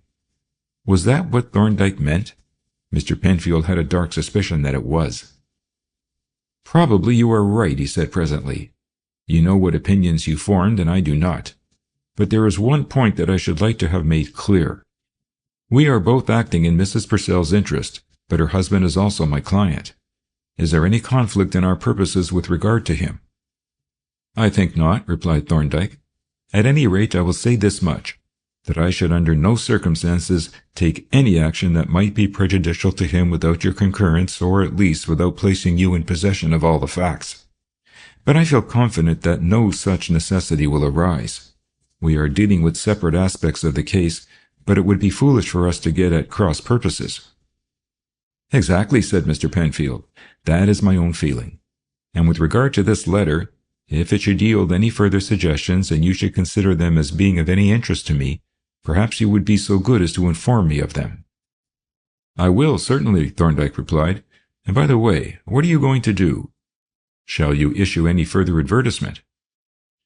I had not intended to, said Penfield, but perhaps it would be well to try to elicit a further reply. I might ask Purcell to send a receipt for the legacy, which I shall pay into his bank. He knows the amount, so that I need not state it.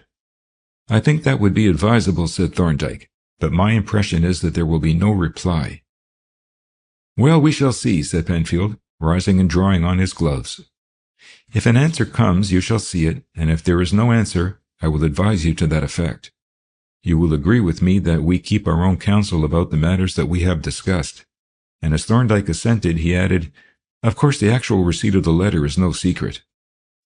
With this and a stiff handshake, Mr. Penfield took his departure, cogitating profoundly as he wended his way eastward, wondering how much Thorndyke really knew about those unfortunate enclosures and how he came by his knowledge. Meanwhile, Thorndyke, as soon as he was alone, resumed his examination of the letter, calling in now the aid of more exact methods. Placing on the table a microscope specially constructed for examining documents, he laid the envelope on the stage and inspected the postmark at the point where the tail of the L touched it. The higher magnification at once resolved any possible uncertainty. The written line was on top of the postmark beyond all doubt, but it also brought another anomaly into view. It was now evident that the indentation of the postmark did not coincide with the whole width of the printed line. The indented line was somewhat narrower. It consisted of a furrow, deepest in the middle, which followed the printed line but did not completely occupy it, and in one or two places strayed slightly outside it. On turning the envelope over and testing the other postmark, the same peculiarity was observable. The indentation was a thing separate from the printed mark and had been produced by a separate operation, apparently with a bluntly pointed tool, which would account for its excessive depth. It was an important discovery in two respects. First, it confirmed the other evidence that the letter had never been posted, and secondly, it threw some light on the means by which the postmark had been produced. What was the object of the indentation? Evidently to imitate the impression of metal types and disguise the method that had actually been used. What was that method? It was not photography, for the marks were in printer's ink. It was not copperplate, for the engraved plate throws up a line in relief, whereas these lines were flat like the lines of a lithograph. In fact, lithography appeared to be the only alternative, and with this view the appearances agreed completely, particularly the thick black ink, quite different from the rather fluid ink used by the post office. From the postmarks, Thorndyke now transferred his attention to the writing. He had been struck by the exact resemblance of the name Penfield on the envelope to the same name in the letter. Each was a perfect facsimile of the other. Placing them together, he could not see a single point of difference or variation between them. With a delicate caliper gauge, he measured the two words, taking the total length, the height of each letter, and the distance between various points. In all cases, the measurements were practically identical. Now, such perfect repetition as this does not happen in natural writing. It is virtually diagnostic of a forgery by means of a careful tracing from an original. And Thorndyke had no doubt that this was such a forgery. Confirmation was soon forthcoming. An exploration with the microscope of the surfaces of the envelope and the letter showed in both a number of minute spindle-shaped fragments of rubber. Something had been rubbed out. Then, on examining the words by transmitted light powerful enough to turn the jet-black writing into a deep purple, there could be seen through the ink a broken gray line, the remains of a pencil line which the ink had partly protected from the rubber. Similar remains of a pencil tracing were to be seen in other parts of the letter, especially in the signature. In short, there was no possible doubt that the whole production, letter and postmarks alike, was a forgery. The next question was, who was the forger? But the answer to that seemed to be contained in the further question. What was the purpose of the forgery? For the evident purpose of this letter was to furnish evidence that Purcell was still alive, and as such it had been accepted by Mr. Penfield. That distinctly pointed to Varney, who had already made two false, or at least incorrect, statements, apparently with the same object. The skill with which the forgery had been executed also pointed to him, for an engraver must needs be a skillful copyist. There was only one doubtful point. Whoever had prepared this letter was a lithographer, not a mere draftsman, but a printer as well. Now, was Varney a lithographer? It was extremely probable. Many etchers and mezzo-tinters work also on the stone. But until it had been ascertained that he was, the authorship of the letter must be left in suspense. But assuming the letter to be Varney's work, it was evident that Mr. Penfield's visit had added materially to the body of circumstantial evidence. It had established that Purcell had worn a mustache apparently identical in character with that of the elusive Bromswell, which, taken in conjunction with all the other known facts, made it nearly a certainty that Bromswell and Purcell were one and the same person.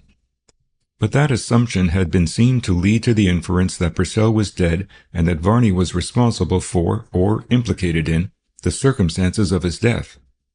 Then there was this letter. It was a forged letter, and its purpose was to prove that Purcell was alive. But the fact that it was necessary to forge a letter to prove that he was alive was in itself presumptive evidence that he was not alive.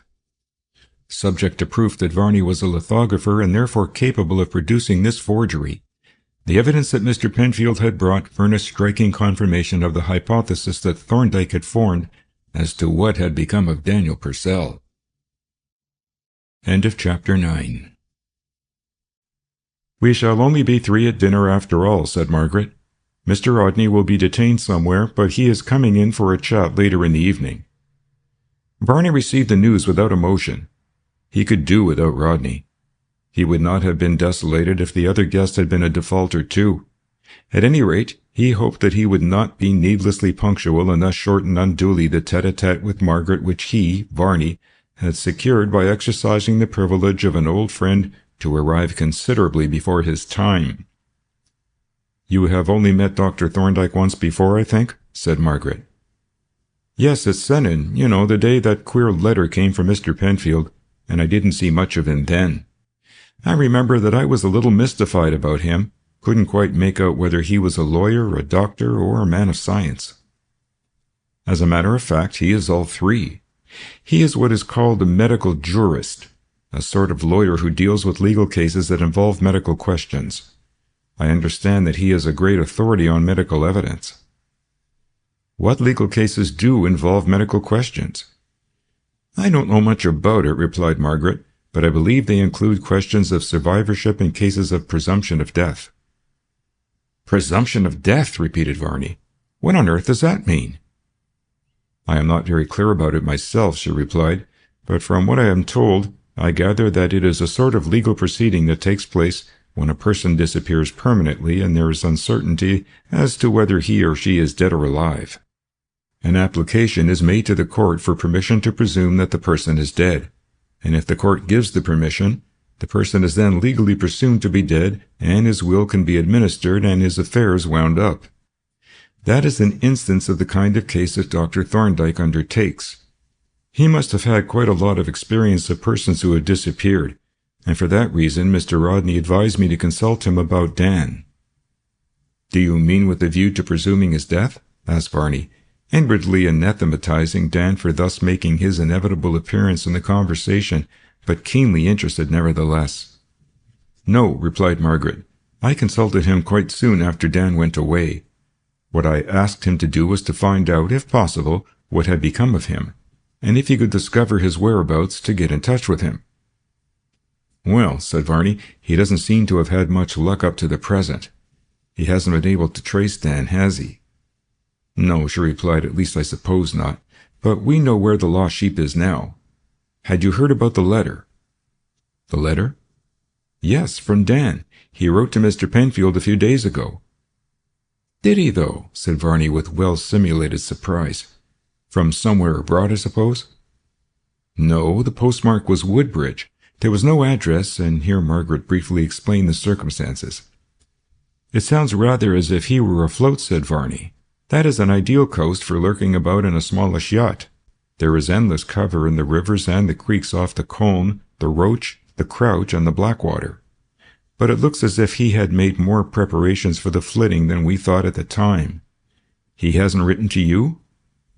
Margaret shook her head. The affront was too gross for comment. "It was beastly of him," said Varney. "He might have sent you just a line. However, Dr. Thorndyke will have something to go on now. He will know whereabouts to look for him." "As far as I'm concerned," Margaret said coldly, "the affair is finished. This insult was the last straw. I have no further interest in him, and I hope I may never see him again. But," she added earnestly after a brief pause, "I should like to be rid of him completely. I want my freedom." As she spoke, with unusual emphasis and energy, she looked for a moment straight into Varney's eyes. Then suddenly she flushed scarlet and turned her head away. Varney was literally overwhelmed. He felt the blood rush to his head and tingle in the tips of his fingers. After one swift glance, he too turned away his head. He did not dare to look at her, nor for some seconds did he dare to trust his voice. At last it had come. In the twinkling of an eye, his dim hopes, more than half distrusted, had changed into realities. For there could be no doubt. That look into his eyes, that sudden blush, what could they be but an unpremeditated, unintended confession? She wanted her freedom. That unguarded glance told him why, and then her mantling cheeks while they rebuked the glance, but served to interpret its significance. With an effort, he regained his normal manner. His natural delicacy told him that he must not be too discerning. He must take no cognizance of this confidence that was never intended. She must still think that her secret was locked up in her own breast, secure from every eye, even from his. And yet what a pitiful game of cross-purposes they were playing. She wanted her freedom, and behold, she was free, and he knew it and could not tell her. What a tangle it was! And how was it ever going to be straightened out? In life, Purcell had stood between him and liberty, and now the ghost, nay, less than the ghost. The mere unsubstantial name of Purcell stood between him and a lifelong happiness that fortune was actually holding out to him. It was clear that, sooner or later, the ghost of Purcell would have to be laid. But how?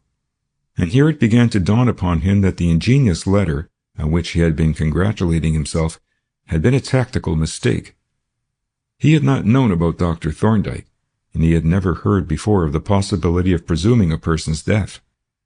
He had been busying himself to produce convincing evidence that Purcell was alive, whereas it was possible that Thorndyke had been considering the chances of being able to presume his death. It was rather a pity, for Purcell had got to be disposed of before he could openly declare himself to Maggie, and this method of legal presumption of death appeared to be the very one that suited the conditions. He wished he had known about it before. These reflections flashed through his mind in the silence that had followed Margaret's unguarded utterance. For the moment, Varney had been too overcome to reply, and Margaret suddenly fell silent with an air of some confusion. Recovering himself, Varney now replied in a tone of conventional sympathy.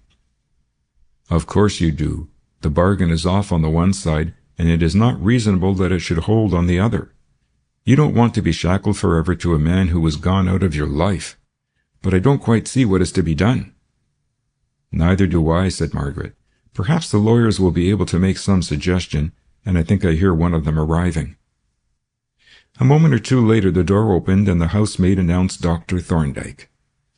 Varney stood up, and as the guest was ushered in, he looked with deep curiosity, not entirely unmingled with awe, at this tall, imposing man who held in his mind so much recondite knowledge and doubtless so many strange secrets. "I think you know Mr. Varney," said Margaret as she shook hands, "though you hadn't much opportunity to improve his acquaintance at Sennin." "No," Thorndyke agreed. "Mr. Penfield's bombshell rather distracted our attention from the social aspects of that gathering. However, we are free from his malign influence this evening." "I am not sure that we are," said Varney. "Mrs. Purcell tells me that he has just produced another mysterious letter." "I shouldn't call it mysterious," said Thorndyke. "On the contrary, it resolves the mystery. We now know approximately where Mr. Purcell is." "Yes, it ought to be easy to get on his track now. That, I understand, is what you have been trying to do. Do you propose to locate him more exactly?" "I see no reason for doing so," replied Thorndyke. "His letter answers Mr. Penfield's purpose, which was to produce evidence that he is alive. But his letter does raise certain questions that will have to be considered. We shall hear what Mr. Rodney has to say on the subject. He is coming tonight, isn't he?" "He is not coming to dinner," said Margaret, "but he is going to drop in later. There goes the gong. Shall we go into the dining room?" Thorndyke held the door open, and they crossed the corridor to the pleasant little room beyond. As soon as they had taken their places at the table, Margaret led off the conversation with a rather definite change of subject. "Have you brought any of your work to show us, Mr. Varney?" she asked. "Yes," he replied. "I have brought 1 or 2 etchings that I don't think you have seen, and a couple of aquatints." "Aquatints," said Margaret. "Isn't that a new departure?" "No, it is only a revival. I used to do a good deal of aquatint work, but I have not done any for quite a long time until I attacked these 2. I like a change of method now and again, but I always come back to etchings." "Do you work much with the dry point?" asked Thorndyke. "Not the pure dry point," was the reply. "Of course I use it to do finishing work on my etchings, but that is a different thing. I have done very few dry points proper. I like the bitten line." "I suppose," said Thorndyke, "an etcher rather looks down on lithography." "I don't think so," replied Varney. "I don't, certainly. It is a fine process and an autograph process like etching and mezzotint. The finished print is the artist's own work, every bit of it, as much as an oil painting." "Doesn't the printer take some of the credit?" Thorndyke asked. "I am assuming that the artist does his own printing. If he doesn't, I should not call him a lithographer. He is only a lithographic draftsman. When I used to work at lithography, I always did my own printing. It is more than half the fun. I have the little press still." "Then perhaps you will revive that process too one day?" "I don't think so," Varney replied. The flat surface of a lithograph is rather unsatisfying after the rich raised lines of an etching. I shall never go back to lithography, except perhaps for some odd jobs. And here a spirit of mischievous defiance impelled him to add, I did a little lithograph only the other day, but I didn't keep it. It was a crude little thing. Thorndyke noted the statement with a certain grim appreciation. In spite of himself, he could not but like Varney, and this playful, sporting attitude in respect of a capital crime appeared to him as a new experience. It established him and Varney as opposing players in a sort of grim and tragic game, and it confirmed him in certain opinions that he had formed as to the antecedents and motives of the crime. For as to the reality of the crime he now had no doubt. The statement that Varney had just made in all the insolence of his fancied security had set the keystone on the edifice that Thorndyke had built up. Circumstantial evidence has a cumulative quality. It advances by a sort of geometrical progression in which each new fact multiplies the weight of all the others. The theory that Varney had made away with Purcell involved the assumption that Varney was a lithographer who was able to print. It was now established that Varney was a lithographer and that he owned a press. Thus the train of circumstantial evidence was complete. It was a most singular situation. In the long pauses which tend to occur when good appetites coincide with a good dinner, the two men, confronting one another across the table, sat, each busy with his thoughts, behind the closed shutters of his mind, each covertly observant of the other and each the object of the other's meditations. To Varney had come once more that queer feeling of power that he had experienced at Sennin, when Mr. Penfield's letter had arrived, the sense of an almost godlike superiority and omniscience. Here were these simple mortals full of wonder, perplexity, and speculation as to the vanished Purcell. And they were all wrong, but he knew everything. And he was the motive power behind all their ineffectual movements. It was he who, by the pressure of a finger, had set this puppet show in motion, and he had but to tweak a string in his quiet studio and they were all set dancing again. Every one of them was obedient to his touch. Maggie, Penfield, Rodney, even the strong-faced, inscrutable man whose eye he had just met. All of them were the puppets whose movements, joint or separate, were directed by his guiding hand. Thorndyke's reflections were more complex. From time to time he glanced at Varney. He was too good an observer to need to stare, profoundly interested in his appearance. No man could look less like a murderer than this typical artist with his refined face, dreamy yet vivacious, and his suave, gentle manners. Yet that apparently was what he was. Moreover, he was a forger of banknotes, perhaps of other things too, as suggested by the very expert production of this letter, and had almost certainly uttered the forged notes. That was, so to speak, the debit side of his moral account, and there was no denying that it was a pretty heavy one. On the other hand, he was evidently making a serious effort to earn an honest living. His steady industry was clear proof of that. It was totally unlike a genuine criminal to work hard and with enthusiasm for a modest income, yet that was what he was evidently doing. It was a very singular contradiction. His present mode of life, which was evidently adapted to his temperament, seemed totally irreconcilable with his lurid past. There seemed to be two Varneys, the criminal Varney, practicing felonies and not stopping short of murder, and the industrious, artistic Varney, absorbed in his art and content with the modest returns that it yielded. Which of them was the real Varney? As he debated this question, Thorndyke turned to the consideration of the other partner in the criminal firm, and this seemed to throw an appreciable light on the question. Purcell had clearly been the senior partner. The initiative must have been his. The starting point of the banknote adventure must have been the theft of the note molds at Maidstone. That had been Purcell's exploit, probably a lucky chance of which he had taken instant advantage. But the molds were of no use to him without an engraver, so he had enlisted Varney's help.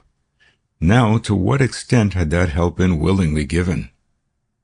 It was, of course, impossible to say, but it was possible to form a reasonable opinion by considering the characters of the two men. On the one hand, Varney, a gentle, amiable, probably pliable man. On the other, Purcell, a strong, masterful bully, brutal, selfish, unscrupulous, ready to trample ruthlessly on any rights or interests that conflicted with his own desires. That was, in effect, the picture of him that his wife had painted. the wife whom he had married, apparently against her inclination, by putting pressure on her father who was his debtor. Purcell was a moneylender, a usurer, and even at that, a hard case, as Mr. Levy's observations seem to hint. Now, a usurer has certain affinities with a blackmailer. Their methods are somewhat similar. Both tend to fasten on their victim and bleed him continuously. Both act by getting a hold on the victim and putting on the screw when necessary, and both are characterized by remorseless egoism. Now, Purcell was clearly of the stuff of which blackmailers are made. Was it possible that there was an element of blackmail in his relations with Varney? The appearances strongly suggested it. Here were two men jointly engaged in habitual crime. Suddenly, one of them is eliminated by the act of the other, and forthwith the survivor rids himself of the means of repeating the crime and settles down to a life of lawful industry. That was what had happened. The instant Varney had got rid of Purcell, he had proceeded to get rid of the paper blanks by sending them to Mr. Penfield, instead of printing them and turning them into money, and by thus denouncing the firm, had made it impossible in any case to continue the frauds. Then he had settled down to regular work in his studio. That seemed to be the course of events. It was extremely suggestive. Purcell's disappearance coincided with the end of the criminal adventure and the beginning of a reputable mode of life. That seemed to supply the motive for the murder, if it had been a murder. It suggested that no escape from the life of crime had been possible so long as Purcell was alive, that Purcell had obtained some kind of hold on Varney, which enabled him to compel the latter to continue in the criminal partnership, and that Varney had taken the only means that were possible to rid himself of his parasite. That was what it looked like. Of course, this was mere guesswork. No proof was possible, but it agreed with all the facts and it made Varney's apparent dual personality understandable. The real and essential Varney appeared to be the artist, not the criminal. He appeared to be a normal man who had committed a murder under exceptional circumstances. With the banknote business, Thorndyke was not concerned and he had no knowledge of its circumstances. But the murder was his concern and he set himself to consider it. The hypothesis was that Purcell had been, in effect, a blackmailer and that Varney had been his victim. Now, it must be admitted that Thorndyke held somewhat unconventional views on the subject of blackmail. He considered that a blackmailer acts entirely at his own risk, and that the victim, since the law can afford him but a very imperfect protection, is entitled to take any available measure for his own protection, including the elimination of the blackmailer. But if the blackmailer acts at his own risk, so does the victim who elects to make away with him. Morally, the killing of a blackmailer may be justifiable homicide, but it has no such legal status. In law, self-defense means defense against bodily injury. It does not include defense against moral injury. Whoever elects to rid himself of a blackmailer by killing him accepts the risk of a conviction on a charge of murder. But that appeared to be Varney's position. He had accepted the risk. It was for him to avoid the consequences if he could. As to Thorndyke himself, though he might, like the clerk of arraigns at the Old Bailey, wish the offender a good deliverance, his part was to lay bare the hidden facts. He and Varney were players on opposite sides. He would play impersonally, without malice and with a certain goodwill to his opponent, but he must play his own hand and leave his opponent to do the same. These reflections passed swiftly through his mind in the intervals of a very desultory conversation. As he reached his conclusion, he once more looked up at Varney, and then he received something like a shock. At the moment no one was speaking, and Varney was sitting with his eyes somewhat furtively fixed on Margaret's downcast face. Now, to an experienced observer, there is something perfectly unmistakable in the expression with which a man looks at a woman with whom he is deeply in love. And such was the expression that Thorndyke surprised on Varney's face. It was one of concentrated passion, of adoration. Thorndyke was completely taken aback. This was an entirely new situation, calling for a considerable revision of his conclusions and also of his sympathies. An eliminated blackmailer is one thing, Uriah's wife is another and a very different one. Thorndyke was rather puzzled, for though the previous hypothesis hung fairly together, it was now weakened by the possibility that the murder had been committed merely to remove a superfluous husband. Not that it made any practical difference. He was concerned with the fact of Purcell's murder. The motives were no affair of his. His reflections were interrupted by a question from Margaret. "You haven't been down to Cornwall, I suppose, since you came to see us at Sennin in the summer?" "No, I have not, but Professor Darcy has, and he is starting for another trip at the end of next month." "Is he still in search of worms? It was worms that you were going to look for, wasn't it?" "Yes, marine worms. But he is not fanatical on the subject. All marine animals are fish that come to his net." "You are using the word net in a metaphorical sense, I presume," said Varney. "Or does he actually use a net?" "Sometimes," replied Thorndyke. "A good many specimens can be picked up by searching the shore at low tide, but the most productive work is done with the dredge. Many species are found only below low water mark." "Is there anything particularly interesting about marine worms?" Margaret asked. "There always seems something rather disgusting about a worm, but I suppose that is only vulgar prejudice." "It is principally unacquaintance with worms," replied Thorndyke. "They are a highly interesting group of animals, both in regard to structure and habits. You ought to read Darwin's fascinating book on earthworms and learn what an important part they play in the fashioning of the Earth's surface. But the marine worms are not only interesting, some of them are extraordinarily beautiful creatures." "That was what Philip Rodney used to say," said Margaret, "but we didn't believe him, and he never showed us any specimens." "I don't know that he ever got any," said Varney. "He made great preparations in the way of bottles and jars, and then he spent most of his time sailing his yacht or line fishing from a lugger. The only tangible result of his preparations was that remarkable jury button that he fixed on Dan's oilskin coat. You remember that button, Mrs. Purcell?" "I remember something about a button, but I have forgotten the details. What was it?" "Why, Dan lost the top button from his oiler and never got it replaced. One day he lent the coat to Philip to go home in the wet, and as Phil was going out line fishing the next day and his own oilers were on the yacht, he thought he would take Dan's. So he proceeded to fix on a temporary button, and a most remarkable job he made of it. It seems that he hadn't got either a button or a needle and thread, so he extemporized. He took the cork out of one of his little collecting bottles. It was a flat cork, waterproofed with paraffin wax, and it had a round label inscribed marine worms. Well, as he hadn't a needle or thread, he bored 2 holes through the cork with a little marlin spike in his pocket knife, passed through them the remains of the fiddle string that he had in his pocket, made 2 holes in the oilskin, threaded the catgut through them, and tied a reef knot on the inside." "And did it answer?" asked Margaret. "It sounds rather clumsy." "It answered perfectly, so well that it never got changed. It was on the coat when Dan went up the ladder at Penzance, and it is probably on it still. Dan seemed quite satisfied with it." There was a brief silence, during which Thorndyke looked down thoughtfully at his plate. Presently he asked, "Was the label over the wax or under it?" Varney looked at him in surprise, as also did Margaret. What on earth could it matter whether the label were over or under the wax?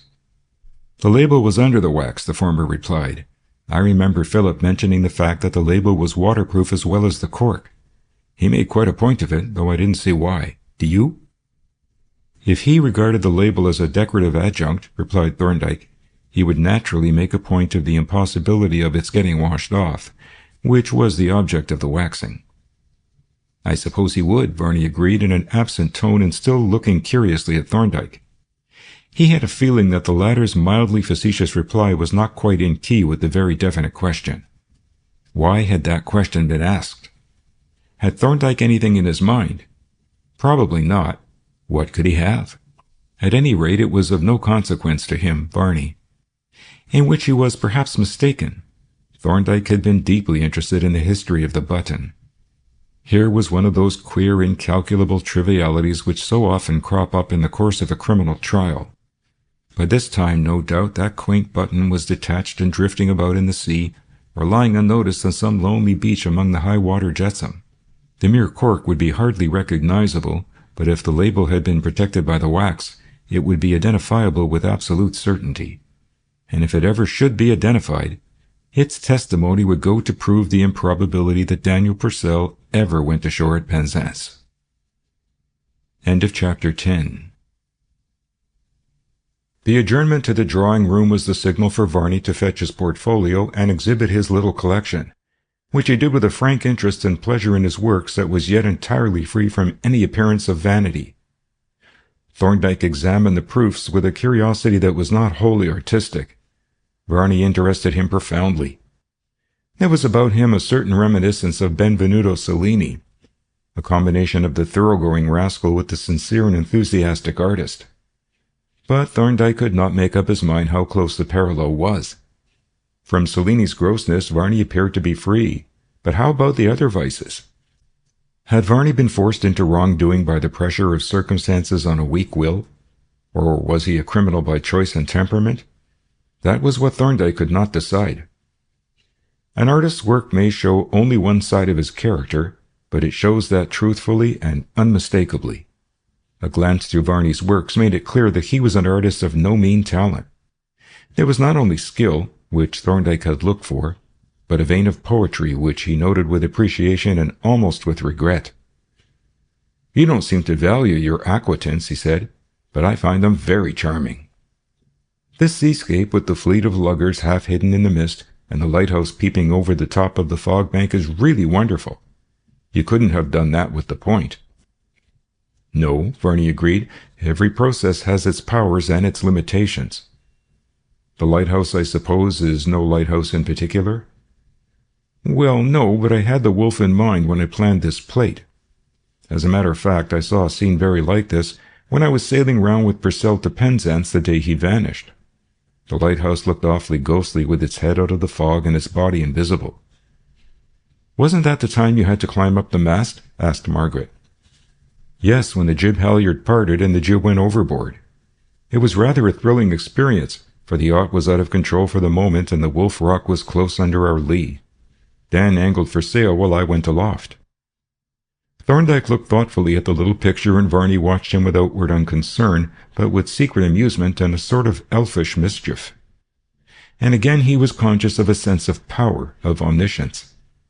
Here was this learned, acute lawyer and scientist looking in all innocence at the very scene on which he, Varney, had looked as he was washing the stain of Purcell's blood from the sail. Little did he dream of the event which this aquatint commemorated. For all his learning and his acuteness, he, Varney, held him in the hollow of his hand. To Thorndyke, the state of mind revealed by this picture was as surprising as it was illuminating. This was, in effect, a souvenir of that mysterious and tragic voyage. Whatever had happened on that voyage was clearly the occasion of no remorse. There was no shrinking from the memory of that day, but rather evidence that it was recalled with a certain satisfaction. In that there seemed a most singular callousness. But what did that callous indifference or even satisfaction suggest? A man who had made away with a friend with the express purpose of getting possession of that friend's wife would surely look back on the transaction with some discomfort, indeed would avoid looking back on it at all. Whereas one who had secured his liberty by eliminating his oppressor could hardly be expected to feel either remorse or regrets. It looked as if the blackmail theory were the true one after all. "That will be Mr. Rodney," Margaret said, looking expectantly at the door.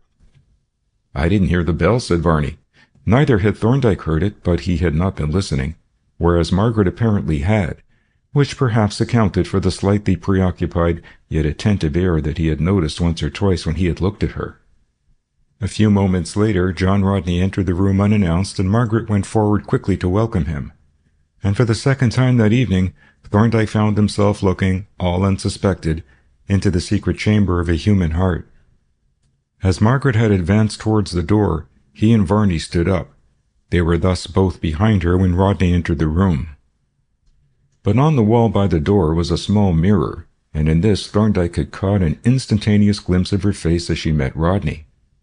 That glimpse had told him what perhaps she had hardly guessed herself, but the face which appeared for a moment in the mirror and was gone was a face transfigured. Not indeed with the expression of passionate adoration that he had seen on Varney's face. That meant passion consciously recognized and accepted. What Thorndyke saw in Margaret's face was a softening, a tender, joyful welcome such as a mother might bestow on a beloved child. It spoke of affection rather than passion, but it was unmistakable. Margaret Purcell loved John Rodney. Nor, so far as Thorndyke could judge, was the affection only on one side.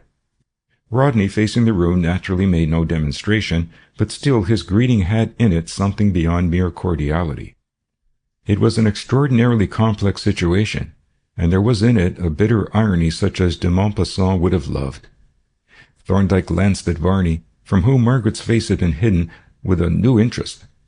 Here was a man who had made away with an unwanted husband, perhaps with the sole purpose of securing the reversion of the wife, and behold, he had only created a vacancy for another man. "This is a great pleasure, Thorndyke," said Rodney, shaking hands heartily. "Quite an interesting experience, too, to see you in evening clothes, looking almost human. I am sorry I couldn't get here to dinner. I should like to have seen you taking food like an ordinary mortal." "You shall see him take some coffee presently," said Margaret. "But doesn't Dr. Thorndyke usually look human?" "Well," replied Rodney, "I won't say that there isn't a certain specious resemblance of a human being, but it is illusory. He is really a sort of legal abstraction like John Doe or Richard Roe. Apart from the practice of the law, there is no such person." "That sounds to me like a libel," said Margaret. "Yes," agreed Varney. "You've done it now, Rodney. It must be actionable to brand a man as a mere hallucination. There will be wigs on the green, barristers' wigs, when Dr. Thorndyke begins to deal out writs." "Then I shall plead justification," said Rodney, "and I shall cite the present instance. For what do these pretenses of customary raiment and food consumption amount to? They are mere camouflage, designed to cover a legal inquiry into the disappearances of his usual places of resort of one Daniel Purcell." "Now you are only making it worse," said Margaret, "for you are implicating me. You are implying that my little dinner party is nothing more than a camouflage legal inquisition."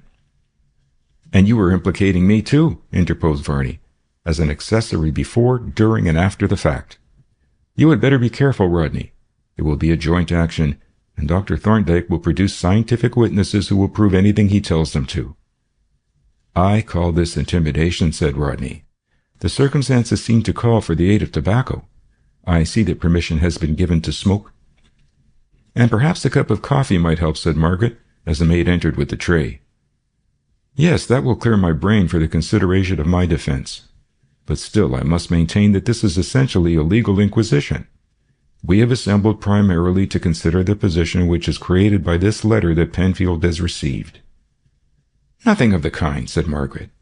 "I asked you primarily that I might enjoy the pleasure of your society, and secondly, that you might enjoy the pleasure of one another's—" "And yours." "Thank you.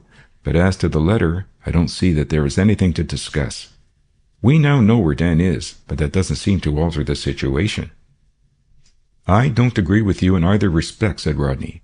"There seems to me a good deal to discuss, and our knowledge as to Dan's whereabouts alters the situation to this extent, that we can get into touch with him if we want to, or at least Dr. Thorndyke can, I presume."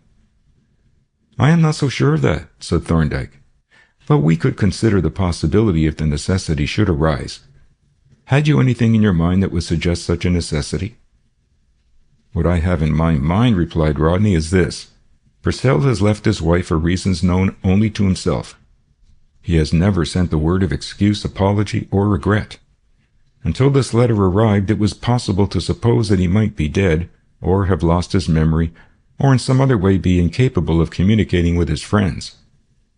Now we know that he is alive, that he has all his faculties, except the faculty of behaving like a decent and responsible man, and that he has gone away and is staying away of his own free will and choice. If there was ever any question as to his coming back, there is none now. And if there could ever be any excuse or extenuation of his conduct, there is now none.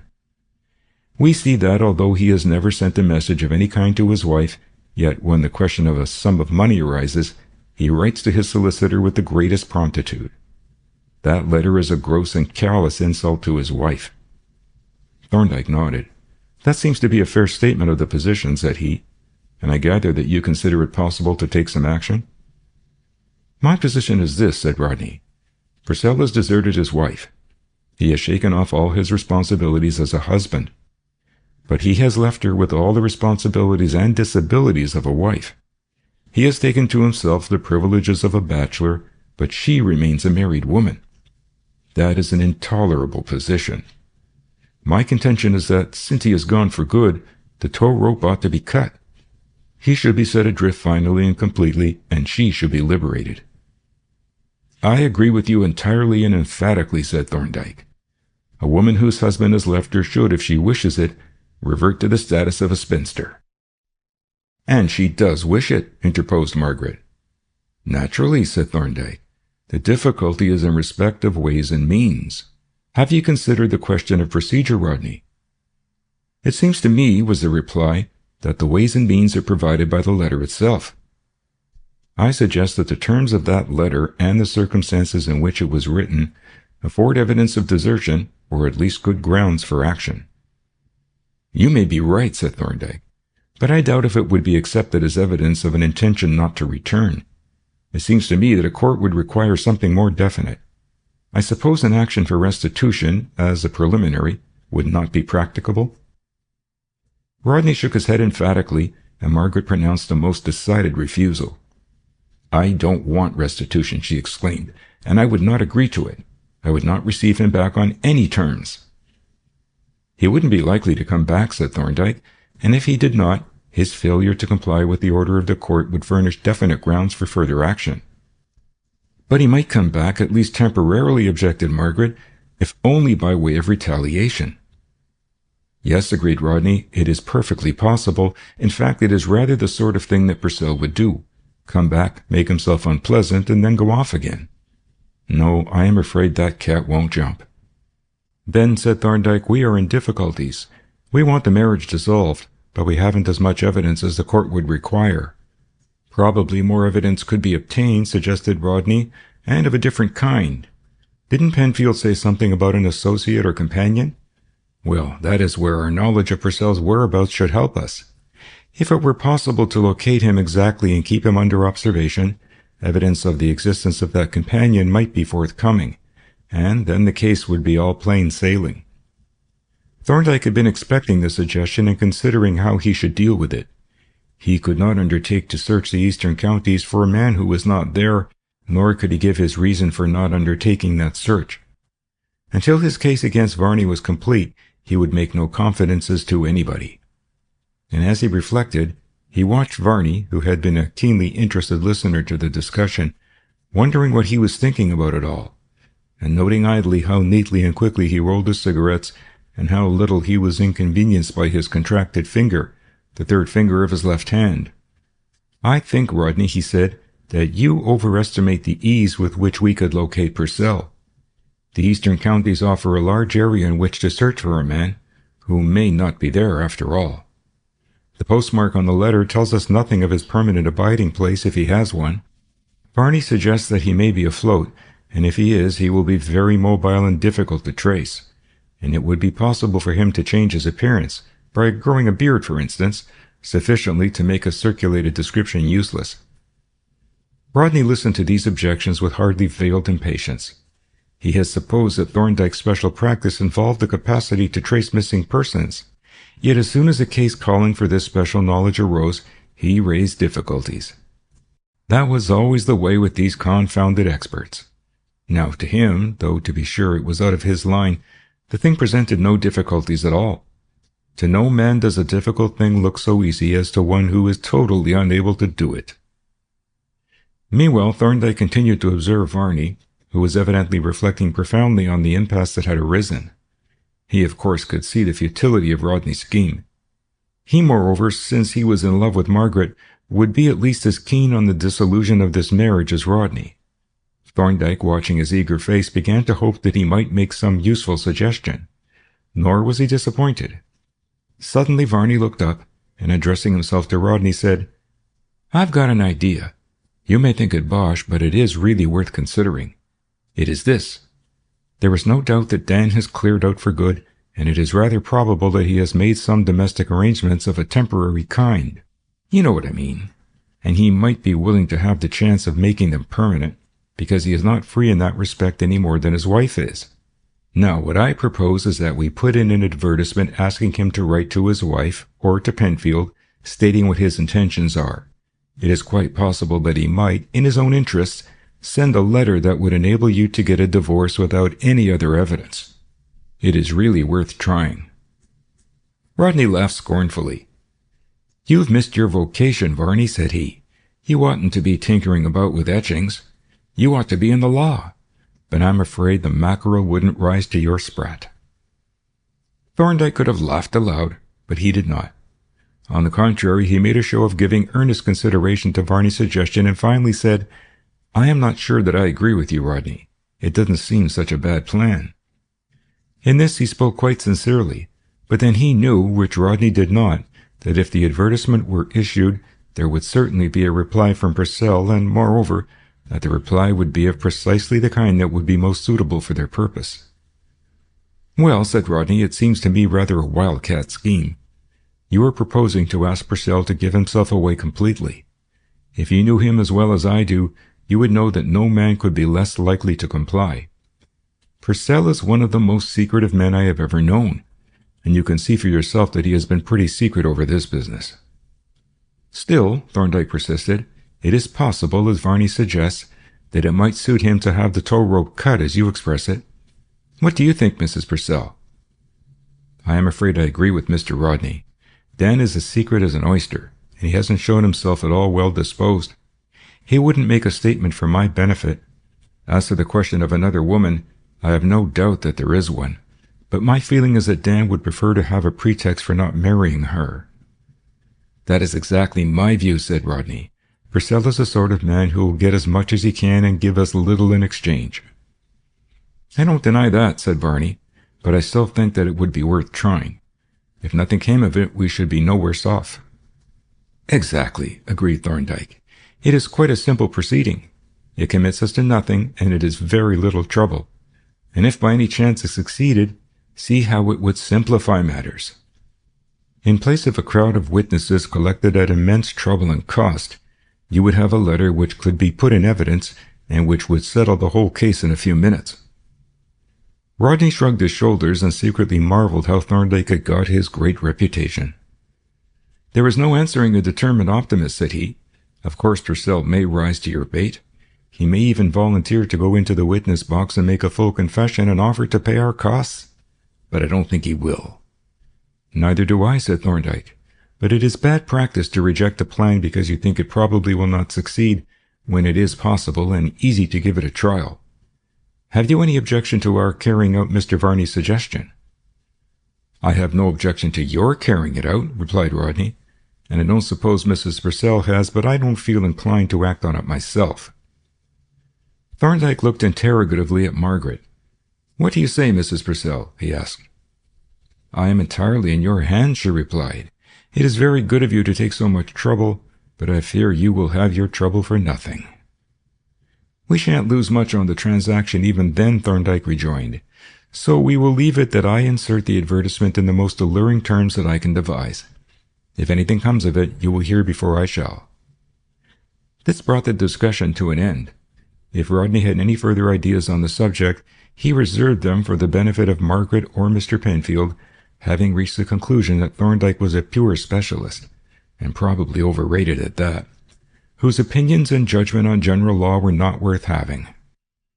The conversation thus drifted into other channels, but with no great vivacity, for each of the four persons was occupied inwardly with the subject that had been outwardly dismissed. Presently Varney, who had been showing signs of restlessness, began to collect his etchings in preparation for departure. Thereupon Thorndyke also rose to make his farewell.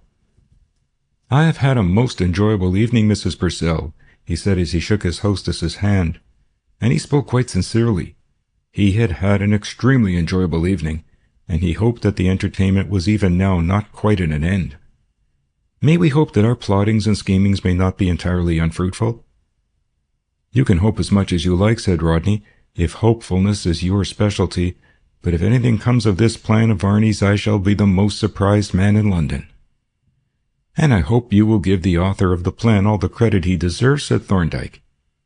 "He has got that now," Rodney replied with a grin. "I doubt if he has," retorted Thorndyke, "but we shall see. Are we walking the same way, Varney?" "I think so," replied Varney, who had already decided for his own special reasons that they were, in which he was in complete though unconscious agreement with Thorndyke. "Rodney seems a bit cocksure," the former remarked as they made their way towards the Brompton Road, "but it is no use taking things for granted. I think it quite possible that Purcell may be willing to cut his cable. At any rate, it is reasonable to give him the chance." "Undoubtedly," agreed Thorndyke. "There is no greater folly than to take failure for granted and reject an opportunity. Now, if this plan of yours should by any chance succeed, Mrs. Purcell's emancipation is as good as accomplished." "Is it really?" Varney exclaimed eagerly. "Certainly," replied Thorndyke. "That is, if Purcell should send a letter the contents of which should disclose a state of affairs which would entitle his wife to a divorce. But that is too much to hope for unless Purcell also would like to have the marriage dissolved." "I think it quite possible that he would, said Varney. "He must have had strong reasons for going off in this way, and we know what those strong reasons usually amount to.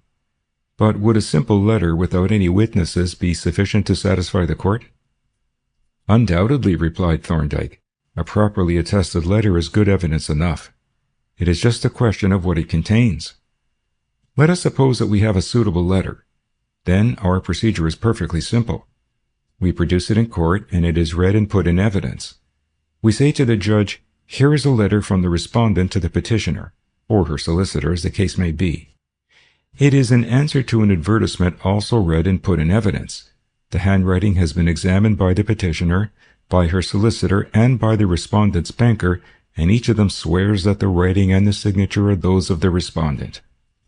In that letter, the respondent clearly and definitely states that he has left his wife for good, that under no circumstances will he ever return to her, that he refuses hereafter to contribute to her support, and that he has transferred his affections to another woman, who is now living with him as his wife. On that evidence, I think we should have no difficulty in obtaining a decree." Varney listened eagerly. He would have liked to make a few notes, but that would hardly do, though Thorndyke seemed to be a singularly simple-minded and confiding man. And he was amazingly easy to pump.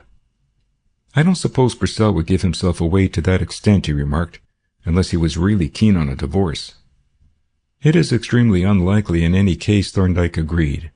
"But we have to bear in mind that if he writes at all, it will be with the object of stating his intentions as to the future and making his position clear. I shall draft the advertisement in such a way as to elicit this information, if possible. If he is not prepared to furnish the information, he will not reply. If he replies, it will be because, for his own purposes, he is willing to furnish the information." "Yes, that is true, so that he may really give more information than one might expect. I wonder if he will write. What do you think?" "It is mere speculation," replied Thorndyke, "but if I hadn't some hopes of his writing, I shouldn't be at the trouble of putting in the advertisement. But perhaps Rodney is right. I may be unreasonably optimistic." At Piccadilly Circus they parted and went their respective ways, each greatly pleased with the other and both highly amused. As soon as Thorndyke was out of sight, Varney whipped out his notebook and, by the light of a street lamp, made a careful precis of the necessary points of the required letter.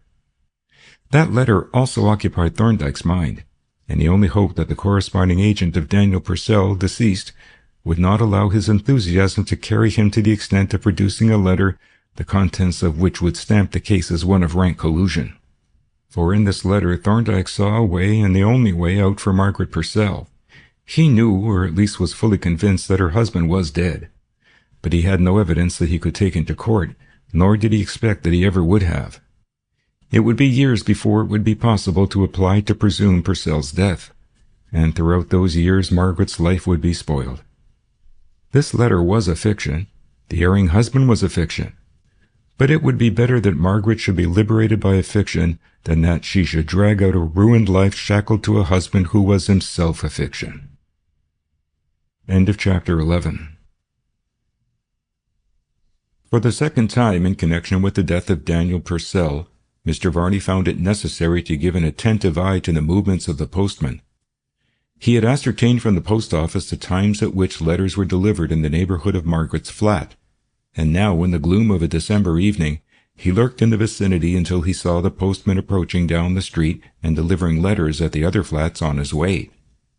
Then he entered the now familiar portals and made his way quietly up the stairs until he reached Margaret's outer door. Here he paused for a few moments, standing quite still and listening intently. If he had been discovered, he would have simply come to pay a call.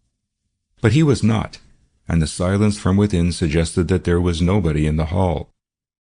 With a furtive look round, he drew a letter from his pocket and silently slipped it into the letter-box, catching the flap on his finger as it fell to prevent it from making any sound.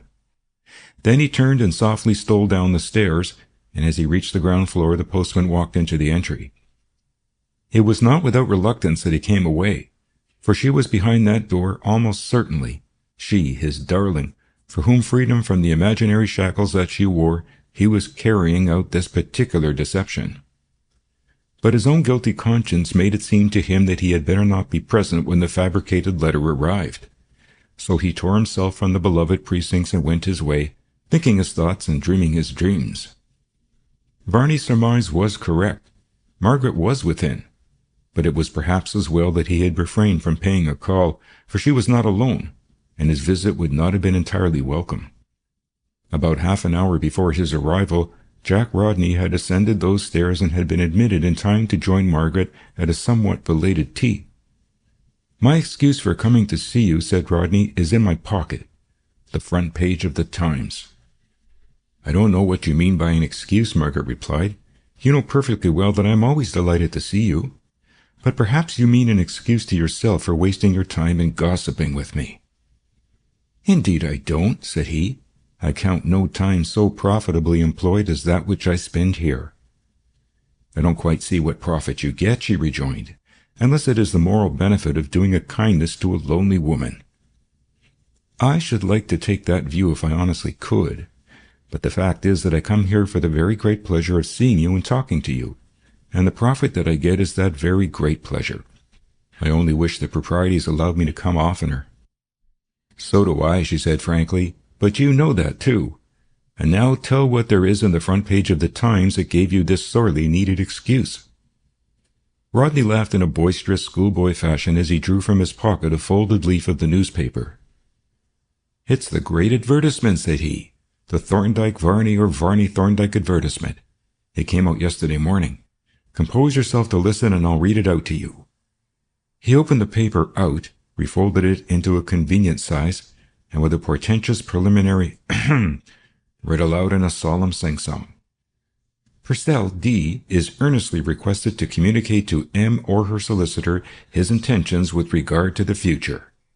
If his present arrangements are permanent, she would be grateful if he would notify her to that effect in order that she may make the necessary modifications in her own." As he finished, he looked up at her and laughed contemptuously. "Well, Maggie," said he, "what do you think of it?" She laughed merrily and looked at him with hardly disguised fondness and admiration. "What a schoolboy you are, John," she exclaimed. "How annoyed Dr. Thorndyke would be if he could hear you. But it is rather funny. I can imagine Dan's face when he reads it, if he ever does read it." "So can I," chuckled Rodney. "I can see him pulling down his lower lip and saying grr in that pleasant way that he has. But isn't it a perfectly preposterous exhibition? Just imagine a man of Thorndyke's position doing a thing like this. Why, it is beneath the dignity of a country attorney's office boy. I can't conceive how he got his reputation. He seems to be an absolute greenhorn." "Probably he is quite good at his own specialty," suggested Margaret. "But this is his own specialty. The truth is that the ordinary lawyer's prejudice against experts is to a great extent justified. They are really humbugs and pretenders. You saw what his attitude was when I suggested that he should get Dan under observation. Of course it was the obvious thing to do, and one would suppose that it would be quite in his line. Yet as soon as I made the suggestion, he raised all sorts of difficulties, whereas a common private inquiry agent would have made no difficulty about it at all." "Do you think not?" Margaret asked a little eagerly. "Perhaps it might be worthwhile to employ one. It would be such a blessed thing to get rid of Dan for good." "It would indeed," Rodney agreed heartily, "but perhaps we had better see if Thorndyke gets a bite. If he fails, we can try the other plan." Margaret was slightly disappointed. She wanted to see some progress made and was a little impatient of the law's delays. But the truth is that Rodney had been speaking rather at random. When he came to consider what information he had to give to a private detective, the affair did not look quite such plain sailing. Perhaps, said Margaret, Dr. Thorndyke was right in giving Mr. Varney's plan a trial. We are no worse off if it fails, and if it were by any chance to succeed, oh, what a relief it would be! Not that there is the slightest chance that it will. Not a dog's chance, agreed Rodney, and Thorndyke was an ass to have anything to do with the advertisement. He should have let Varney put it in. No one expects an artist to show any particular legal acumen. Poor Mr. Varney, murmured Margaret, with a faint smile, and at this moment the housemaid entered the room with a couple of letters on a salver. Margaret took the letters, and having thanked the maid, laid them on the table by her side. "Won't you read your letters?" said Rodney. "You are not going to make a stranger of me, I hope." "Thank you," she replied. "If you will excuse me, I will just see whom they are from." She took up the top letter, opened it, glanced through it, and laid it down. Then she picked up the second letter, and as her glance fell on the address, she uttered a little cry of amazement. "What is it?" asked Rodney. She held the envelope out for him to see. "It's from Dan," she exclaimed, and forthwith she tore it open and eagerly took out the letter. As she read it, Rodney watched her with mingled amusement, vexation, and astonishment. The utterly inconceivable thing had happened. Thorndyke had taken odds of 1,000,000 to 1 against, and it had come off. That was just a piece of pure luck. It reflected no particular credit on Thorndyke's judgment, but still Rodney rather wished he had been less dogmatic. When she had quickly read through the letter, Margaret handed it to him without comment. He took it from her and rapidly ran through the contents. "Dear Maggie," it ran, "I have just seen your quaint advertisement and send you a few lines as requested. I don't know what you mean by modifying your arrangements, but I can guess. However, that is no concern of mine, and whatever your plans may be, I don't want to stand in your way. So I will give you a plain statement, and you can do what you like. My present arrangements are quite permanent. You have seen the last of yours truly. I have no intention of ever coming back, and I don't suppose you particularly want me. It may interest you to know that I have made fresh domestic arrangements, necessarily a little unorthodox, but also quite permanent. With regard to financial questions, I am afraid I can't contribute to your arrangements, whatever they may be. You have enough to live on, and I have new responsibilities, but if you can get anything out of Levy, you are welcome to it. You will be the first person who ever has. You can also try Penfield, and I wish you the best of luck. And that is all I have got to say on the subject. With best wishes, yours sincerely, Daniel Purcell." Rodney returned the letter with an expression of disgust. "It is a brutal, hoggish letter," said he, "typical of the writer. Where does he write from?" "The postmark is Wivenhoe. It was posted last night at 7:30. "That looks as if Varney were right and you were afloat, but it is a queer time of year for yachting on the East Coast. Well, I suppose you are not much afflicted by the tone of that letter?" "Not at all. The more brutal the better. I shall have no qualms now. But the question is, will the letter do? What do you think? It ought to do well enough if it isn't a little too good to be true." "I don't quite understand. You don't doubt the truth of what he says, do you?" "Not at all. What I mean is this. Divorce judges are pretty wary customers. They have to be. The law doesn't allow married people who are tired of one another and would like to try a fresh throw of the dice to make nice little mutual arrangements to get their marriage dissolved. That is called collusion. And then there is a mischievous devil called the King's Proctor, whose function is to prevent us, O Lord, in all our doings, and to trip up poor wretches who have got a decree and think they have escaped, and to send them back to cat and dog matrimony until death do them part. Now the only pitfall about this letter of Dan's is that it is so very complete. He makes things so remarkably easy for us. He leaves us nothing to prove. He admits everything in advance and covers the whole of our case in our favor. That letter might have been dictated by a lawyer in our interest." Margaret looked deeply disappointed. "You don't mean to say that we shan't be able to act on it?" she exclaimed in dismay. "I don't say that," he replied, "and I certainly think it will be worth trying. But I do wish that we could produce evidence that he is living with some woman, as he appears to state. That would be so much more convincing. However, I will get an opinion from a counsel who has had extensive experience of divorce practice, a man like Barnby, for instance. I could show him a copy of the letter and hear what he thinks." Why not Dr. Thorndyke, said Margaret. He was really right after all, and we shall have to show him the letter. Yes, and he must see the original.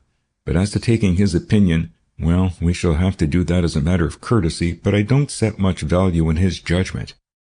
You see, he chose to go double nap on this letter, and he happened to win.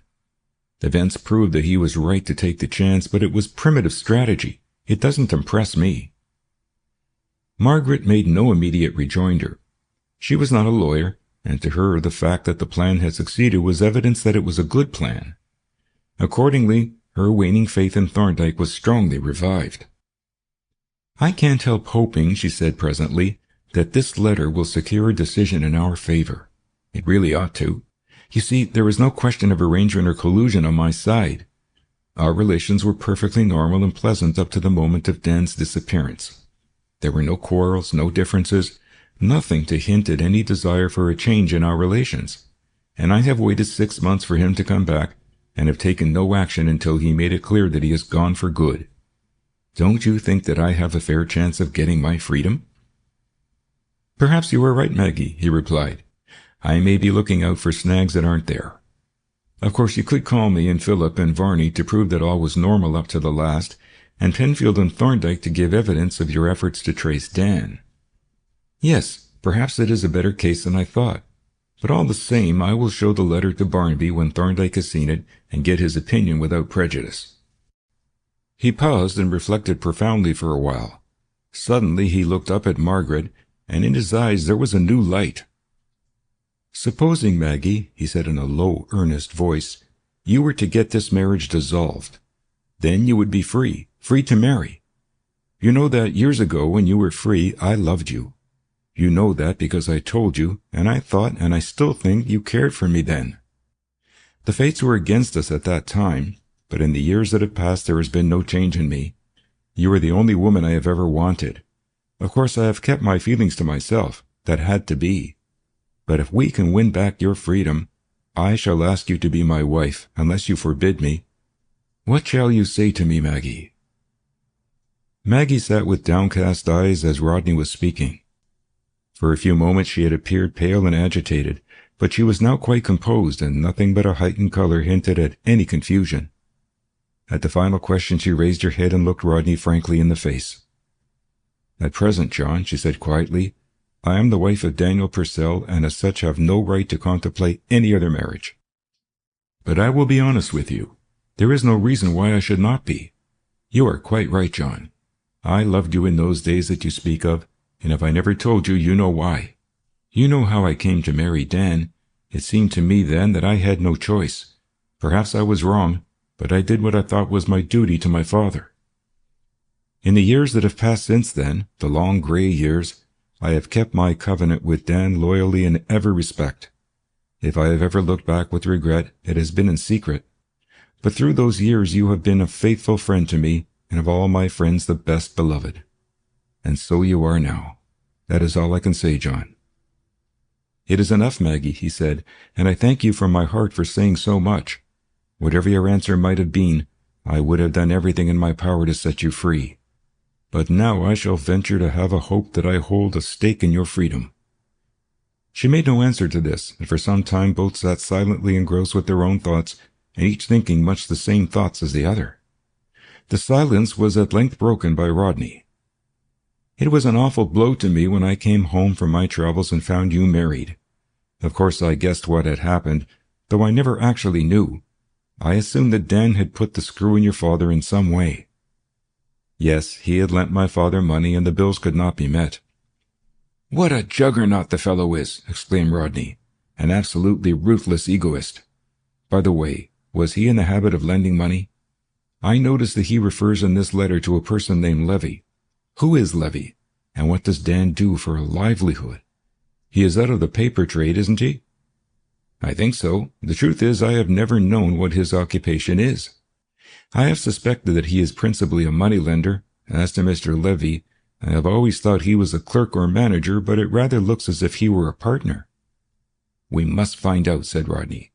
And there is another thing that we must look into, that mysterious letter that Penfield received from Dan. Did you ever learn what was in it? Never. Mr. Penfield refused to divulge the slightest hint of its contents, but I feel convinced that it was in some way connected with Dan's disappearance. You remember it arrived on the day after Dan went away. I think Dr. Thorndyke called on Mr. Penfield to see if he could glean any information, but I assume that he didn't succeed. We can take that for granted, said Rodney. I don't think Thorndyke would get much out of a wary old bird like Penfield. But we must find out what was in that letter. Penfield will have to produce it if we put him in the witness box, though he will be a mighty slippery witness. However, I will see Thorndyke and ask him about it when I have consulted Barnby. Perhaps I had better take charge of the letter. Margaret handed him the letter, which he put securely in his wallet, and, the plan of action now being settled, he stayed only for a little further gossip and then took his leave. On the following afternoon he called by appointment on Thorndyke, who, having admitted him, closed the oak and connected the bell with the laboratory upstairs where his assistant Polton was at work. So, he said, our fish has risen to the tin minnow, as I gather from your note. Yes, you have had better luck than I expected. Or than I deserved, you might have added if you had been less polite. Well, I don't know that I should agree. I consider it bad practice to treat an improbability as an impossibility. But what does he say? All that we could wish, and perhaps a little more. That is the only difficulty. He makes things a little too easy for us, at least that is my feeling. But you had better see the letter. He took it from his wallet and passed it to Thorndyke, who glanced at the postmark and, when he had taken out the letter, looked quickly into the interior of the envelope. Wivenhoe, he remarked, some distance from Woodbridge, but in the same district. He read carefully through the text, noting at the same time the peculiarities that he had observed in the former letter. In this case, too, the postmarks had been made when the envelope was empty, a curious oversight on the part of Varney, in view of the care and ingenuity otherwise displayed. Indeed, as he read through the letter, Thorndyke's opinion of that cunning artificer rose considerably. It was a most skilful and tactful production. It did certainly make things almost suspiciously easy, but then that was its function. The whole case for the petition rested on it. But the brutal attitude of the imaginary truant was admirably rendered, and so far as he could judge, the personality of the missing man convincingly represented. It is not a courteous epistle, he remarked tentatively. No, agreed Rodney, but it is exactly the sort of letter that one would expect from Purcell. It gives you his character in a nutshell. This was highly satisfactory and very creditable to Varney. You mentioned in your note that you were going to take Barnby's opinion on it. Have you seen him? Yes, and he thinks the same as I do, that it would be a little risky to base a petition on this letter alone. The judge might smell a rat. He considers that if we could produce evidence that Purcell is actually living with another woman, this letter would be good evidence of desertion. He suggested putting a private inquiry agent on Purcell's tracks. What do you say to that? In the abstract, it is an excellent suggestion, but how are you going to carry it out? You speak of putting the agent on Purcell's tracks, but there are no tracks. There is no place in which he is known to have been staying. There is no person known to us who has seen him since he landed at Penzance. You would start your sleuth without a scent to wander about Essex and Suffolk, looking for a man whom he has never seen and would probably not recognize if he met him, and who was possibly not in either of those counties at all. It is really not a practicable scheme. Rodney emitted a discontented grunt.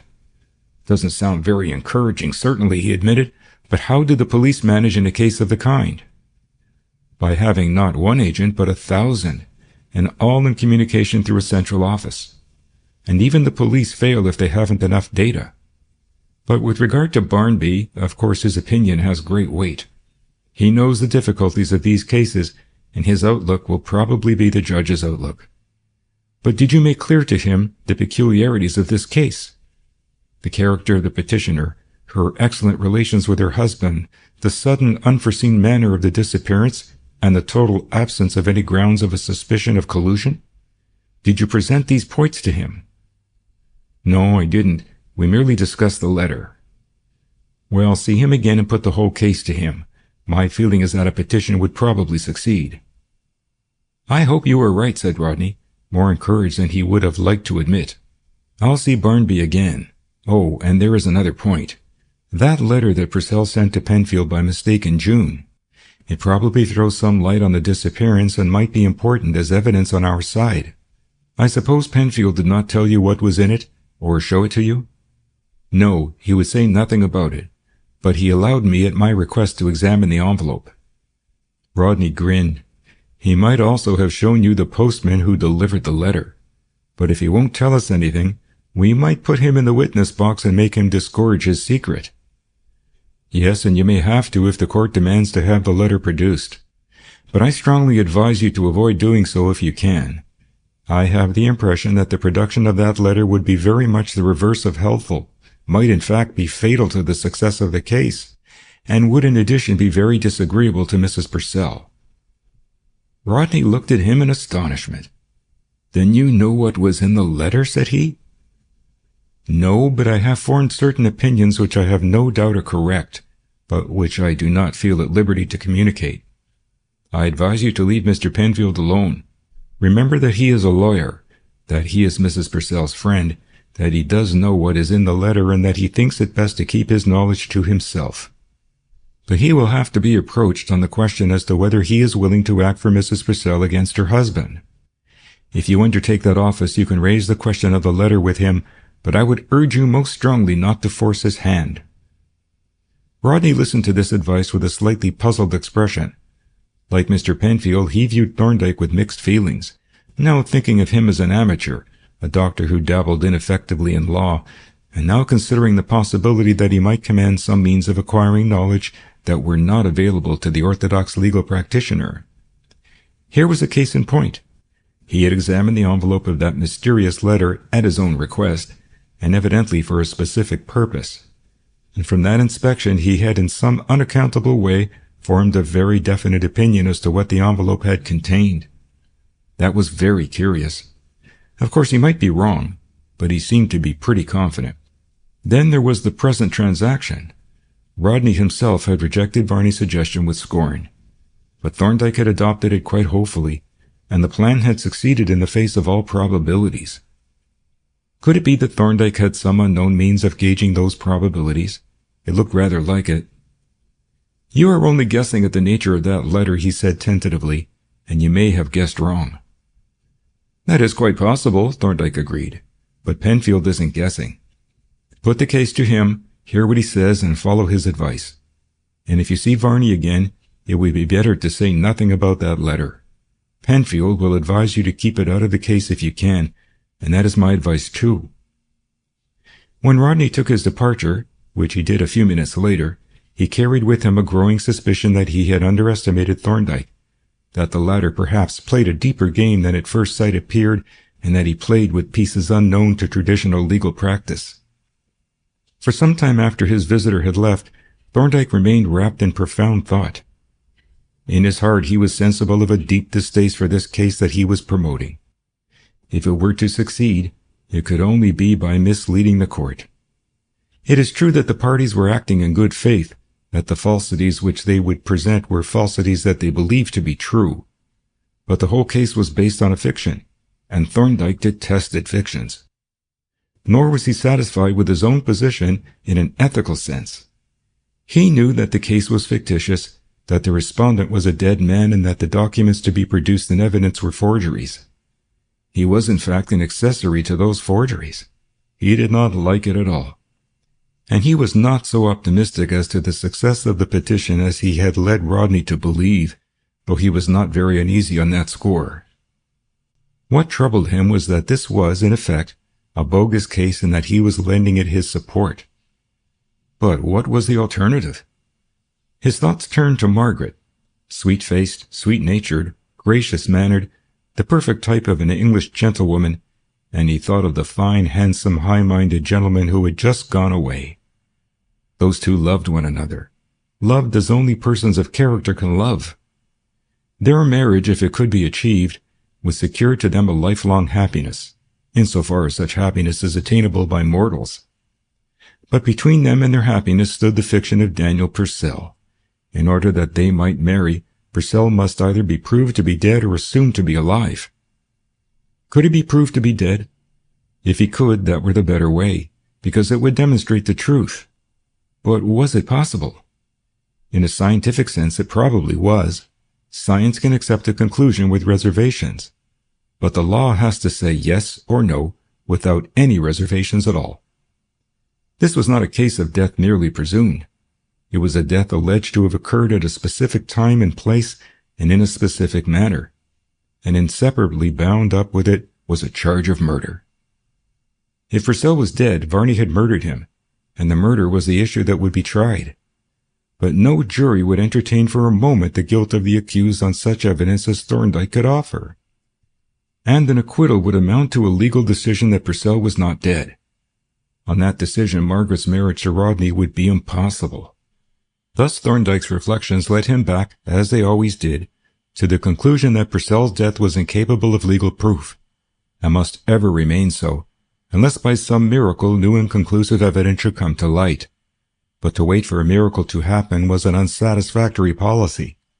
If Purcell could not be proved to be dead, and if such failure of proof must wreck the happiness of two estimable persons, then it would appear that it might be allowable to accept what was the actual legal position and assume that he was alive.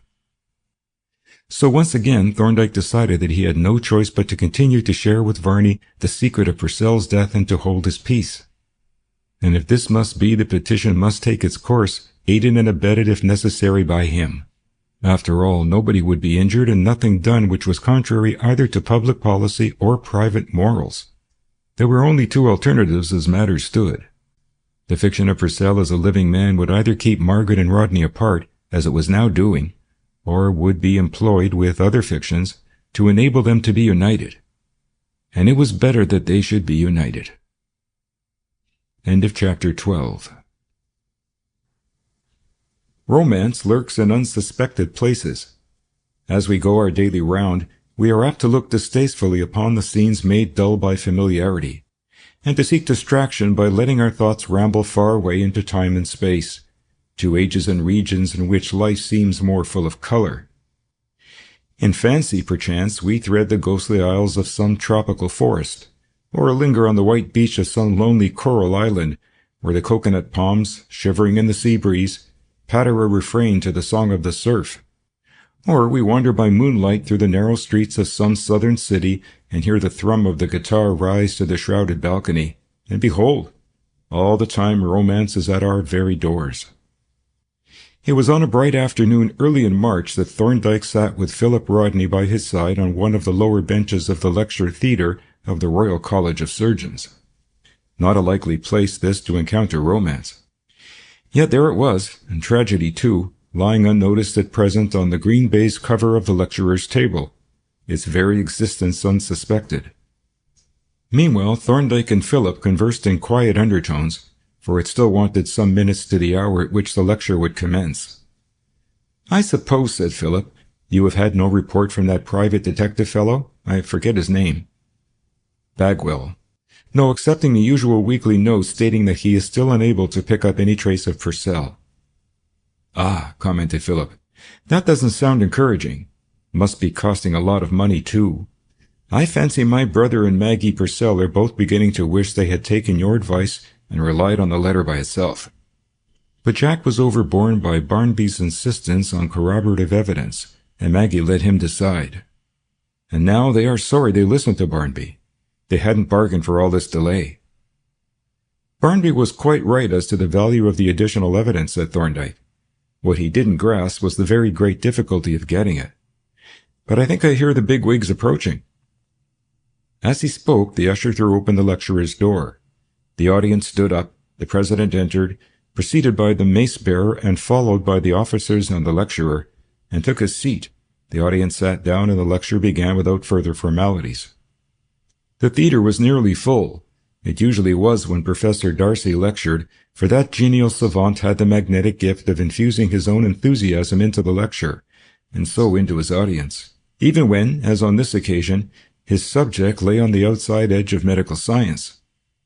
Today he was lecturing on the epidermic appendages of the marine worms, and from the opening sentence he held his audience as by a spell, standing before the great blackboard with a bunch of colored chalks in either hand, talking with easy eloquence, mostly over his shoulder, while he covered the black surface with those delightful drawings that added so much to the charm of his lectures.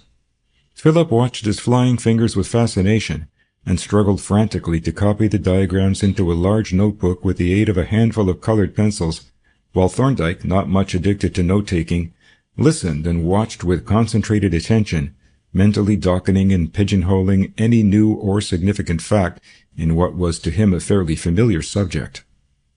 The latter part of the lecture dealt with those beautiful sea worms that build themselves tubes to live in, worms like the serpula that make their shelly or stony tubes by secretion from their own bodies, or like the sabella or terabella, build them up with sand grains, little stones, or fragments of shell.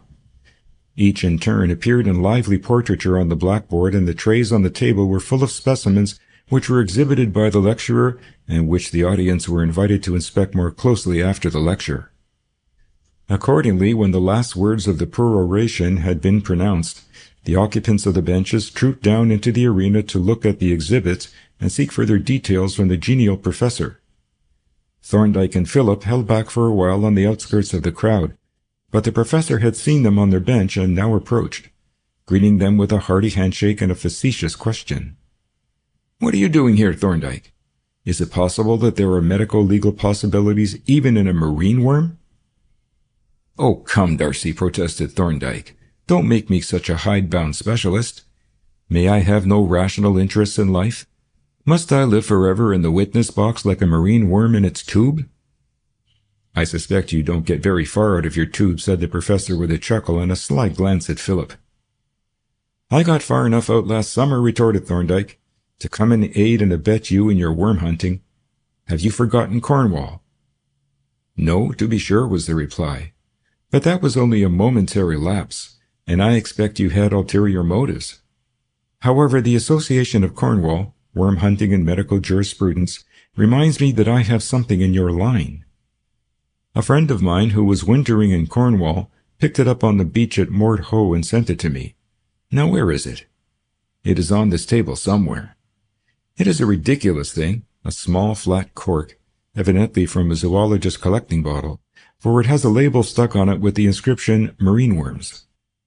It seems that our zoologist was a sort of Robinson Crusoe, for he had bored a couple of holes through it and evidently used it as a button.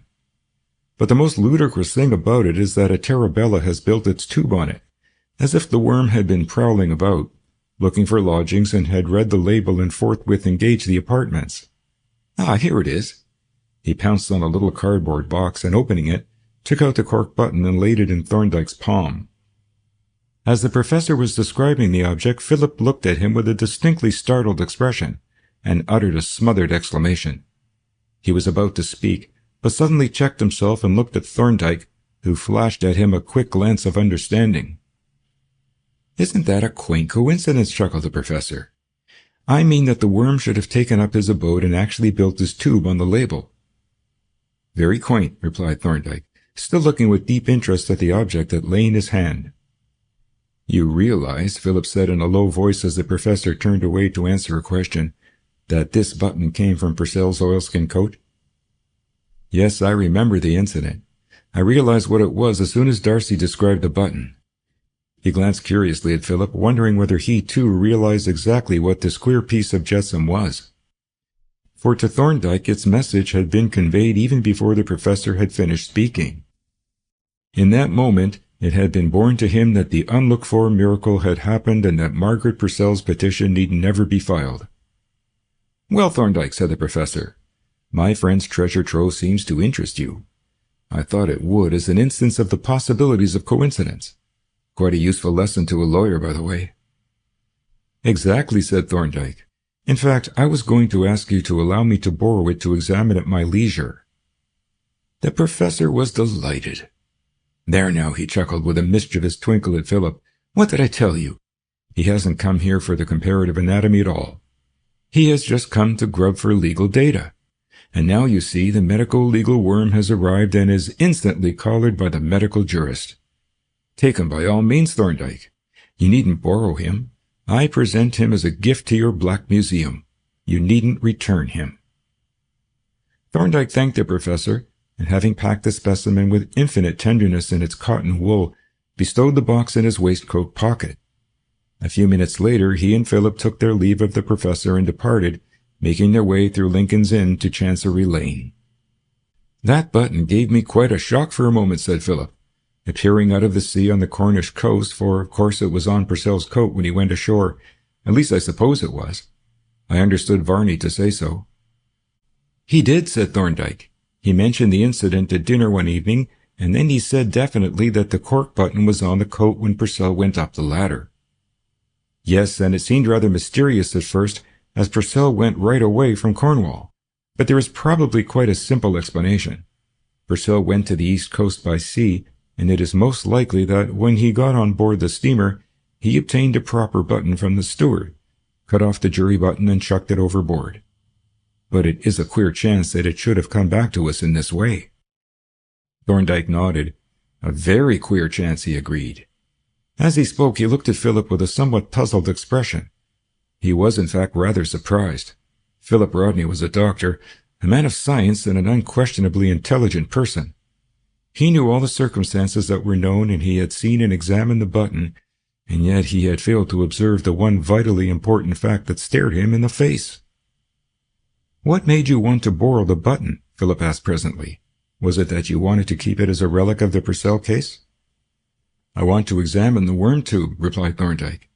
"It is a rather unusual one, very uniform in composition. Mostly Terabella tubes are very miscellaneous as to their materials, sand, shell, little pebbles, and so forth. The material of this one seems to be all alike." "Probably the stuff that the worm was able to pick up in the neighborhood of Mort Ho." "That is possible," said Thorndyke, and the conversation dropped for a moment, each man occupying himself with reflections on the other. To Philip it seemed rather surprising that a man like Thorndyke, full of important business, should find time or even inclination to occupy himself with trivialities like this. For after all, what did it matter whether this worm tube was composed of miscellaneous gatherings or of a number of similar particles?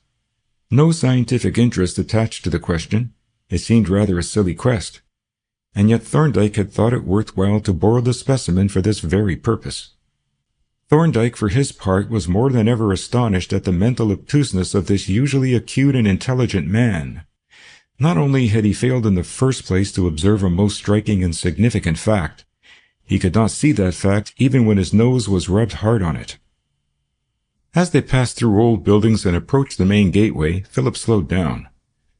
"I am going into my brother's chambers here to have tea with him. Do you care to join us? He will be glad to see you."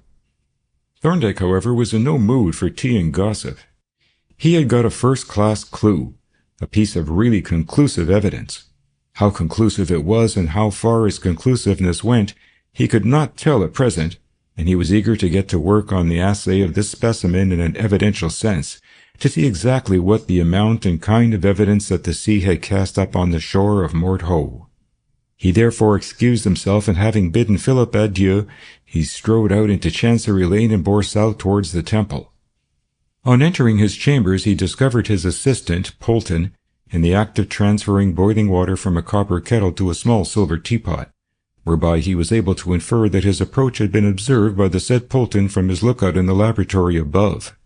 The two men, master and man, exchanged friendly greetings, and Thorndyke then observed, "I have got a job to do later on, Polton, when I have finished up the evening's work. I shall want to grind some small sections of a mineral that I wish to identify. Would you put out 1 or 2 small hones and the other things that I shall need?" "Yes, sir," replied Polton. "I will put the mineral section outfit on a tray and bring it down after tea. But can't I grind the sections? It seems a pity for you to be wasting your time on a mechanical job like that." "Thank you, Polton," replied Thorndyke. "Of course you could cut the sections as well as or better than I can. But it is possible that I may have to produce the sections in evidence, and in that case it will be better if I can say that I cut them myself and that they were never out of my own hands. The courts don't know you as I do, you see, Polton." Polton acknowledged the compliment with a gratified smile and departed to the laboratory. As soon as he was gone, Thorndyke brought forth the little cardboard box, and having taken out the button, carried it over to the window, where, with the aid of his pocket lens, he made a long and careful examination of the worm tube, the result of which was to confirm his original observation. The mineral particles of which the tube was built up were of various shapes and sizes, from mere sand grains up to quite respectable little pebbles. But so far as he could see, they were all of a similar material. What that material was, an expert mineralogist would have been able no doubt to say offhand, and an expert opinion would probably have to be obtained. But in the meantime his own knowledge was enough to enable him to form a fairly reliable opinion when he had made the necessary investigations. As he drank his tea he reflected on this extraordinary windfall. Circumstances had conspired in the most singular manner against Varney. How much they had conspired remained to be seen. That depended on how much the worm tube had to tell. But even if no further light were thrown on the matter by the nature of the mineral, there was evidence enough to prove that Purcell had never landed at Penzance. The Tarabella had already given that much testimony, and the cross-examination was yet to come. Having finished tea, he fell to work on the reports and written opinions, which had to be completed and sent off by the last post. And it was characteristic of the man that, though the button and its as yet half-read message lurked in the subconscious part of his mind as the engrossing object of interest, he was yet able to concentrate the whole of his conscious attention on the matters with which he was outwardly occupied. Twice during the evening Polton stole silently into the room, once to deposit on a side table the little tray containing the mineral section appliances, and the second time to place on a small table near the fire a larger tray bearing the kind of frugal informal supper that Thorndyke usually consumed when alone and at work. "If you wait a few moments, Polton, I shall have these letters ready for the post. Then we shall both be free. I don't want to see anybody tonight unless it is something urgent." "Very well, sir," replied Polton. "I will switch the bell on to the laboratory and see that you are not disturbed unnecessarily." With this he took up the letters which Thorndyke had sealed and stamped and reluctantly withdrew, not without a last wistful glance at the apparatus on the tray. As the door closed behind him, Thorndyke rose, and bringing forth the button from the drawer in which he had bestowed it, began operations at once. First, with a pair of fine forceps, he carefully picked off the worm tube half a dozen of the largest fragments and laid them on a glass slide. This he placed on the stage of the microscope and, having fitted on a 2-inch objective, made a preliminary inspection under various conditions of light, both transmitted and reflected. When he had got clearly into his mind the general character of the unknown rock, he fetched from a store cabinet in the office a number of shallow drawers, filled with labeled specimens of rocks and minerals, and he also placed on the table in readiness for reference 1 or 2 standard works on genealogy and petrology.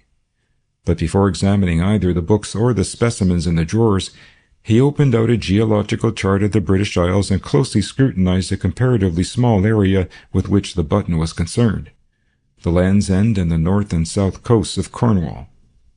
A very brief scrutiny of the map showed him that the inquiry could now be narrowed down to a quite small group of rocks, the majority of which he could exclude at once by his own knowledge of the more familiar types, which was highly satisfactory. But there was evidently something more than this. Anyone who should have been observing him as he pored over the chart would have seen by a suddenly increased attention, with a certain repressed eagerness, that some really illuminating fact had come into view, and his next proceedings would make clear to such an observer that the problem had already changed from one search to a definite and particular identification. From the chart he turned to the drawers of specimens, running his eye quickly over their contents as if looking for some specific object, and this object he presently found in a little cardboard tray, a single fragment of grey compact rock, which he pounced upon at once, and picking it out of its tray, laid it on the slide with the fragments from the worm tube. Careful comparison gave the impression that they were identical in character, but the great difference in the size of the fragments compared was a source of possible error. Accordingly, he wrapped the specimen lightly in paper, and with a hammer from the tool drawer struck it a sharp blow, which broke it into a number of smaller fragments, some of them quite minute. Picking out 1 or 2 of the smallest from the paper, and carefully noting the conchoidal character of the fracture, he placed them on a separate slide which he at once labeled stock specimen, labeling the other slide worm tube. Having taken this precaution against possible confusion, he laid the 2 slides on the stage of the microscope and once more made a minute comparison. And again the conclusion emerged that the fragments from the worm tube were identical in all their characters with the fragments of the stock specimen. It now remained to test this conclusion by more exact methods. 2 more label slides having been prepared, Thorndyke laid them, labeled downwards, on the table and dropped on each a large drop of melted Canada balsam. In one drop, while it was still soft, he immersed 2 or 3 fragments from the worm tube, in the other a like number of fragments of the stock specimen. Then he heated both slides over a spirit lamp to liquefy the balsam and completely immerse the fragments, and laid them aside to cool while he prepared the appliances for grinding the sections. This process was, as Polton had hinted, a rather tedious one. It consisted in rubbing the 2 slides backwards and forwards upon a wetted turkey stone until the fragments of rock were ground to a flat surface. The flattened surfaces had then to be polished upon a smoother stone. When this had been done, the slides were more heated over the spirit lamp, the balsam liquefied, and each of the fragments neatly turned over with a needle on its flat side. When the balsam was cool and set hard, the grinding process was repeated until each of the fragments was worn down to a thin plate or film with parallel sides. Then the slides were again heated, a fresh drop of balsam applied, and a cover glass laid on top. The specimens were now finished and ready for examination. On this, the final stage of the investigation, he bestowed the utmost care and attention. The 2 specimens were examined exhaustively and compared again and again by every possible method, including the use of the polariscope and the spectroscope, and the results of each observation were at once written down. Finally, Thorndyke turned to the books of reference, and selecting a highly technical work on petrology, checked his written notes by the very detailed descriptions that it furnished of rocks of volcanic origin. And once again the results were entirely confirmatory of the opinion that he had at first formed. No doubt whatever was left in his mind as to the nature of the particles of rock of which the worm had built its tube. But if his opinion was correct, he held evidence producible in a court of law that Daniel Purcell had never landed at Penzance, that in fact his dead body was even now lying at the bottom of the sea.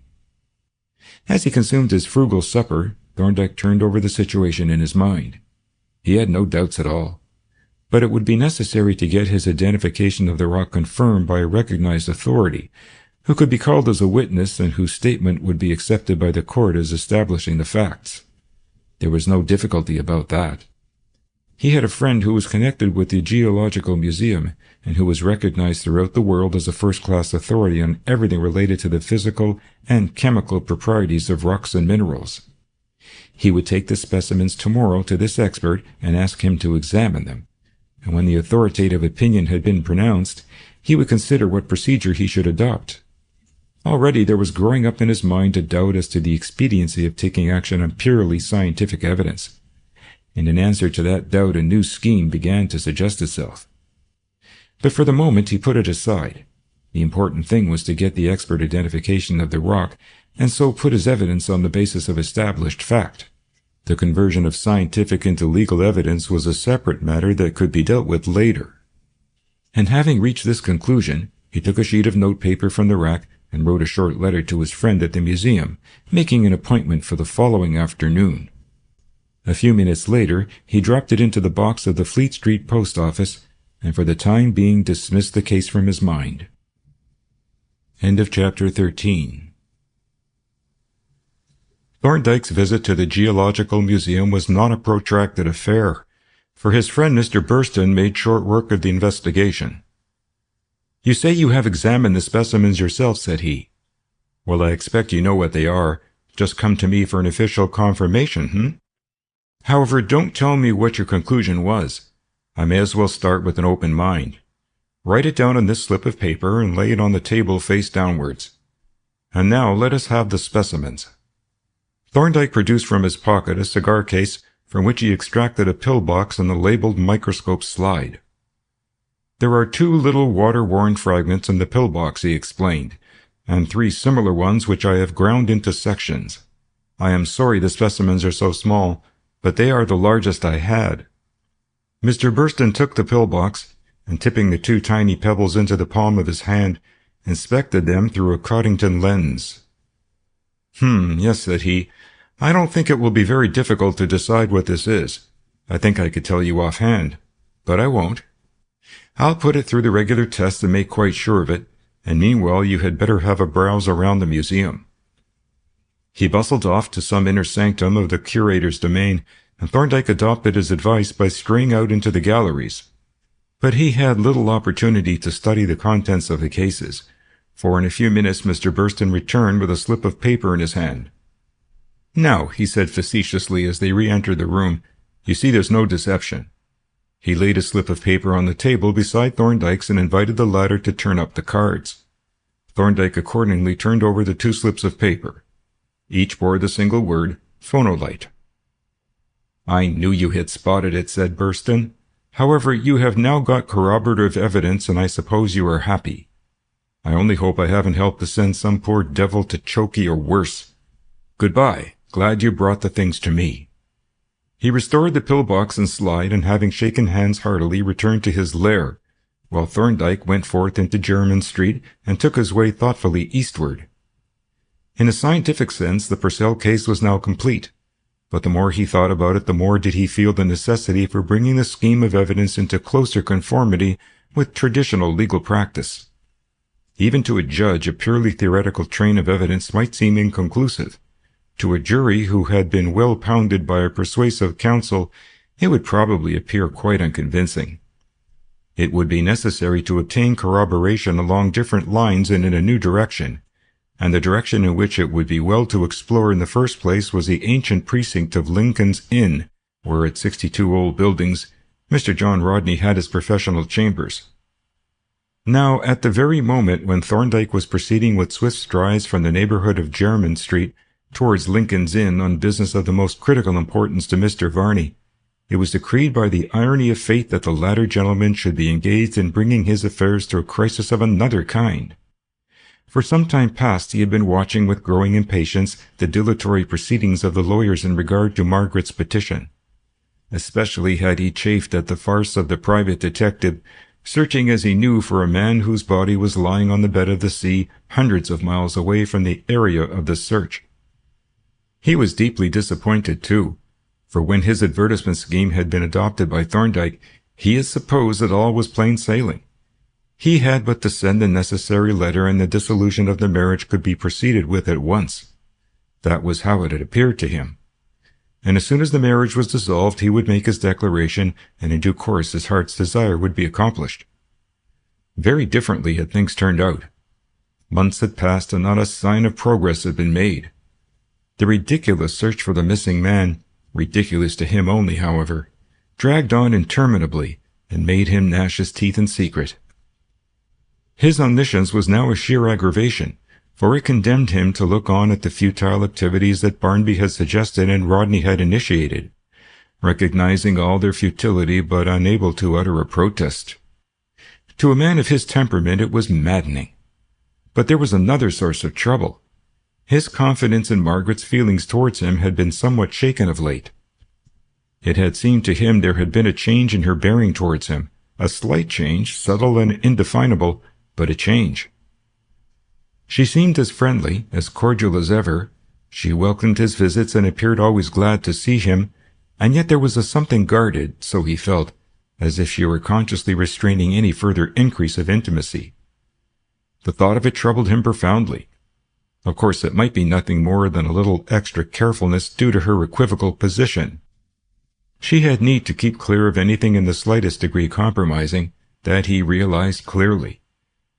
But still the feeling lurked in his mind that she had changed, at least in manner, and sometimes he was aware of a horrible suspicion that he might have been overconfident.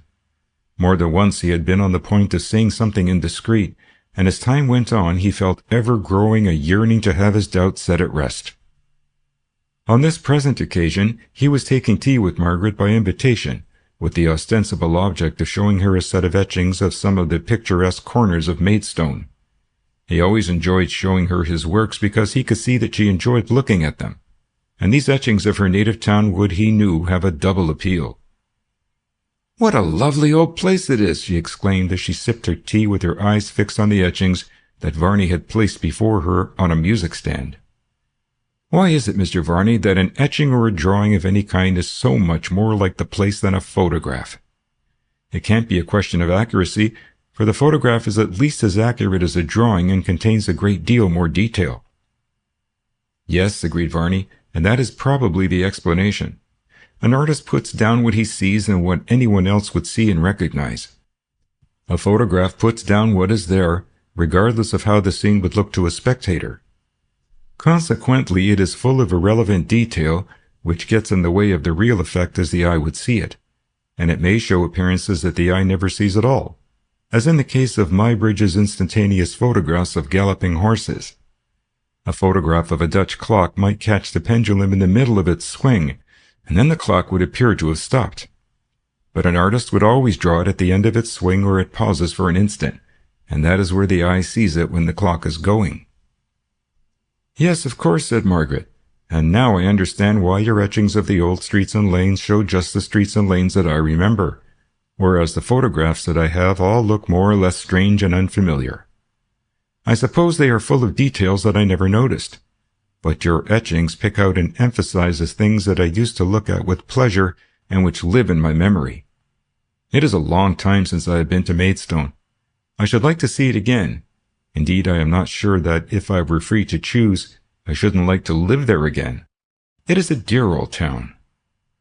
Yes, isn't it? But you say, if you were free to choose. Aren't you free to choose where you will live? In a sense I am, I suppose, she replied, but I don't feel that I can make any definite arrangements for the future until I know what my own future is to be. But surely you know that now. You have got that letter of Dan's. That practically releases you. The rest is only a matter of time and legal formalities. If Jack Rodney had only got Penfield or some other solicitor to get the case started as soon as you had that letter, you would have had your decree by now and have been your own mistress. At least that is my feeling on the subject. Of course, I am not a lawyer, and I may be wrong. I don't think you are, said Margaret. I have thought the same all along, and I fancy Mr. Rodney is beginning to regret that he did not follow Dr. Thorndyke's advice and rely on the letter only. But he felt that he should hardly go against Mr. Barnby, who has had so much experience in this kind of practice. And Mr. Barnby is very positive that the letter was not enough. Yes, Barnby has crabbed the whole business, and now after all these months you are just where you were, excepting that you have dropped a lot of money on this ridiculous private detective. Can't you get Rodney to send the fellow packing and get the case started in earnest? I am inclined to think that he is seriously considering that line of action, and I hope he is. Of course, I have tried to influence him in the matter. It is silly for a layperson to embarrass a lawyer by urging him to do this or that against his judgment. But I must say that I have grown rather despondent as the time has dragged on and nothing has been done, and I shall be very relieved when a definite move is made. I have an impression that it will be quite soon. That is good hearing, exclaimed Varney, because when a move is made, it can't fail to be successful. How can it? On that letter, Dan could offer no defense, and it is pretty obvious that he has no intention of offering any. And if there is no defense, the case must go in your favor. Unless the judge suspects collusion, as Mr. Barnby seems to think he may. But, protested Varney, judges don't give their decisions on what they suspect, do they? I thought they decided on the evidence. Surely collusion would have to be proved like anything else, and it couldn't be because there has been no collusion. And I don't see why anyone should suspect that there has been. I agree with you entirely, Mr. Varney, said Margaret, and I do hope you are right. You are making me feel quite encouraged. I am glad of that, said he, and I am encouraging myself at the same time. This delay has been frightfully disappointing. I had hoped that by this time the affair would have been over and you would have been free. However, we may hope that it won't be so very long now. It will take some months in any case, said Margaret. Yes, of course, he admitted, but that is a mere matter of waiting. We can wait patiently when we see the end definitely in view. And what a relief it will be when it's over. Just think of it. When the words are spoken and the shackles are struck off. Won't that be a joyful day? As Varney was speaking, Margaret watched him furtively and a little uneasily, for there had come into his face an expression that she had seen more than once of late, an expression that filled her gentle soul with forebodings of trouble for this impulsive, warm-hearted friend. And now the note of danger was heightened by something significant in the words that he used, something that expressed more than mere friendly solicitude. "It will certainly be a relief when the whole business is over," she said quietly, "and it is most kind and sympathetic of you to take such a warm interest in my future." "It isn't kind at all," he replied, "nor particularly sympathetic. I feel that I am an interested party. In a sense, your future is my future." He paused for a few moments, and she looked at him in something like dismay. Vainly she cast about for some means of changing the current of the conversation, of escaping to some less perilous topic. Before she had time to recover from her confusion, he looked up at her and burst out passionately, "Maggie, I want to ask you a question. I know I oughtn't to ask it, but you must try to forgive me. I can't bear this suspense any longer. I think about it day and night, and it is eating my heart out. What I want to ask you is this. When it is all over, when that blessed day comes and you are free, can I hope that you may be willing to listen to me if I ask you to let me be your devoted servant, your humble worshipper, and to try to make up to you by love and faithful service all that has been missing from your life in the past?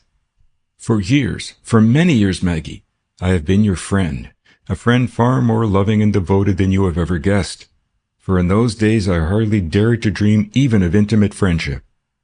But now the barrier between us is no longer immovable. Soon it will be cast down forever. And then, can it be, Maggie, that my dreams will come true? That you will grant me a lifelong joy by letting me be the guardian of your happiness and peace?" For a moment there had risen to Margaret's face a flush of resentment, but it faded almost instantly and was gone, extinguished by a deep sense of the tragedy of this unfortunate but real and great passion. She had always liked Varney, and she had recognized and valued his quiet, unobtrusive friendship and the chivalrous deference with which he had been used to treat her. And now she was going to make him miserable, to destroy his cherished hopes of a future made happy in the realization of his great love for her. The sadness of it left no room for resentment, and her eyes filled as she answered unsteadily, "You know, Mr. Varney, that, as a married woman, I have no right to speak or think of the making of a new marriage. But I feel that your question must be answered, and I wish, dear Mr. Varney, I wish from my heart that it could be answered differently. I have always valued your friendship, with very good reason, and I value your love, and am proud to have been thought worthy of it. But I cannot accept it. I can never accept it. It is dreadful to me, dear friend, to make you unhappy, you whom I like and admire so much. But it must be so. I have nothing but friendship to offer you, and I shall never have." "Why do you say you will never have, Maggie?" he urged. "May it not be that you will change, that the other will come if I wait long enough? And I will wait patiently, wait until I am an old man if need be, so that only the door is not shut. I will never weary you with importunities, but just wait your pleasure. Will you not let me wait and hope, Maggie?" She shook her head sadly. "No, Mr. Varney," she answered.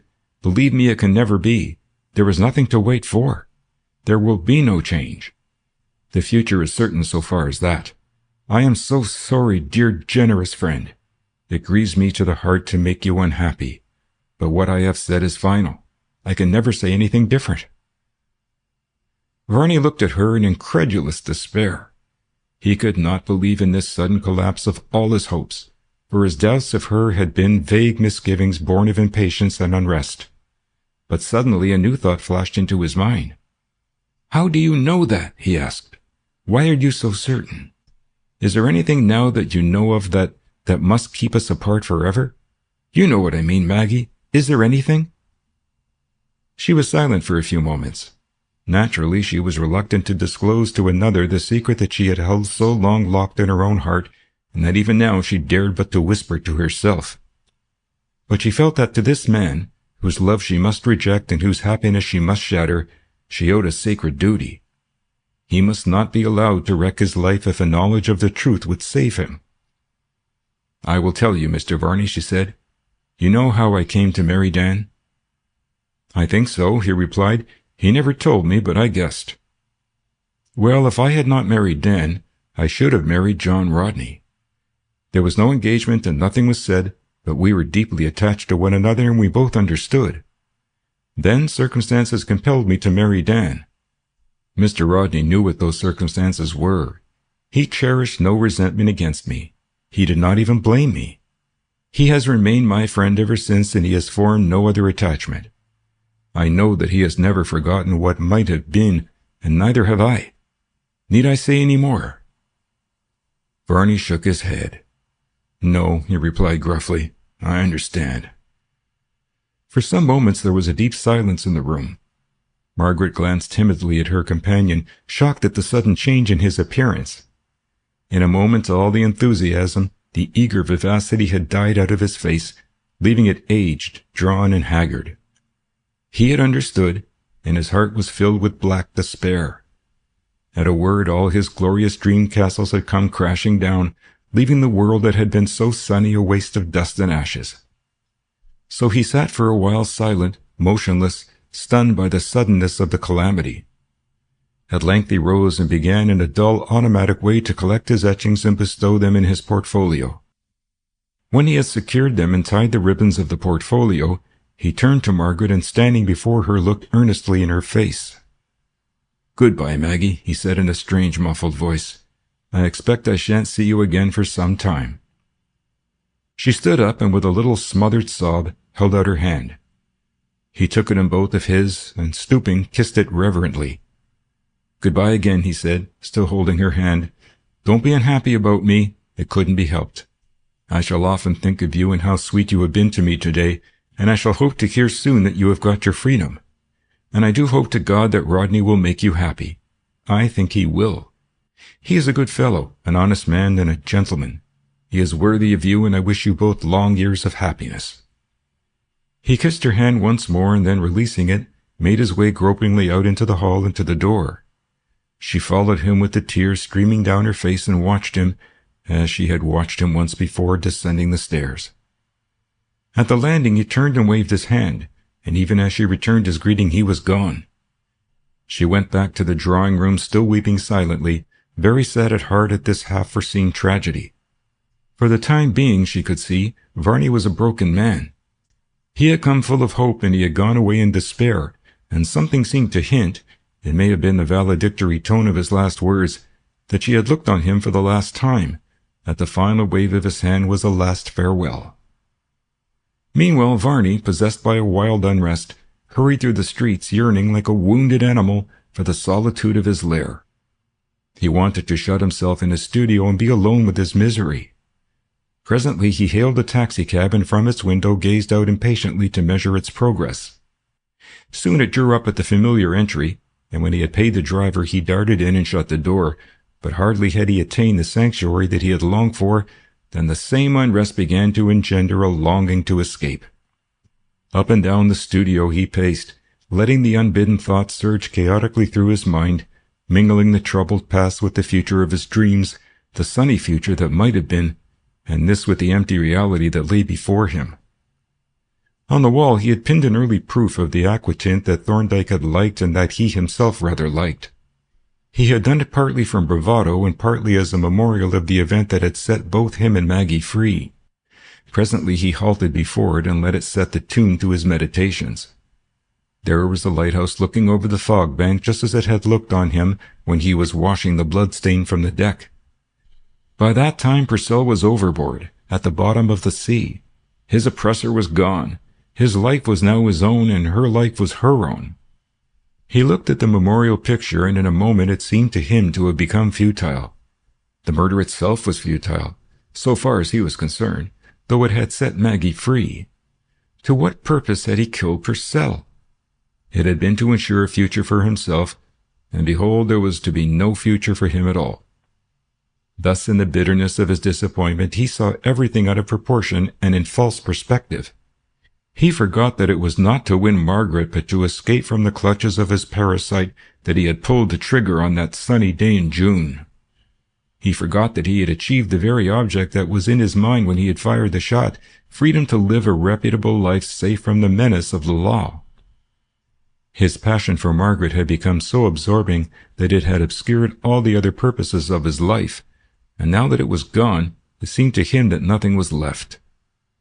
As he stood thus gloomily reflecting with his eyes fixed on the little picture, he began to be aware of a new impulse. The lighthouse, the black-sailed luggers, the open sea, seemed to take on an unwonted friendliness. They were the setting of something besides tragedy. There in Cornwall he had been happy in a way despite the abiding menace of Purcell's domination. And there at Sennin he had lived under the same roof with her, had sat at her table, had been her guest and her accepted friend. It had not really been a happy period, but memory, like the sundial, numbers only the sunny hours, and Varney looked back on it with wistful eyes. At least his dream had not been shattered then. So as he looked at the picture, he felt stirring within him a desire to go back and look upon those scenes again. Falmouth and Penzance and Sennin, especially Sennin, seemed to draw him. He wanted to look out across the sea to the longships and in the gathering gloom of the horizon to see the diamond and the ruby sparkle as they did that evening when he and the distant lighthouse seemed to hold secret converse. It was perhaps a strange impulse. Whence it came he neither knew nor asked. It may have been the effect of memory and association. It may have been mere unrest. Or it may have been that a dead hand beckoned to him to come. Who shall say? He only knew that he was sensible of the impulse and that it grew from moment to moment. To a man in his condition, to feel an impulse is to act on it. No sooner was he conscious of the urge to go back and look upon the well-remembered scenes than he began to make his simple preparations for the journey. Like most experienced travelers, he traveled light. Most of his kit, including his little case of sketching materials, was in the studio. The rest could be picked up at his lodgings en route for Paddington.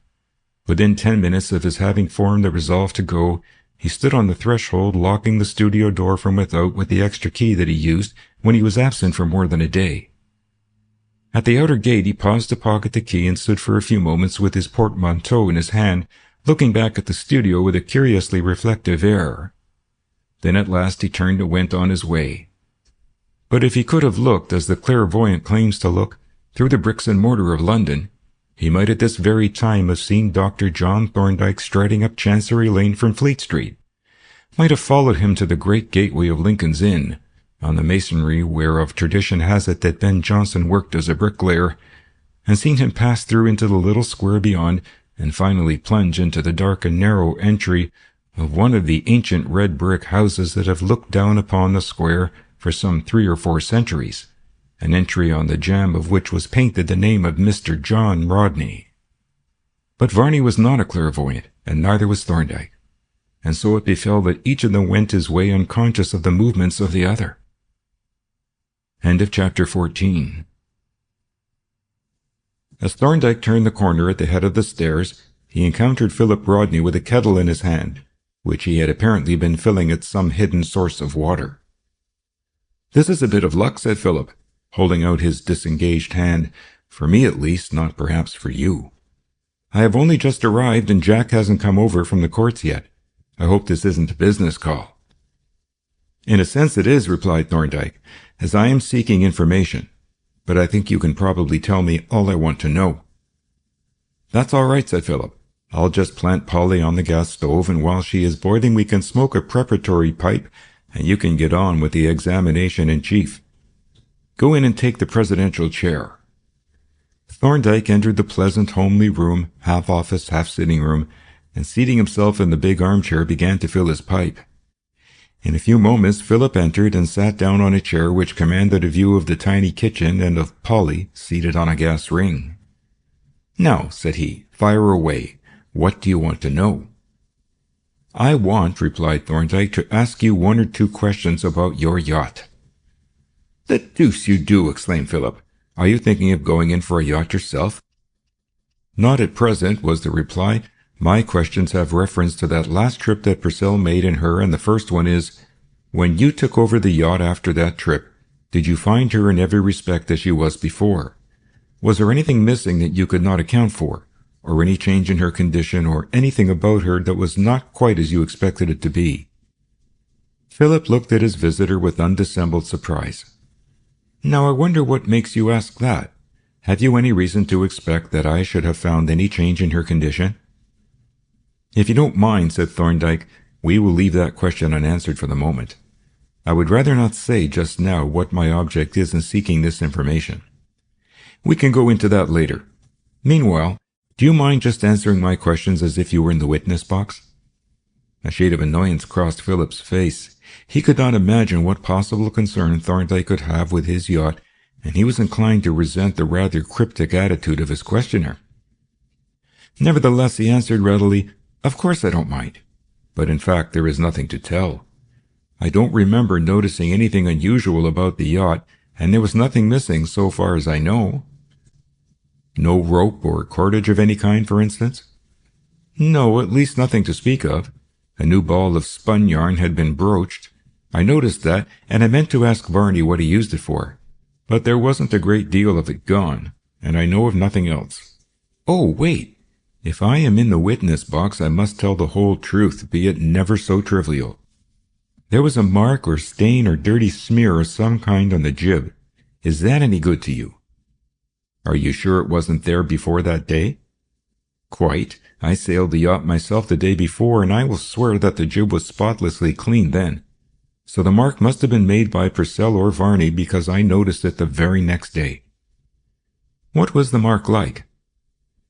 "It was just a faint wavy line, as if some dirty water had been spilt on the sail and allowed to dry partly before it was washed off." "Did you form any opinion as to how the mark might have been caused?" Philip struggled, not quite successfully, to suppress a smile. To him there seemed something extremely ludicrous in this solemn interrogation concerning these meaningless trifles. But he answered as gravely as he could. "I could only make a vague guess. I assumed that it was caused in some way by the accident that occurred. You may remember that the jib halyard broke and the sail went overboard and got caught under the yacht's forefoot. That is when it must have happened. Perhaps the sail may have picked some dirt off the keel. Usually a dirty mark on the jib means mud on the fluke of the anchor, but it wasn't that. The anchor hadn't been down since it was scrubbed. The yacht rode at moorings in Sennin Cove. However, there was the mark. How it came there you are as well able to judge as I am." "And that is all you know? This mark on the sail and the spun yarn. There was no other cordage missing?" "No, not so far as I know." "And there is nothing else missing? No iron fittings or heavy objects of any kind?" "Good Lord, no. How should there be? You don't suspect Purcell of having hooked off with one of the anchors in his pocket, do you?" Thorndyke smiled indulgently, but persisted in his questions. "Do you mean that you know there was nothing missing, or only that you were not aware of anything being missing?" The persistence of the questions impressed Philip with a sudden suspicion that Thorndyke had something definite in his mind, that he had some reason for believing that something had been removed from the yacht. He ventured to suggest this to Thorndyke, who answered frankly enough, "You are so far right, Philip, that I am not asking these questions at random. I would rather not say more than that just now." "Very well," said Philip. "I won't press you for an explanation. But I may say that we dismantled the yacht in rather a hurry and hadn't time to check the inventory, so I can't really say whether there was anything missing or not. But you have come at a most opportune time, for it happens that we had arranged to go over to the place where she is laid up, at Battersea, tomorrow afternoon for the very purpose of checking the inventory and generally overhauling the boat and the gear. If you care to come over with us or meet us there, we can settle your questions quite definitely. How will that suit you?" "It will suit me perfectly," replied Thorndyke. "If you will give me the address and fix a time, I will meet you there." "It is a disused wharf with some empty workshops," said Philip. "I will write down the directions, and if you will be at the gate at 3 o'clock tomorrow, we can go through the gear and fittings together." Thorndyke made a note of the whereabouts of the wharf, and having thus dispatched the business on which he had come, he took an early opportunity to depart, not having any great desire to meet John Rodney and be subjected to the inevitable cross-examination. He could see that Philip was, naturally enough, extremely curious as to the object of his inquiries, and he preferred to leave the two brothers to discuss the matter. On the morrow his actions would be guided by the results, if any, of the survey of the yacht. 3 o'clock on the following afternoon found him waiting at a large wooden gate in a narrow thoroughfare close to the river. On the pavement by his side stood the green canvas-covered research case, which was his constant companion whenever he went abroad on professional business. It contained a very complete outfit of such reagents and apparatus as he might require in a preliminary investigation. But on the present occasion, its usual contents had been reinforced by 2 large bottles, to obtain which Polton had that morning made a special visit to a wholesale chemist's in the borough. A church clock somewhere across the river struck the hour, and almost at the same moment John and Philip Rodney emerged from a tributary alley and advanced towards the gate. "You are here first, then," said Philip, "but we are not late. I heard a clock strike a moment ago." He produced a key from his pocket with which he unlocked a wicket in the gate, and having pushed it open, invited Thorndyke to enter. The latter passed through, and the 2 brothers followed, locking the wicket after them, and conducted Thorndyke across a large yard to a desolate-looking wharf beyond which was a stretch of unreclaimed shore. Here, drawn up well above high water mark, a small sharp-sterned yacht stood on chocks under a tarpaulin cover. "This is the yacht," said Philip, "but there is nothing on board of her. All the stores and gear and loose fittings are in the workshop behind us. Which will you see first?" "Let us look at the gear," replied Thorndyke, and they accordingly turned towards a large disused workshop at the rear of the wharf. "Phil was telling me about your visit last night," said Rodney, with an inquisitive eye on the research case, "and we are both fairly flummoxed. He gathered that these inquiries of yours are in some way connected with Purcell." "Yes, that is so. I want to ascertain whether, when you resumed possession of the yacht after Purcell left her, you found her in the same condition as before, and whether her stores, gear, and fittings were intact. Did you suppose that Purcell might have taken some of them away with him?" "I thought it not impossible," Thorndyke replied. "Now I wonder why on earth you should think that," said Rodney, "and what concern it should be of yours if he had." Thorndyke smiled evasively. "Everything is my concern," he replied. "I am an Autolycus of the law, a collector of miscellaneous trifles of evidence and unclassifiable scraps of information." "Well," said Rodney with a somewhat sour smile, "I have no experience of legal curiosity shops and oddment repositories.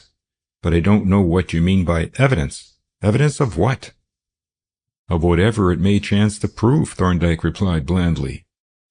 "What did you suppose Purcell might have taken with him?" Rodney asked with a trace of irritability in his tone. "I had thought it possible that there might be some cordage missing and perhaps some iron fittings or other heavy objects, but of course that is mere surmise. My object is, as I have said, to ascertain whether the yacht was in all respects in the same condition when Purcell left her as when he came on board." Rodney gave a grunt of impatience, but at this moment Philip, who had been wrestling with a slightly rusty lock, threw open the door of the workshop, and they all entered. Thorndyke looked curiously about the long, narrow interior with its prosaic contents, so little suggestive of the tragedy which his thoughts associated with them. Overhead, the yacht's spars rested on the tie beams, from which hung bunches of blocks. On the floor reposed a long row of neatly painted half-hundredweights, a pile of chain cable, 2 anchors, a stove, and other oddments such as water breakers, buckets, mops, etc., and on the long benches at the side, folded sails, locker cushions, side-light lanterns, the binnacle, the cabin lamp, and other more delicate fittings. After a long look round, in the course of which his eye travelled along the row of ballast weights, Thorndyke deposited his case on a bench and asked, "Have you still got the broken jib halyard that Philip was telling me about last night?" "Yes," answered Rodney, "it is here under the bench." He drew out a coil of rope and, flinging it on the floor, began to uncoil it, when it separated into 2 lengths. "Which are the broken ends?" asked Thorndyke. "It broke near the middle," replied Rodney, "where it chafed on the cleat when the sail was hoisted. This is the one end, you see, frayed out like a brush in breaking, and the other," he picked up the second half, and passing it rapidly through his hands, held up the end. He did not finish the sentence, but stood with a frown of surprise staring at the rope in his hand. "This is queer," he said after a pause. "The broken end has been cut off. Did you cut it off, Phil?" "No," replied Phil. "It is just as I took it from the locker, where I suppose you or Varney stowed it." "I wonder," said Thorndyke, "how much has been cut off. Do you know what the original length of the rope was?" "Yes," replied Rodney, 42 feet. "It is down in the inventory, but I remember working it out. Let us see how much there is here." He laid the 2 lengths of rope along the floor, and with Thorndyke's spring tape carefully measured them. The combined length was exactly 31 feet. "So," said Thorndyke, "there are 11 feet missing. without allowing for the lengthening of the rope by stretching. The two brothers glanced at one another and both looked at Thorndyke with very evident surprise. "Well," said Philip, "you seem to be right about the cordage. But what made you go for the jib halyard in particular?" "Because if any cordage had been cut off, it would naturally be taken from a broken rope in preference to a whole one." "Yes, of course, but I can't understand how you came to suspect that any rope was missing at all." "We will talk about that presently," said Thorndyke. "The next question is as to the iron fittings, chain, and so forth." "I don't think any of those can be missing," said Rodney. "You can't very well cut a length of chain off with your pocket knife." "No," agreed Thorndyke, "but I thought you might have some odd pieces of chain among the ballast." "We have no chain except the cable. Our only ballast is in the form of half-hundredweights.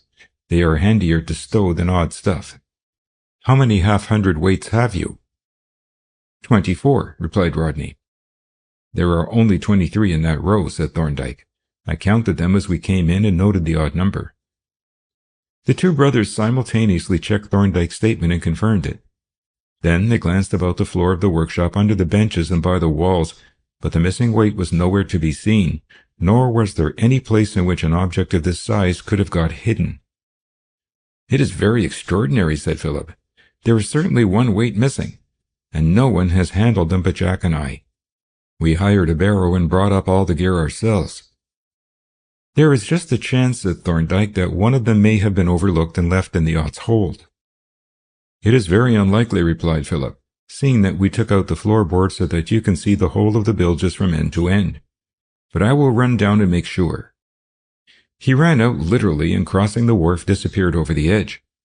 In a couple of minutes he was back, breathing fast and evidently not a little excited. "It isn't there," he said. "Of course it couldn't be. But the question is, what has become of it? It is a most mysterious affair." "It is," agreed Rodney. "And what is still more mysterious is that Thorndyke seemed to suspect that it was missing, even before he came here. Now, didn't you, Thorndyke?" "I suspected that some heavy object was missing, as I mentioned," was the reply, "and the ballast weight was a likely object. By the way, can you fix a date on which you know that all the ballast weights were in place?" "Yes, I think I can," replied Philip. "A few days before Purcell went to Penzance, we beached the yacht to give her a scrape. Of course, we had to take out the ballast, and when we launched her again, I helped to put it back. I am certain that all the weights were there then because I counted them after they were stowed in their places." "Then," said Thorndyke, "it is virtually certain that they were all on board when Purcell and Varney started from Sennin." "I should say it is absolutely certain," said Philip. Thorndyke nodded gravely and appeared to reflect a while, but his reflections were broken in upon by John Rodney. "Look here, Thorndyke, we have answered your questions and given you facilities for verifying certain opinions that you held, and now it is time that you were a little less reserved with us. You evidently connected the disappearance of this rope and this weight in some way with Purcell. Now we are all interested in Purcell. You have got something up your sleeve, and we should like to know what that something is. It is perfectly obvious that you don't imagine that Purcell, when he went up the pier ladder at Penzance, had a couple of fathoms of rope and a half-hundredweight concealed about his person." "As a matter of fact," said Thorndyke, "I don't imagine that Purcell ever went up the ladder at Penzance at all." "But Varney saw him go up," protested Philip. "Varney says he saw him go up," Thorndyke corrected. "I do not accept Mr. Varney's statement." "Then what on earth do you suggest?" demanded Philip. "And why should Varney say what isn't true?" "Let us sit down on this bench," said Thorndyke, "and thrash the matter out. I will put my case to you, and you can give me your criticisms on it. I will begin by stating that some months ago I came to the conclusion that Purcell was dead." Both the brothers started and gazed at Thorndyke in utter astonishment. Then Rodney said, "You say some months ago. You must mean within the last 3 months." "No," replied Thorndyke. "I decided that he died on the 23rd of last June, before the yacht reached Penzance." An exclamation burst simultaneously from both of his hearers, and Rodney protested impatiently, "But this is sheer nonsense, if you will pardon me for saying so. Have you forgotten that 2 persons have received letters from him less than 4 months ago? I suggest that we waive those letters and consider the other evidence."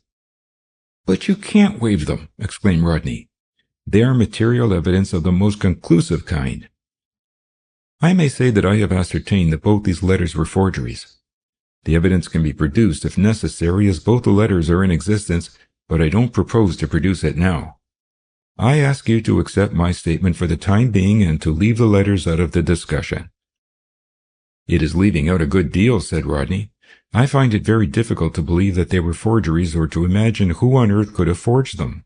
However, we won't contest the matter now. When did you come to this extraordinary conclusion?" "A little over 4 months ago," replied Thorndyke. "And you never said anything to any of us on the subject," said Rodney. "And what is more astonishing, you actually put in an advertisement addressed to a man whom you believe to be dead." "And got an answer from him," added Philip, with a derisive smile. "Exactly," said Thorndyke. "It was an experiment, and it was justified by the result. But let us get back to the matter that we have been investigating. I came to the conclusion, as I have said, that Purcell met his death during that voyage from Sennin to Penzance, and that Varney, for some reason, had thought it necessary to conceal the occurrence.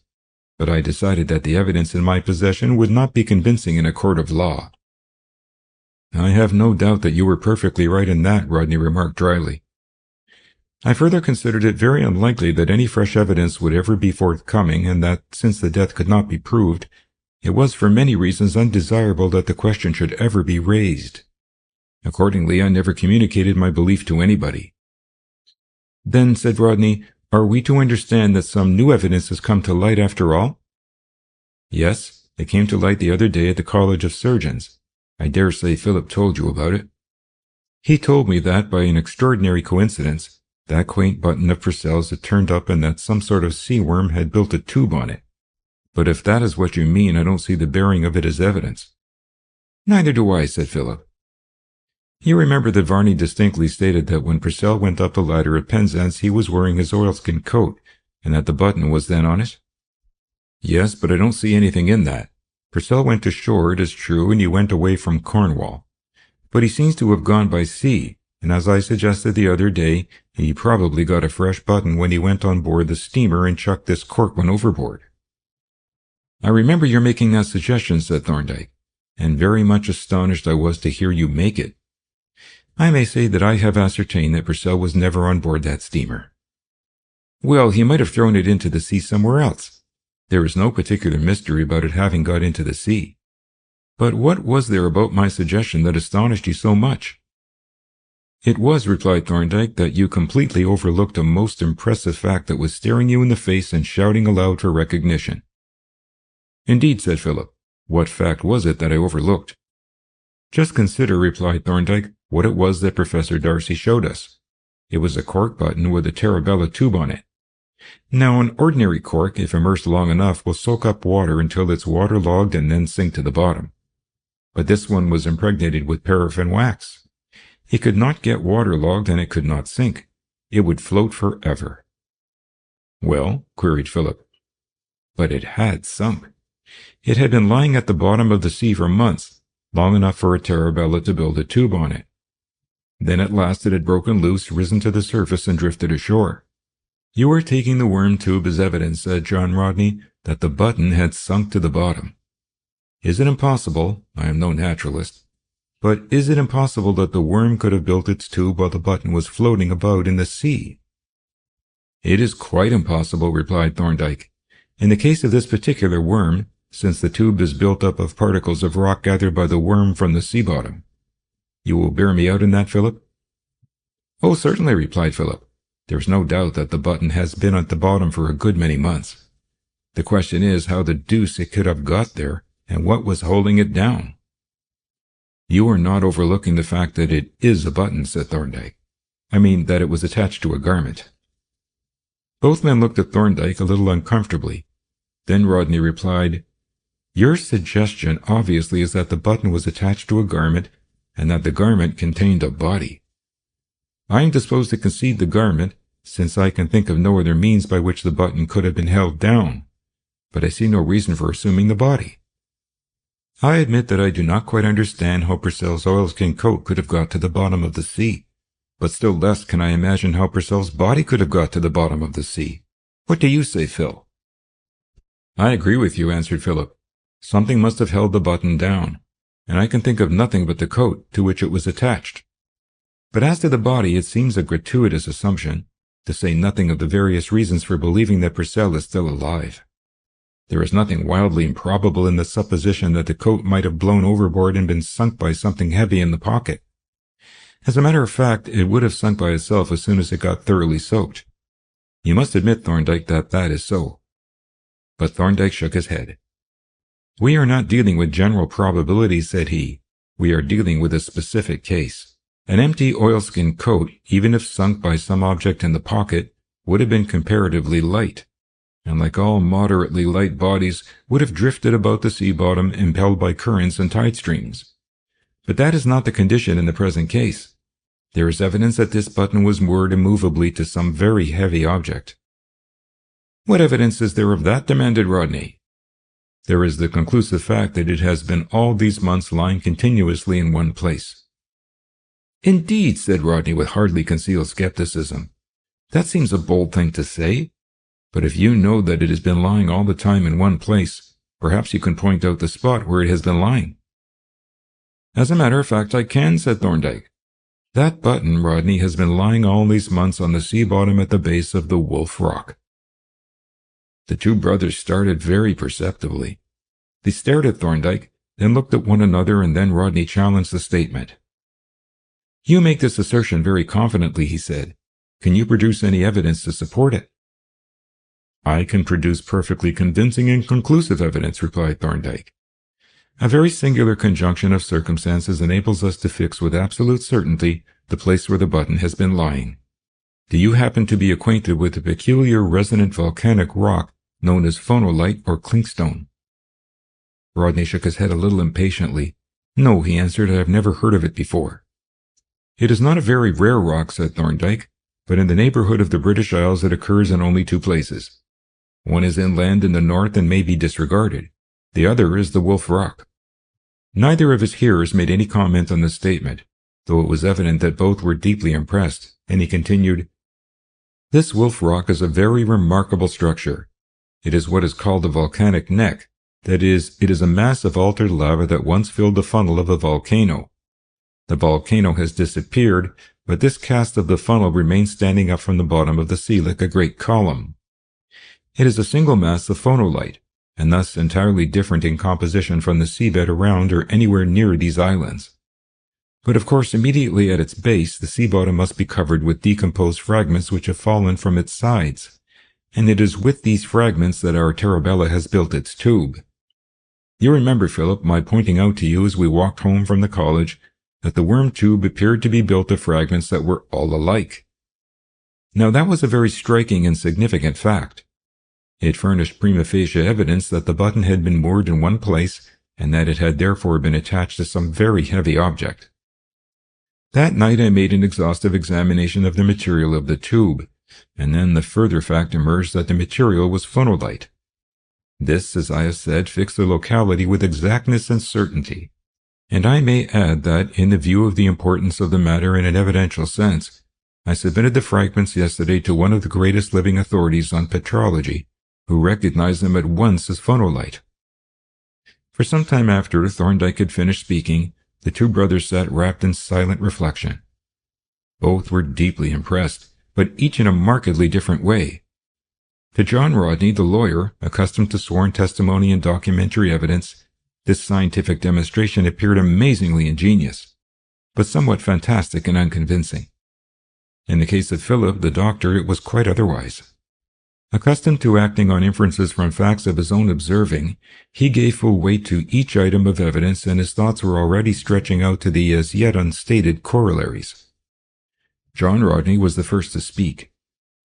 What inference, he asked, do you wish us to draw from this very ingenious theory of yours? It is rather more than a theory, said Thorndyke, but we will let that pass. The inference I leave to you, but perhaps it would help if you were to recapitulate the facts.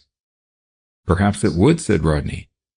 Then, said Thorndyke, I will take them in their order. This is the case of a man who was seen to start on a voyage for a given destination in company with one other man. His start out to sea was witnessed by a number of persons. From that moment he was never seen again by any person excepting his one companion.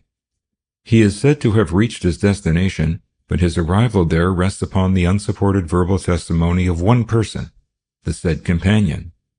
Thereafter he vanished utterly, and since then has made no sign of being alive. He has drawn no checks, though he has a considerable balance at his bank. He has communicated with no one, and he has never been seen by anybody who could recognize him. Is that quite correct? Interposed Philip. He is said to have been seen at Falmouth and Ipswich, and then there are those letters. His alleged appearance, embarking at Falmouth and disembarking at Ipswich, replied Thorndyke, rests, like his arrival at Penzance, upon the unsupported testimony of one person, his sole companion on the voyage. That statement I can prove to be untrue. He was never seen either at Falmouth or at Ipswich. As to the letters, I can prove them both to be forgeries, and for the present I ask you to admit them as such, pending the production of proof. But if we exclude the alleged appearances and the letters, what I have said is correct. From the time when this man put out to sea from Sennin, he has never been seen by anyone but Varney, and there has never been any corroboration of Varney's statement that he landed at Penzance. Some 8 months later, a portion of this man's clothing is found. It bears evidence of having been lying at the bottom of the sea for many months, so that it must have sunk to its resting place within a very short time of the man's disappearance. The place where it has been lying is one over or near which the man must have sailed in the yacht. It has been moored to the bottom by some very heavy object, and a very heavy object has disappeared from the yacht. That heavy object had apparently not disappeared when the yacht started, and it is not known to have been on the yacht afterwards. The evidence goes to show that the disappearance of that object coincided in time with the disappearance of the man, and a quantity of cordage disappeared certainly on that day. Those are the facts at present in our possession with regard to the disappearance of Daniel Purcell, to which we may add that the disappearance was totally unexpected, that it has never been explained or accounted for excepting in a letter which is a manifest forgery, and that even in the latter, apart from the fictitious nature of the letter, the explanation is utterly inconsistent with all that is known of the missing man in respect of his character, his habits, his intentions, and his circumstances. End of chapter 15. Once more, as Thorndyke concluded, there was a long uncomfortable silence, during which the two brothers cogitated profoundly and with a very disturbed expression. At length Rodney spoke. There is no denying, Thorndyke, that the body of circumstantial evidence that you have produced and expounded so skillfully and lucidly is extraordinarily complete. Of course, it is subject to your being able to prove that Varney's reports as to Purcell's appearance at Falmouth and Ipswich were false reports, and that the letters which purported to be written and sent by Purcell were in fact not written or sent by him. If you can prove those assertions, there will undoubtedly be a very formidable case against Varney, because those reports and those letters would then be evidence that someone was endeavoring to prove falsely that Purcell is alive. But this would amount to presumptive evidence that he is not alive, and that someone has reasons for concealing the fact of his death. But we must look to you to prove what you have asserted. You could hardly suggest that we should charge a highly respectable gentleman of our acquaintance with having murdered his friend and made away with the body, for that is obviously your meaning, on a mass of circumstantial evidence which is, you must admit, rather highly theoretical. I agree with you completely, replied Thorndyke. The evidence respecting the reports and the letters is obviously essential. But in the meantime, it is of the first importance that we carry this investigation to an absolute finish. It is not merely a question of justice or our duty on grounds of public policy to uncover a crime and secure the punishment of the criminal. There are individual rights and interests to be guarded, those I mean of the missing man's wife. If her husband is dead, common justice to her demands that his death should be proved and placed on public record. Yes, indeed, Rodney agreed heartily. If Purcell is dead, then she is a widow and the petition becomes unnecessary. By the way, I understand now why you were always so set against the private detective, but what I don't understand is why you put in that advertisement. It is quite simple, was the reply. I wanted another forged letter written in terms dictated by myself, and I got it. Ha! Exclaimed Rodney. And now for the first time he began to understand how Thorndyke had got his reputation. You spoke just now, Rodney continued, of carrying this investigation to a finish. Haven't you done so? Is there anything more to investigate? We have not yet completed our examination of the yacht, replied Thorndyke. The facts that we have elicited enable us to make certain inferences concerning the circumstances of Purcell's death, assuming his death to have occurred. We infer, for instance, that he did not fall overboard, nor was he pushed overboard. He met his death on the yacht, and it was his dead body which was cast into the sea with the sinker attached to it. That we may fairly infer. But we have at present no evidence as to the way in which he came by his death. Possibly a further examination of the yacht may show some traces from which we may form an opinion. By the way, I have been looking at that revolver that is hanging from the beam. Was that on board at the time? Yes, answered Rodney. It was hanging on the cabin bulkhead. Be careful, he added as Thorndyke lifted it from its hook. I don't think it has been unloaded. Thorndyke opened the breech of the revolver and, turning out the cartridges into his hand, peered down the barrel and into each chamber separately. Then he looked at the cartridges in his hand. This seems a little odd, he remarked. The barrel is quite clean, and so is one chamber, but the other 5 chambers are extremely foul. And I notice that the cartridges are not all alike. There are 5 Elys and 1 Curtis and Harvey. That is quite a suggestive coincidence. Philip looked with a distinctly startled expression at the little heap of cartridges in Thorndyke's hand, and picking out the odd one, examined it with knitted brows. When did you fire the revolver last, Jack? He asked, looking up at his brother. On the day when we potted at those champagne bottles, was the reply. Philip raised his eyebrows. Then, said he, this is a very remarkable affair. I distinctly remember on that occasion when we had sunk all the bottles, reloading the revolver with Elys, and that there were then 3 cartridges left over in the bag. When I had loaded, I opened up the new box of Curtis and Harvey's, tipped them into the bag, and threw the box overboard. Did you clean the revolver? Asked Thorndyke. No, I didn't. I meant to clean it later, but forgot to. But, said Thorndyke, it has undoubtedly been cleaned, and very thoroughly, as to the barrel in one chamber. Shall we check the cartridges in the bag? There ought to be 49 Curtis and Harveys and 3 Elys if what you have told us is correct. Philip searched among the raffle on the bench and presently unearthed a small linen bag. Untying the string, he shot out on the bench a heap of cartridges which he counted one by one. There were 52 in all, and 3 of them were Elys. Then, said Thorndyke, it comes to this. Since you used that revolver, it has been used by someone else. That someone fired only a single shot, after which he carefully cleaned the barrel and the empty chamber and reloaded. Incidentally, he seems to have known where the cartridge bag was kept, but he did not know about the change in the make of cartridges or that the revolver had not been cleaned. You notice, Rodney, he added, that the circumstantial evidence accumulates. I do indeed, Rodney replied gloomily. Is there anything else that you wish to examine? Yes, there is the sail. Philip mentioned a stain on the jib. Shall we see if we can make anything of that? I don't think you will make much of it, said Philip. It is very faint. However, you shall see it and judge for yourself. He picked out one of the bundles of white duck, and while he was unfolding it, Thorndyke dragged an empty bench into the middle of the floor under the skylight. Over this the sail was spread so that the mysterious mark was in the middle of the bench. It was very inconspicuous, just a faint gray-green wavy line like the representation of an island on a map. The 3 men looked at it curiously for a few moments. Then Thorndyke asked, Would you mind if I made a further stain on the sail? I should like to apply some reagents. Of course you must do what is necessary, said Rodney. The evidence is more important than the sail. On this, Thorndyke opened his research case and brought forth the 2 bottles that Polton had procured from the bureau, of which one was labeled Tinct Gyaki Dill, and the other Ether Ozone.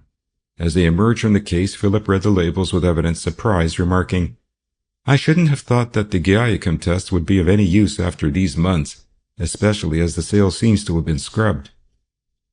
It will act, I think, if the pigment or its derivatives are there, said Thorndyke, and as he spoke he poured a quantity of the tincture on the middle of the stained area.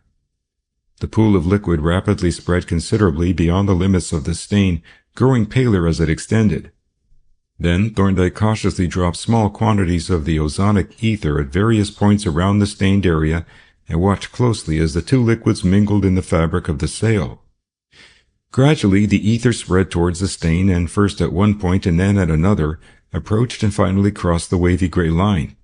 And at each point the same change occurred.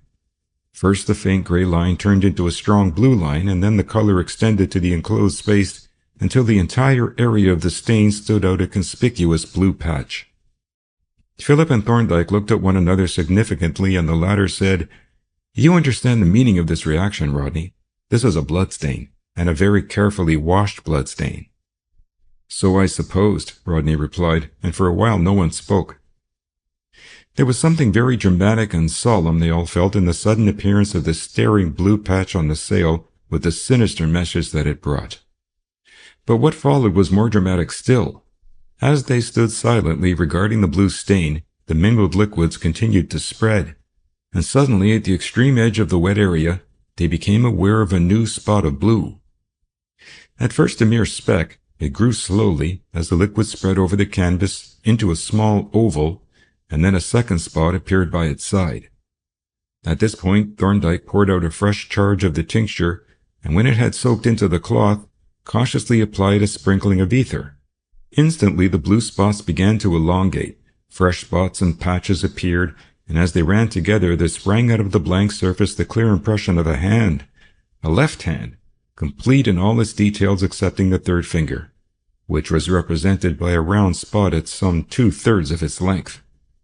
The dreadful significance of this apparition, and the uncanny and mysterious manner of its emergence from the white surface, produced a most profound impression on all the observers, but especially on Rodney, who stared at it with an expression of the utmost horror, but spoke not a word. His brother was hardly less appalled, and when he at length spoke, it was in a hushed voice that was little above a whisper. "It is horrible," he murmured. "It seems almost supernatural, that accusing hand springing into existence out of the blank surface after all this time. I wonder," he added after a pause, "why the third finger made no mark, seeing that the others are so distinct." "I think," said Thorndyke, "that the impression is there. That small round spot looks like the mark of a fingertip, and its position rather suggests a finger with a stiff joint." As he made this statement, both brothers simultaneously uttered a smothered exclamation. "It is Varney's hand," gasped Philip. "You recognize it, Jack, don't you? That is just where the tip of his stiff finger would come. Have you ever noticed Varney's left hand, Thorndyke?" "You mean the ankylosed third finger? Yes, I agree with you that is undoubtedly the print of Varney's hand." "Then," said Rodney, "the case is complete. There is no need for any further investigation. On the evidence that is before us, to say nothing of the additional evidence that you can produce, there cannot be the shadow of a doubt that Purcell was murdered by Varney and his body sunk in the sea. You agree with me, I am sure, Thorndyke?" "Certainly," was the reply. "I consider the evidence so far conclusive that I have not the slightest doubt on the subject." "Very well," said Rodney. "Then the next question is, what is to be done? Shall I lay a sworn information, or will you? Or had we better go to the police together and make a joint statement?" "Whatever we do," replied Thorndyke, "don't let us be premature. The evidence, as you say, is perfectly convincing. It leaves us with no doubt as to what happened on that day last June. It would probably be, in an intellectual sense, quite convincing to a judge. It might even be to a jury. But would it be sufficient to secure a conviction? I think it extremely doubtful." "Do you really?" exclaimed Philip. "I should have thought it impossible that anyone who heard the evidence could fail to come to the inevitable conclusion." "You are probably right," said Thorndyke, "but a jury who are trying an accused person on a capital charge have got to arrive at something more than a belief that the accused is guilty. They have got to be convinced that there is, humanly speaking, no possible doubt as to the prisoner's guilt. No jury would give an adverse verdict on a balance of probabilities, nor would any judge encourage them to do so." "But surely," said Philip, "this is something more than a mere balance of probabilities. The evidence all points in the same direction, and there is nothing to suggest a contrary conclusion." Thorndyke smiled dryly. "You might think differently after you have heard a capable counsel for the defense. But the position is this. We are dealing with a charge of murder. Now, in order to prove that a particular person is guilty of murder, it is necessary to first establish the corpus delicti, as the phrase goes, that is, to prove that a murder has been committed by someone. But the proof that a person has been murdered involves the antecedent proof that he is dead. If there is any doubt that the alleged deceased is dead, no murder charge can be sustained. But proof of death usually involves the production of the body, or of some identifiable part of it, or at least the evidence of some person who has seen it and can swear to its identity. There are exceptional cases, of course, and this might be accepted as one, but you can take it that the inability of the prosecution to produce the body or any part of it, or any witness who can testify to having seen it, or any direct evidence that the person alleged to have been murdered is actually dead, would make it extremely difficult to secure the conviction of the accused. Yes, I see that, said Philip. But after all, that is not our concern. If we give the authorities all the information that we possess, we shall have done our duty as citizens. As to the rest, we must leave the court to convict or acquit according to its judgment. Not at all, Thorndyke dissented. You are losing sight of our position in the case. There are two different issues, which are, however, inseparably connected. One is the fact of Purcell's death, the other is Varney's part encompassing it. Now, it is the first issue that concerns us, or at least concerns me. If we could prove that Purcell is dead without bringing Varney into it at all, I should be willing to do so, for I strongly suspect that there were extenuating circumstances. So do I, said Rodney. Purcell was a brute, whereas Varney has always seemed to be a perfectly decent, gentlemanly fellow. That is the impression that I have received, said Thorndyke, and I feel no satisfaction in proceeding against Varney. My purpose all along has been not to convict Varney, but to prove that Purcell is dead. And that is what we have to do now for Margaret Purcell's sake. But we cannot leave Varney out of the case. For if Purcell is dead, he is dead because Varney killed him. And our only means of proving his death is to charge Varney with having murdered him. But if we charge Varney, we must secure a conviction. We cannot afford to fail. If the court is convinced that Purcell is dead, it will convict Varney, for the evidence of his death is evidence of his murder. But if the court acquits Varney, it can do so only on the ground that there is no conclusive evidence that Purcell is dead. Varney's acquittal would therefore leave Margaret Purcell still bound by law to a hypothetical husband, with the insecure chance of obtaining her release at some future time, either by divorce or presumption of death. That would not be fair to her. She is a widow and she is entitled to have her status acknowledged. Rodney nodded gloomily. A consciousness of what he stood to gain by Varney's conviction lent an uncomfortable significance to Thorndyke's words. Yes, he agreed half reluctantly, there is no denying the truth of what you say, but I wish it might have been the other way about. If Purcell had murdered Varney, I could have raised the hue and cry with a good deal more enthusiasm. I knew both the men well, and I liked Varney but detested Purcell. Still, one has to accept the facts. Exactly, said Thorndyke, who had realized and sympathized with Rodney's qualms. The position is not of our creating, and whatever our private sentiments may be, the fact remains that a man who elects to take the life of another must accept the consequences. That is Varney's position so far as we can see, and if he is innocent, it is for him to clear himself. Yes, of course, Rodney agreed, but I wish the accusation had come through different channels. So do I, said Philip. It is horrible to have to denounce a man with whom one has been on terms of intimate friendship. But apparently Thorndyke considers that we should not denounce him at present. That is what I don't quite understand. You seem to imply, Thorndyke, that the case was not complete enough to warrant our taking action, and that some further evidence ought to be obtained in order to make sure of a conviction. But what further evidence is possible to obtain? My feeling, replied Thorndyke, is that the case is at present, as your brother expressed it just now, somewhat theoretical, or rather hypothetical. The evidence is circumstantial from beginning to end. There is not a single item of direct evidence to furnish a starting point. It would be insisted by the defense that Purcell's death is a matter of mere inference, and that you cannot convict a man of the murder of another who may conceivably be still alive. We ought, if possible, to put Purcell's death on the basis of demonstrable fact. But how is that possible? Demanded Philip. The conclusive method of proving the death of a person is, as I have said, to produce that person's body or some recognizable part of it. But Purcell's body is at the bottom of the sea. True, but we know its whereabouts. It is a small area with the lighthouse as a landmark. If that area were systematically worked over with a trawl or dredge, or better still, with a set of creepers attached to a good-sized spar, there should be a very fair chance of recovering the body, or at least the clothing and the weight. Philip reflected for a few moments. I think you are right, he said at length. The body appears from what you say to be quite close to the Wolf Rock, and almost certainly on the east side. With a good compass and the lighthouse as a sailing mark, it would be possible to ply up and down and search every inch of the bottom in the neighborhood of the rock. There is only one difficulty, said Rodney. Your worm tube was composed entirely of fragments of the rock. But how large an area of the sea bottom is covered with those fragments? We should have to ascertain that if we are to work over the whole of it. It would not be difficult to ascertain, replied Thorndyke. If we take soundings with a hand lead as we approach the rock, the samples that come up on the arming of the lead will tell us when we are over a bottom covered with phonolite debris. Yes, Rodney agreed. That will answer if the depth is within range of a hand lead. But if it isn't, we shall have to rig the tackle for a deep sea lead. It will be rather a gruesome quest.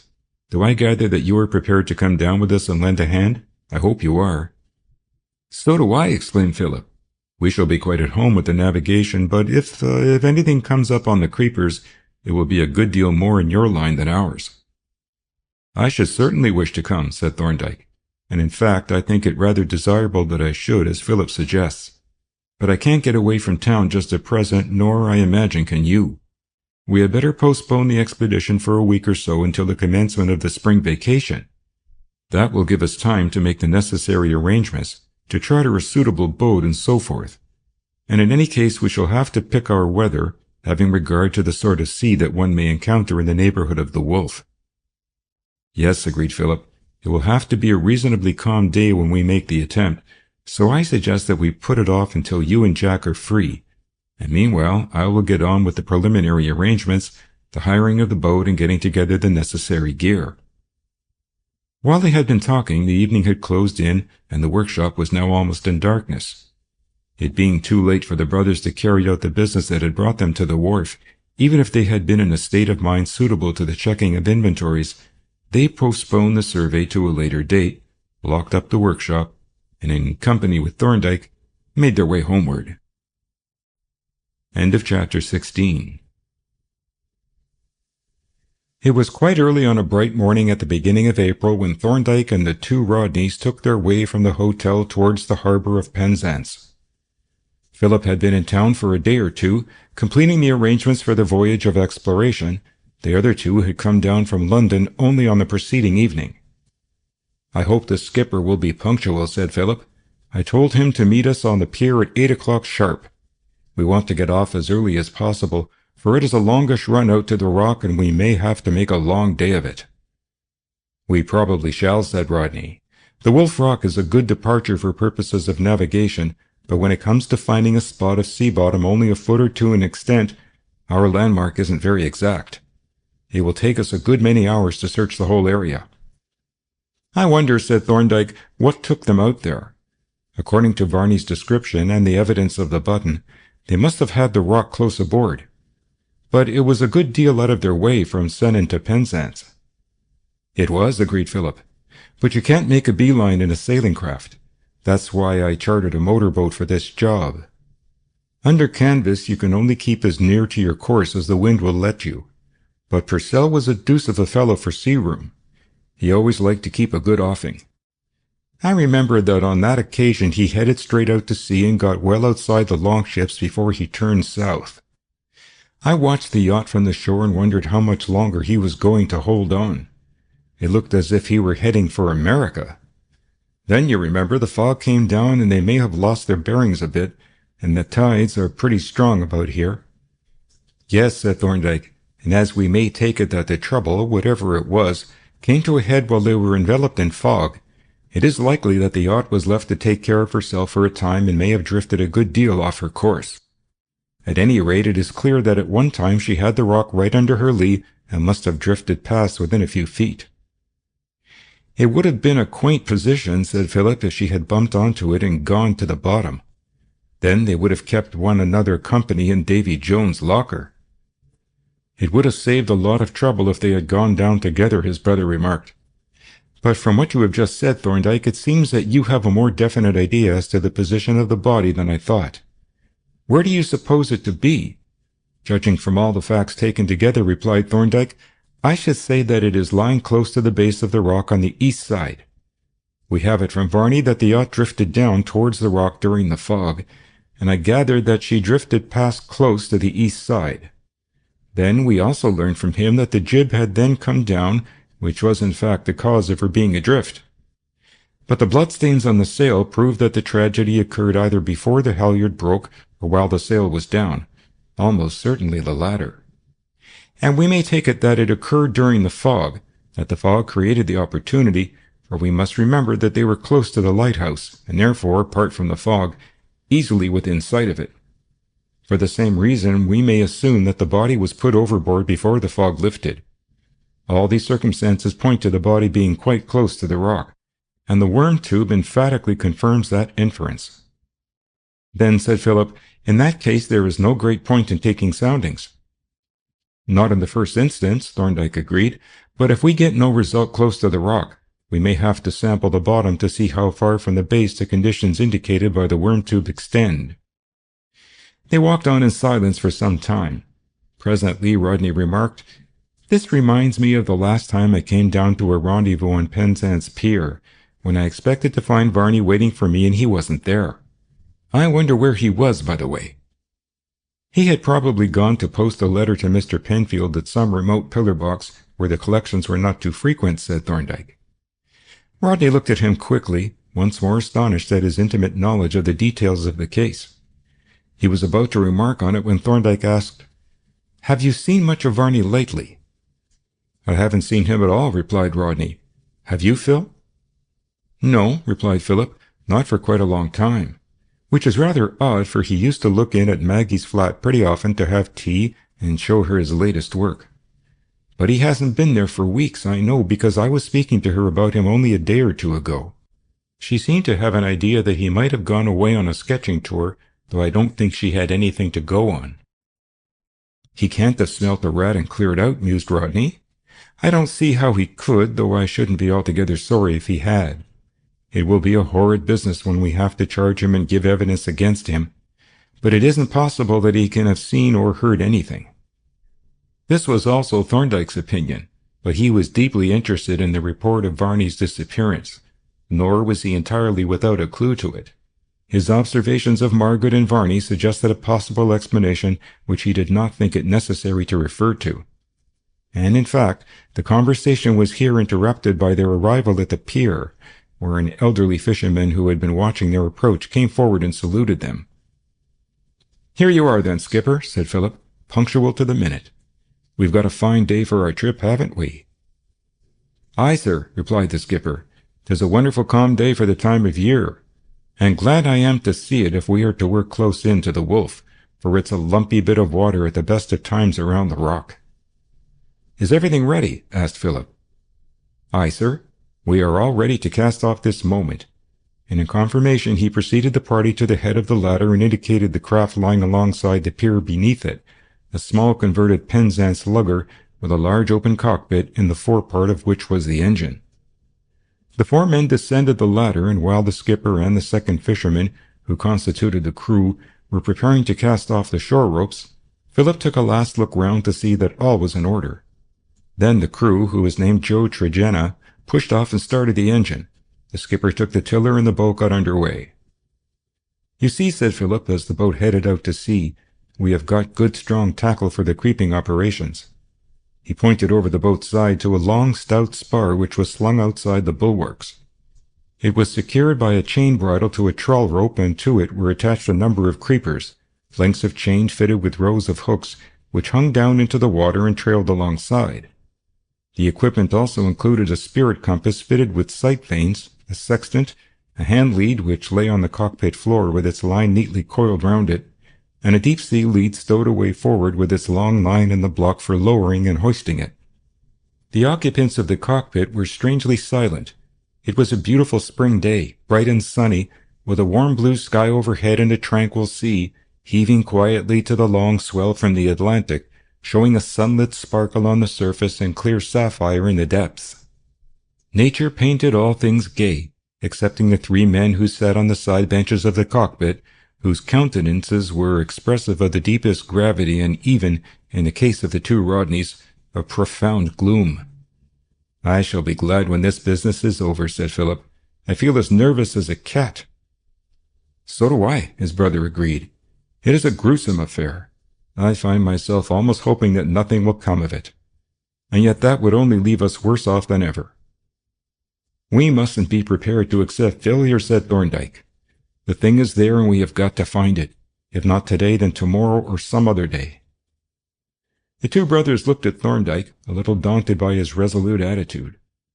"Yes, of course you are right," the elder admitted, "and it is only cowardice that makes me shrink from what we have to do. But when I think of what may come up, hanging from those creepers, bah, it is too horrible to think of." "But I suppose it doesn't make that sort of impression on you? You don't find anything repulsive in the quest that we are engaged in?"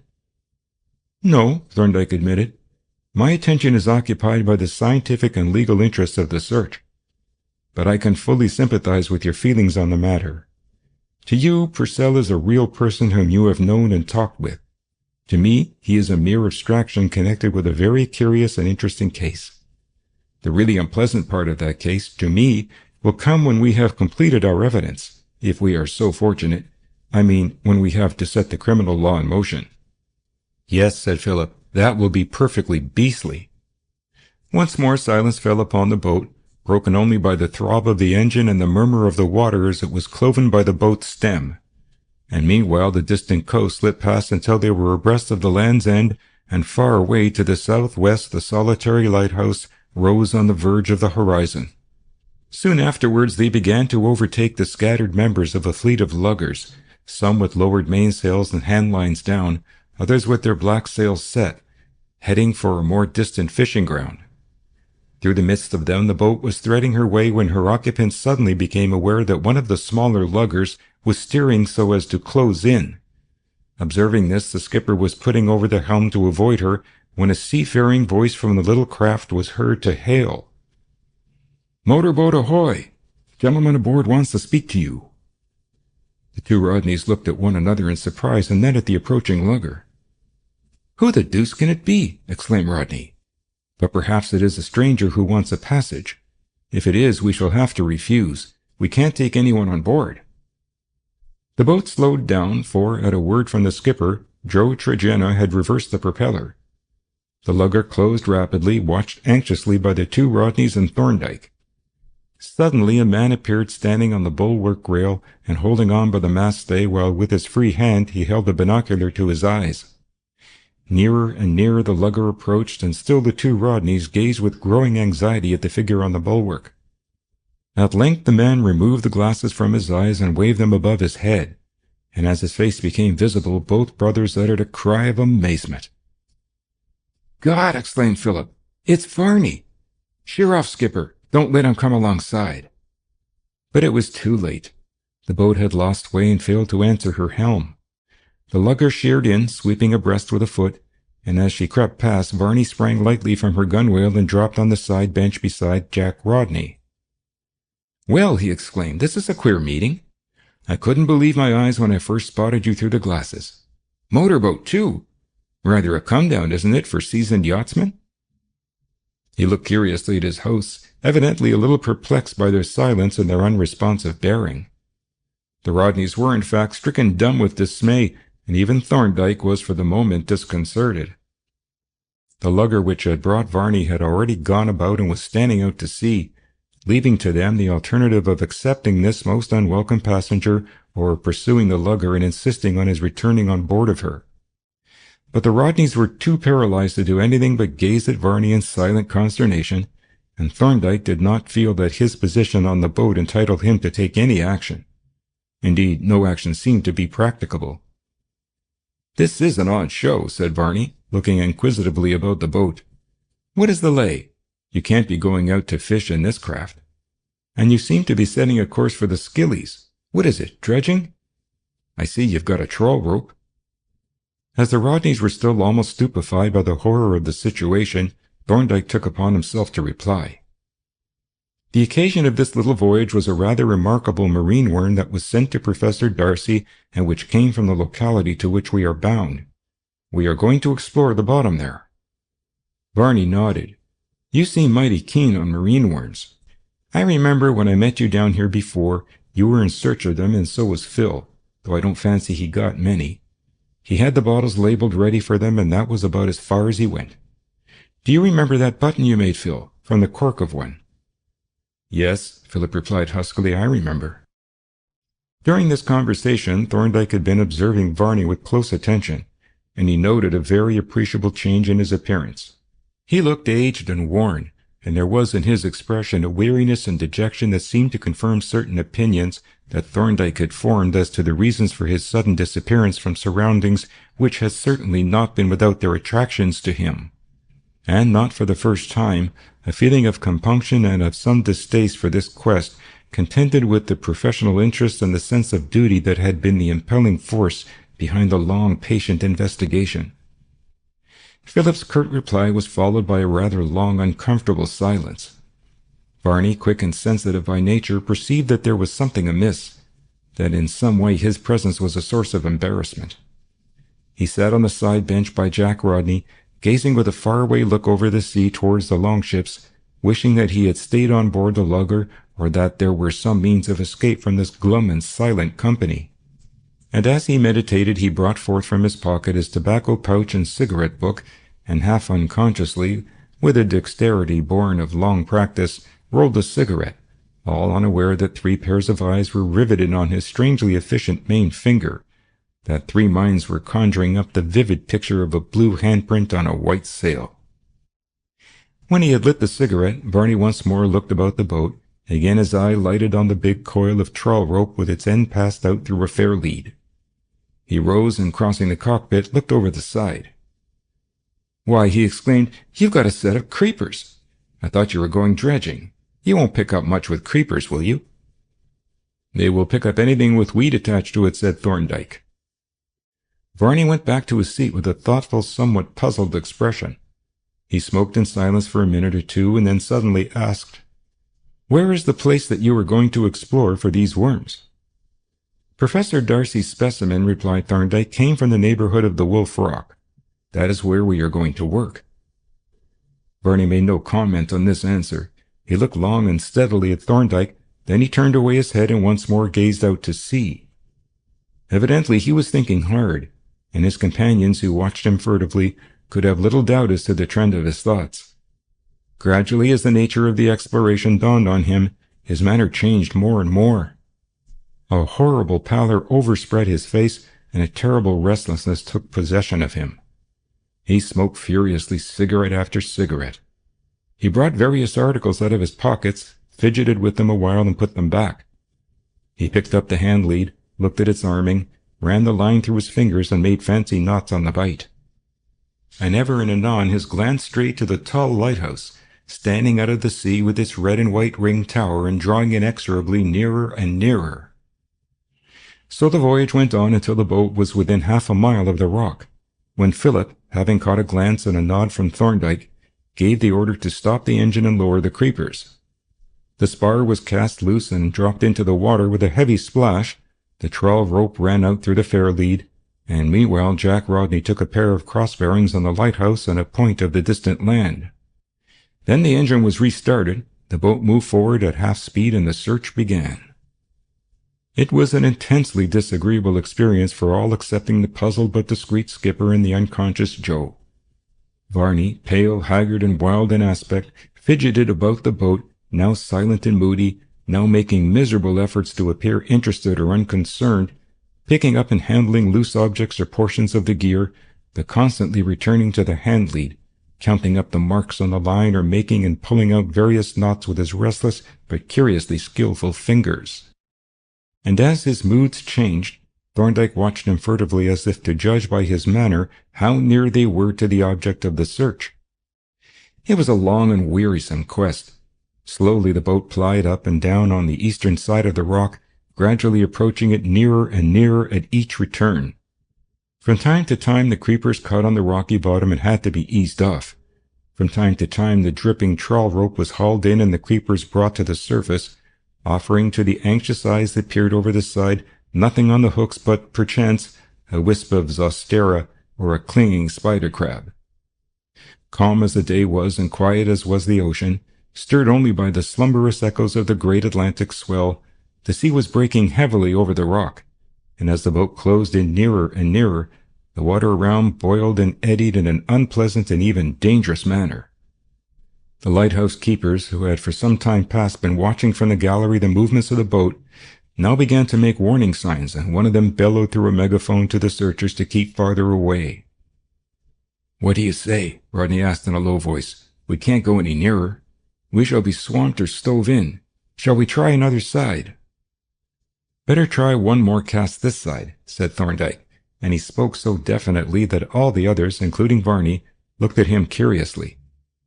But no one answered, and as the skipper made no demur, the creepers were dropped for a fresh cast still nearer the rock. The boat was then to the north of the lighthouse, and the course set was to the south, so as to pass the rock again on the east side. As they approached, the man with the megaphone bawled out fresh warnings and continued to roar at them and flourish his arms until they were abreast of the rock in a wild tumble of confused waves. At this moment Philip, who had his hand on the trawl rope between the bollard and the fair lead, reported that he felt a pull, but that it seemed as if the creepers had broken away. As soon, therefore, as the boat was clear of the backwash and in comparatively smooth water, the order was passed to haul in the trawl rope and examine the creepers. The two Rodneys looked over the side eagerly, but fearfully, for both had noticed something new, a definite expectancy in Thorndyke's manner. Varney, too, who had hitherto taken but little notice of the creepers, now knelt on the side bench, gazing earnestly into the clear water whence the trawl rope was rising. And still he toyed with the hand lead and absently made clove hitches on the line and slipped them over his arm. At length the spar came into view, and below it, on one of the creepers, a yellowish object, dimly visible through the wavering water. "There's something on this time," said the skipper, craning over the side and steadying himself by the tiller which he still held.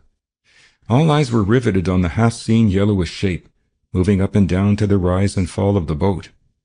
Apart from the others, Varney knelt on the bench, not fidgeting now, but still rigid, pale as wax, staring with dreadful fascination at the slowly rising object. Suddenly the skipper uttered an exclamation. "Why, 'tis a sou'wester, and all laced about with spunnion. Surely 'tis— Steady, sir, you'll be overboard! My God!" The others looked round quickly, and even as they looked, Varney fell with a heavy splash into the water alongside. There was a tumultuous rush to the place whence he had fallen, and arms were thrust into the water in vain efforts to grasp the sinking figure. Rodney darted forward for the boat-hook, but by the time he was back with it, the doomed man was far out of reach, but for a long time, as it seemed, the horror-stricken onlookers could see him through the clear blue-green water, sinking, growing paler, more shadowy, more shapeless, but always steadily following the lead sinker until at last he faded from their sight into the darkness of the ocean.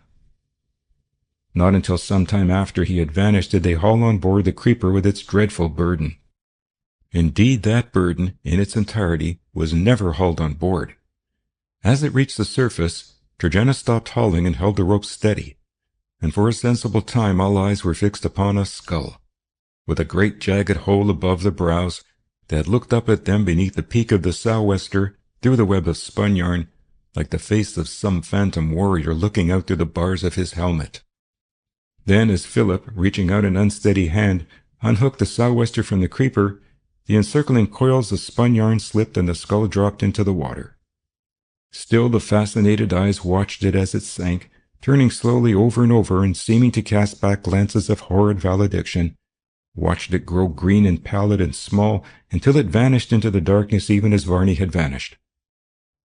When it was quite invisible, Philip turned, and flinging the hat down on the floor of the cockpit, sank on the bench with a groan.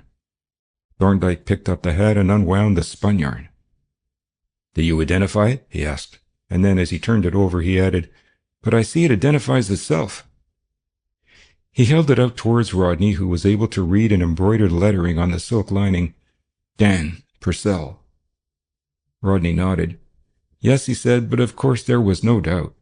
Is it necessary for us to do anything more? He indicated the creepers with a gesture of weariness and disgust. No, replied Thorndyke. We have seen the body and can swear to its identity, and I can certify as to the cause of death.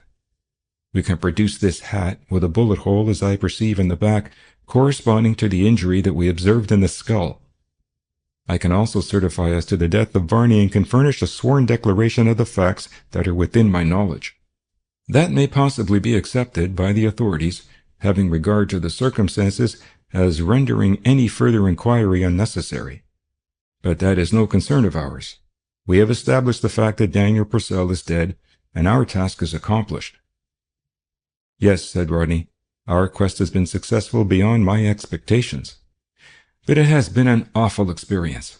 I can't get the thought of poor Varney out of my mind. Nor I, said Philip. And yet it was the best that could have happened. And there is a certain congruity in it, too. They are down there together. They had been companions, in a way friends, the best part of their lives, and in death they are not divided. End of chapter 17. End of The Shadow of the Wolf by R. Austin Freeman.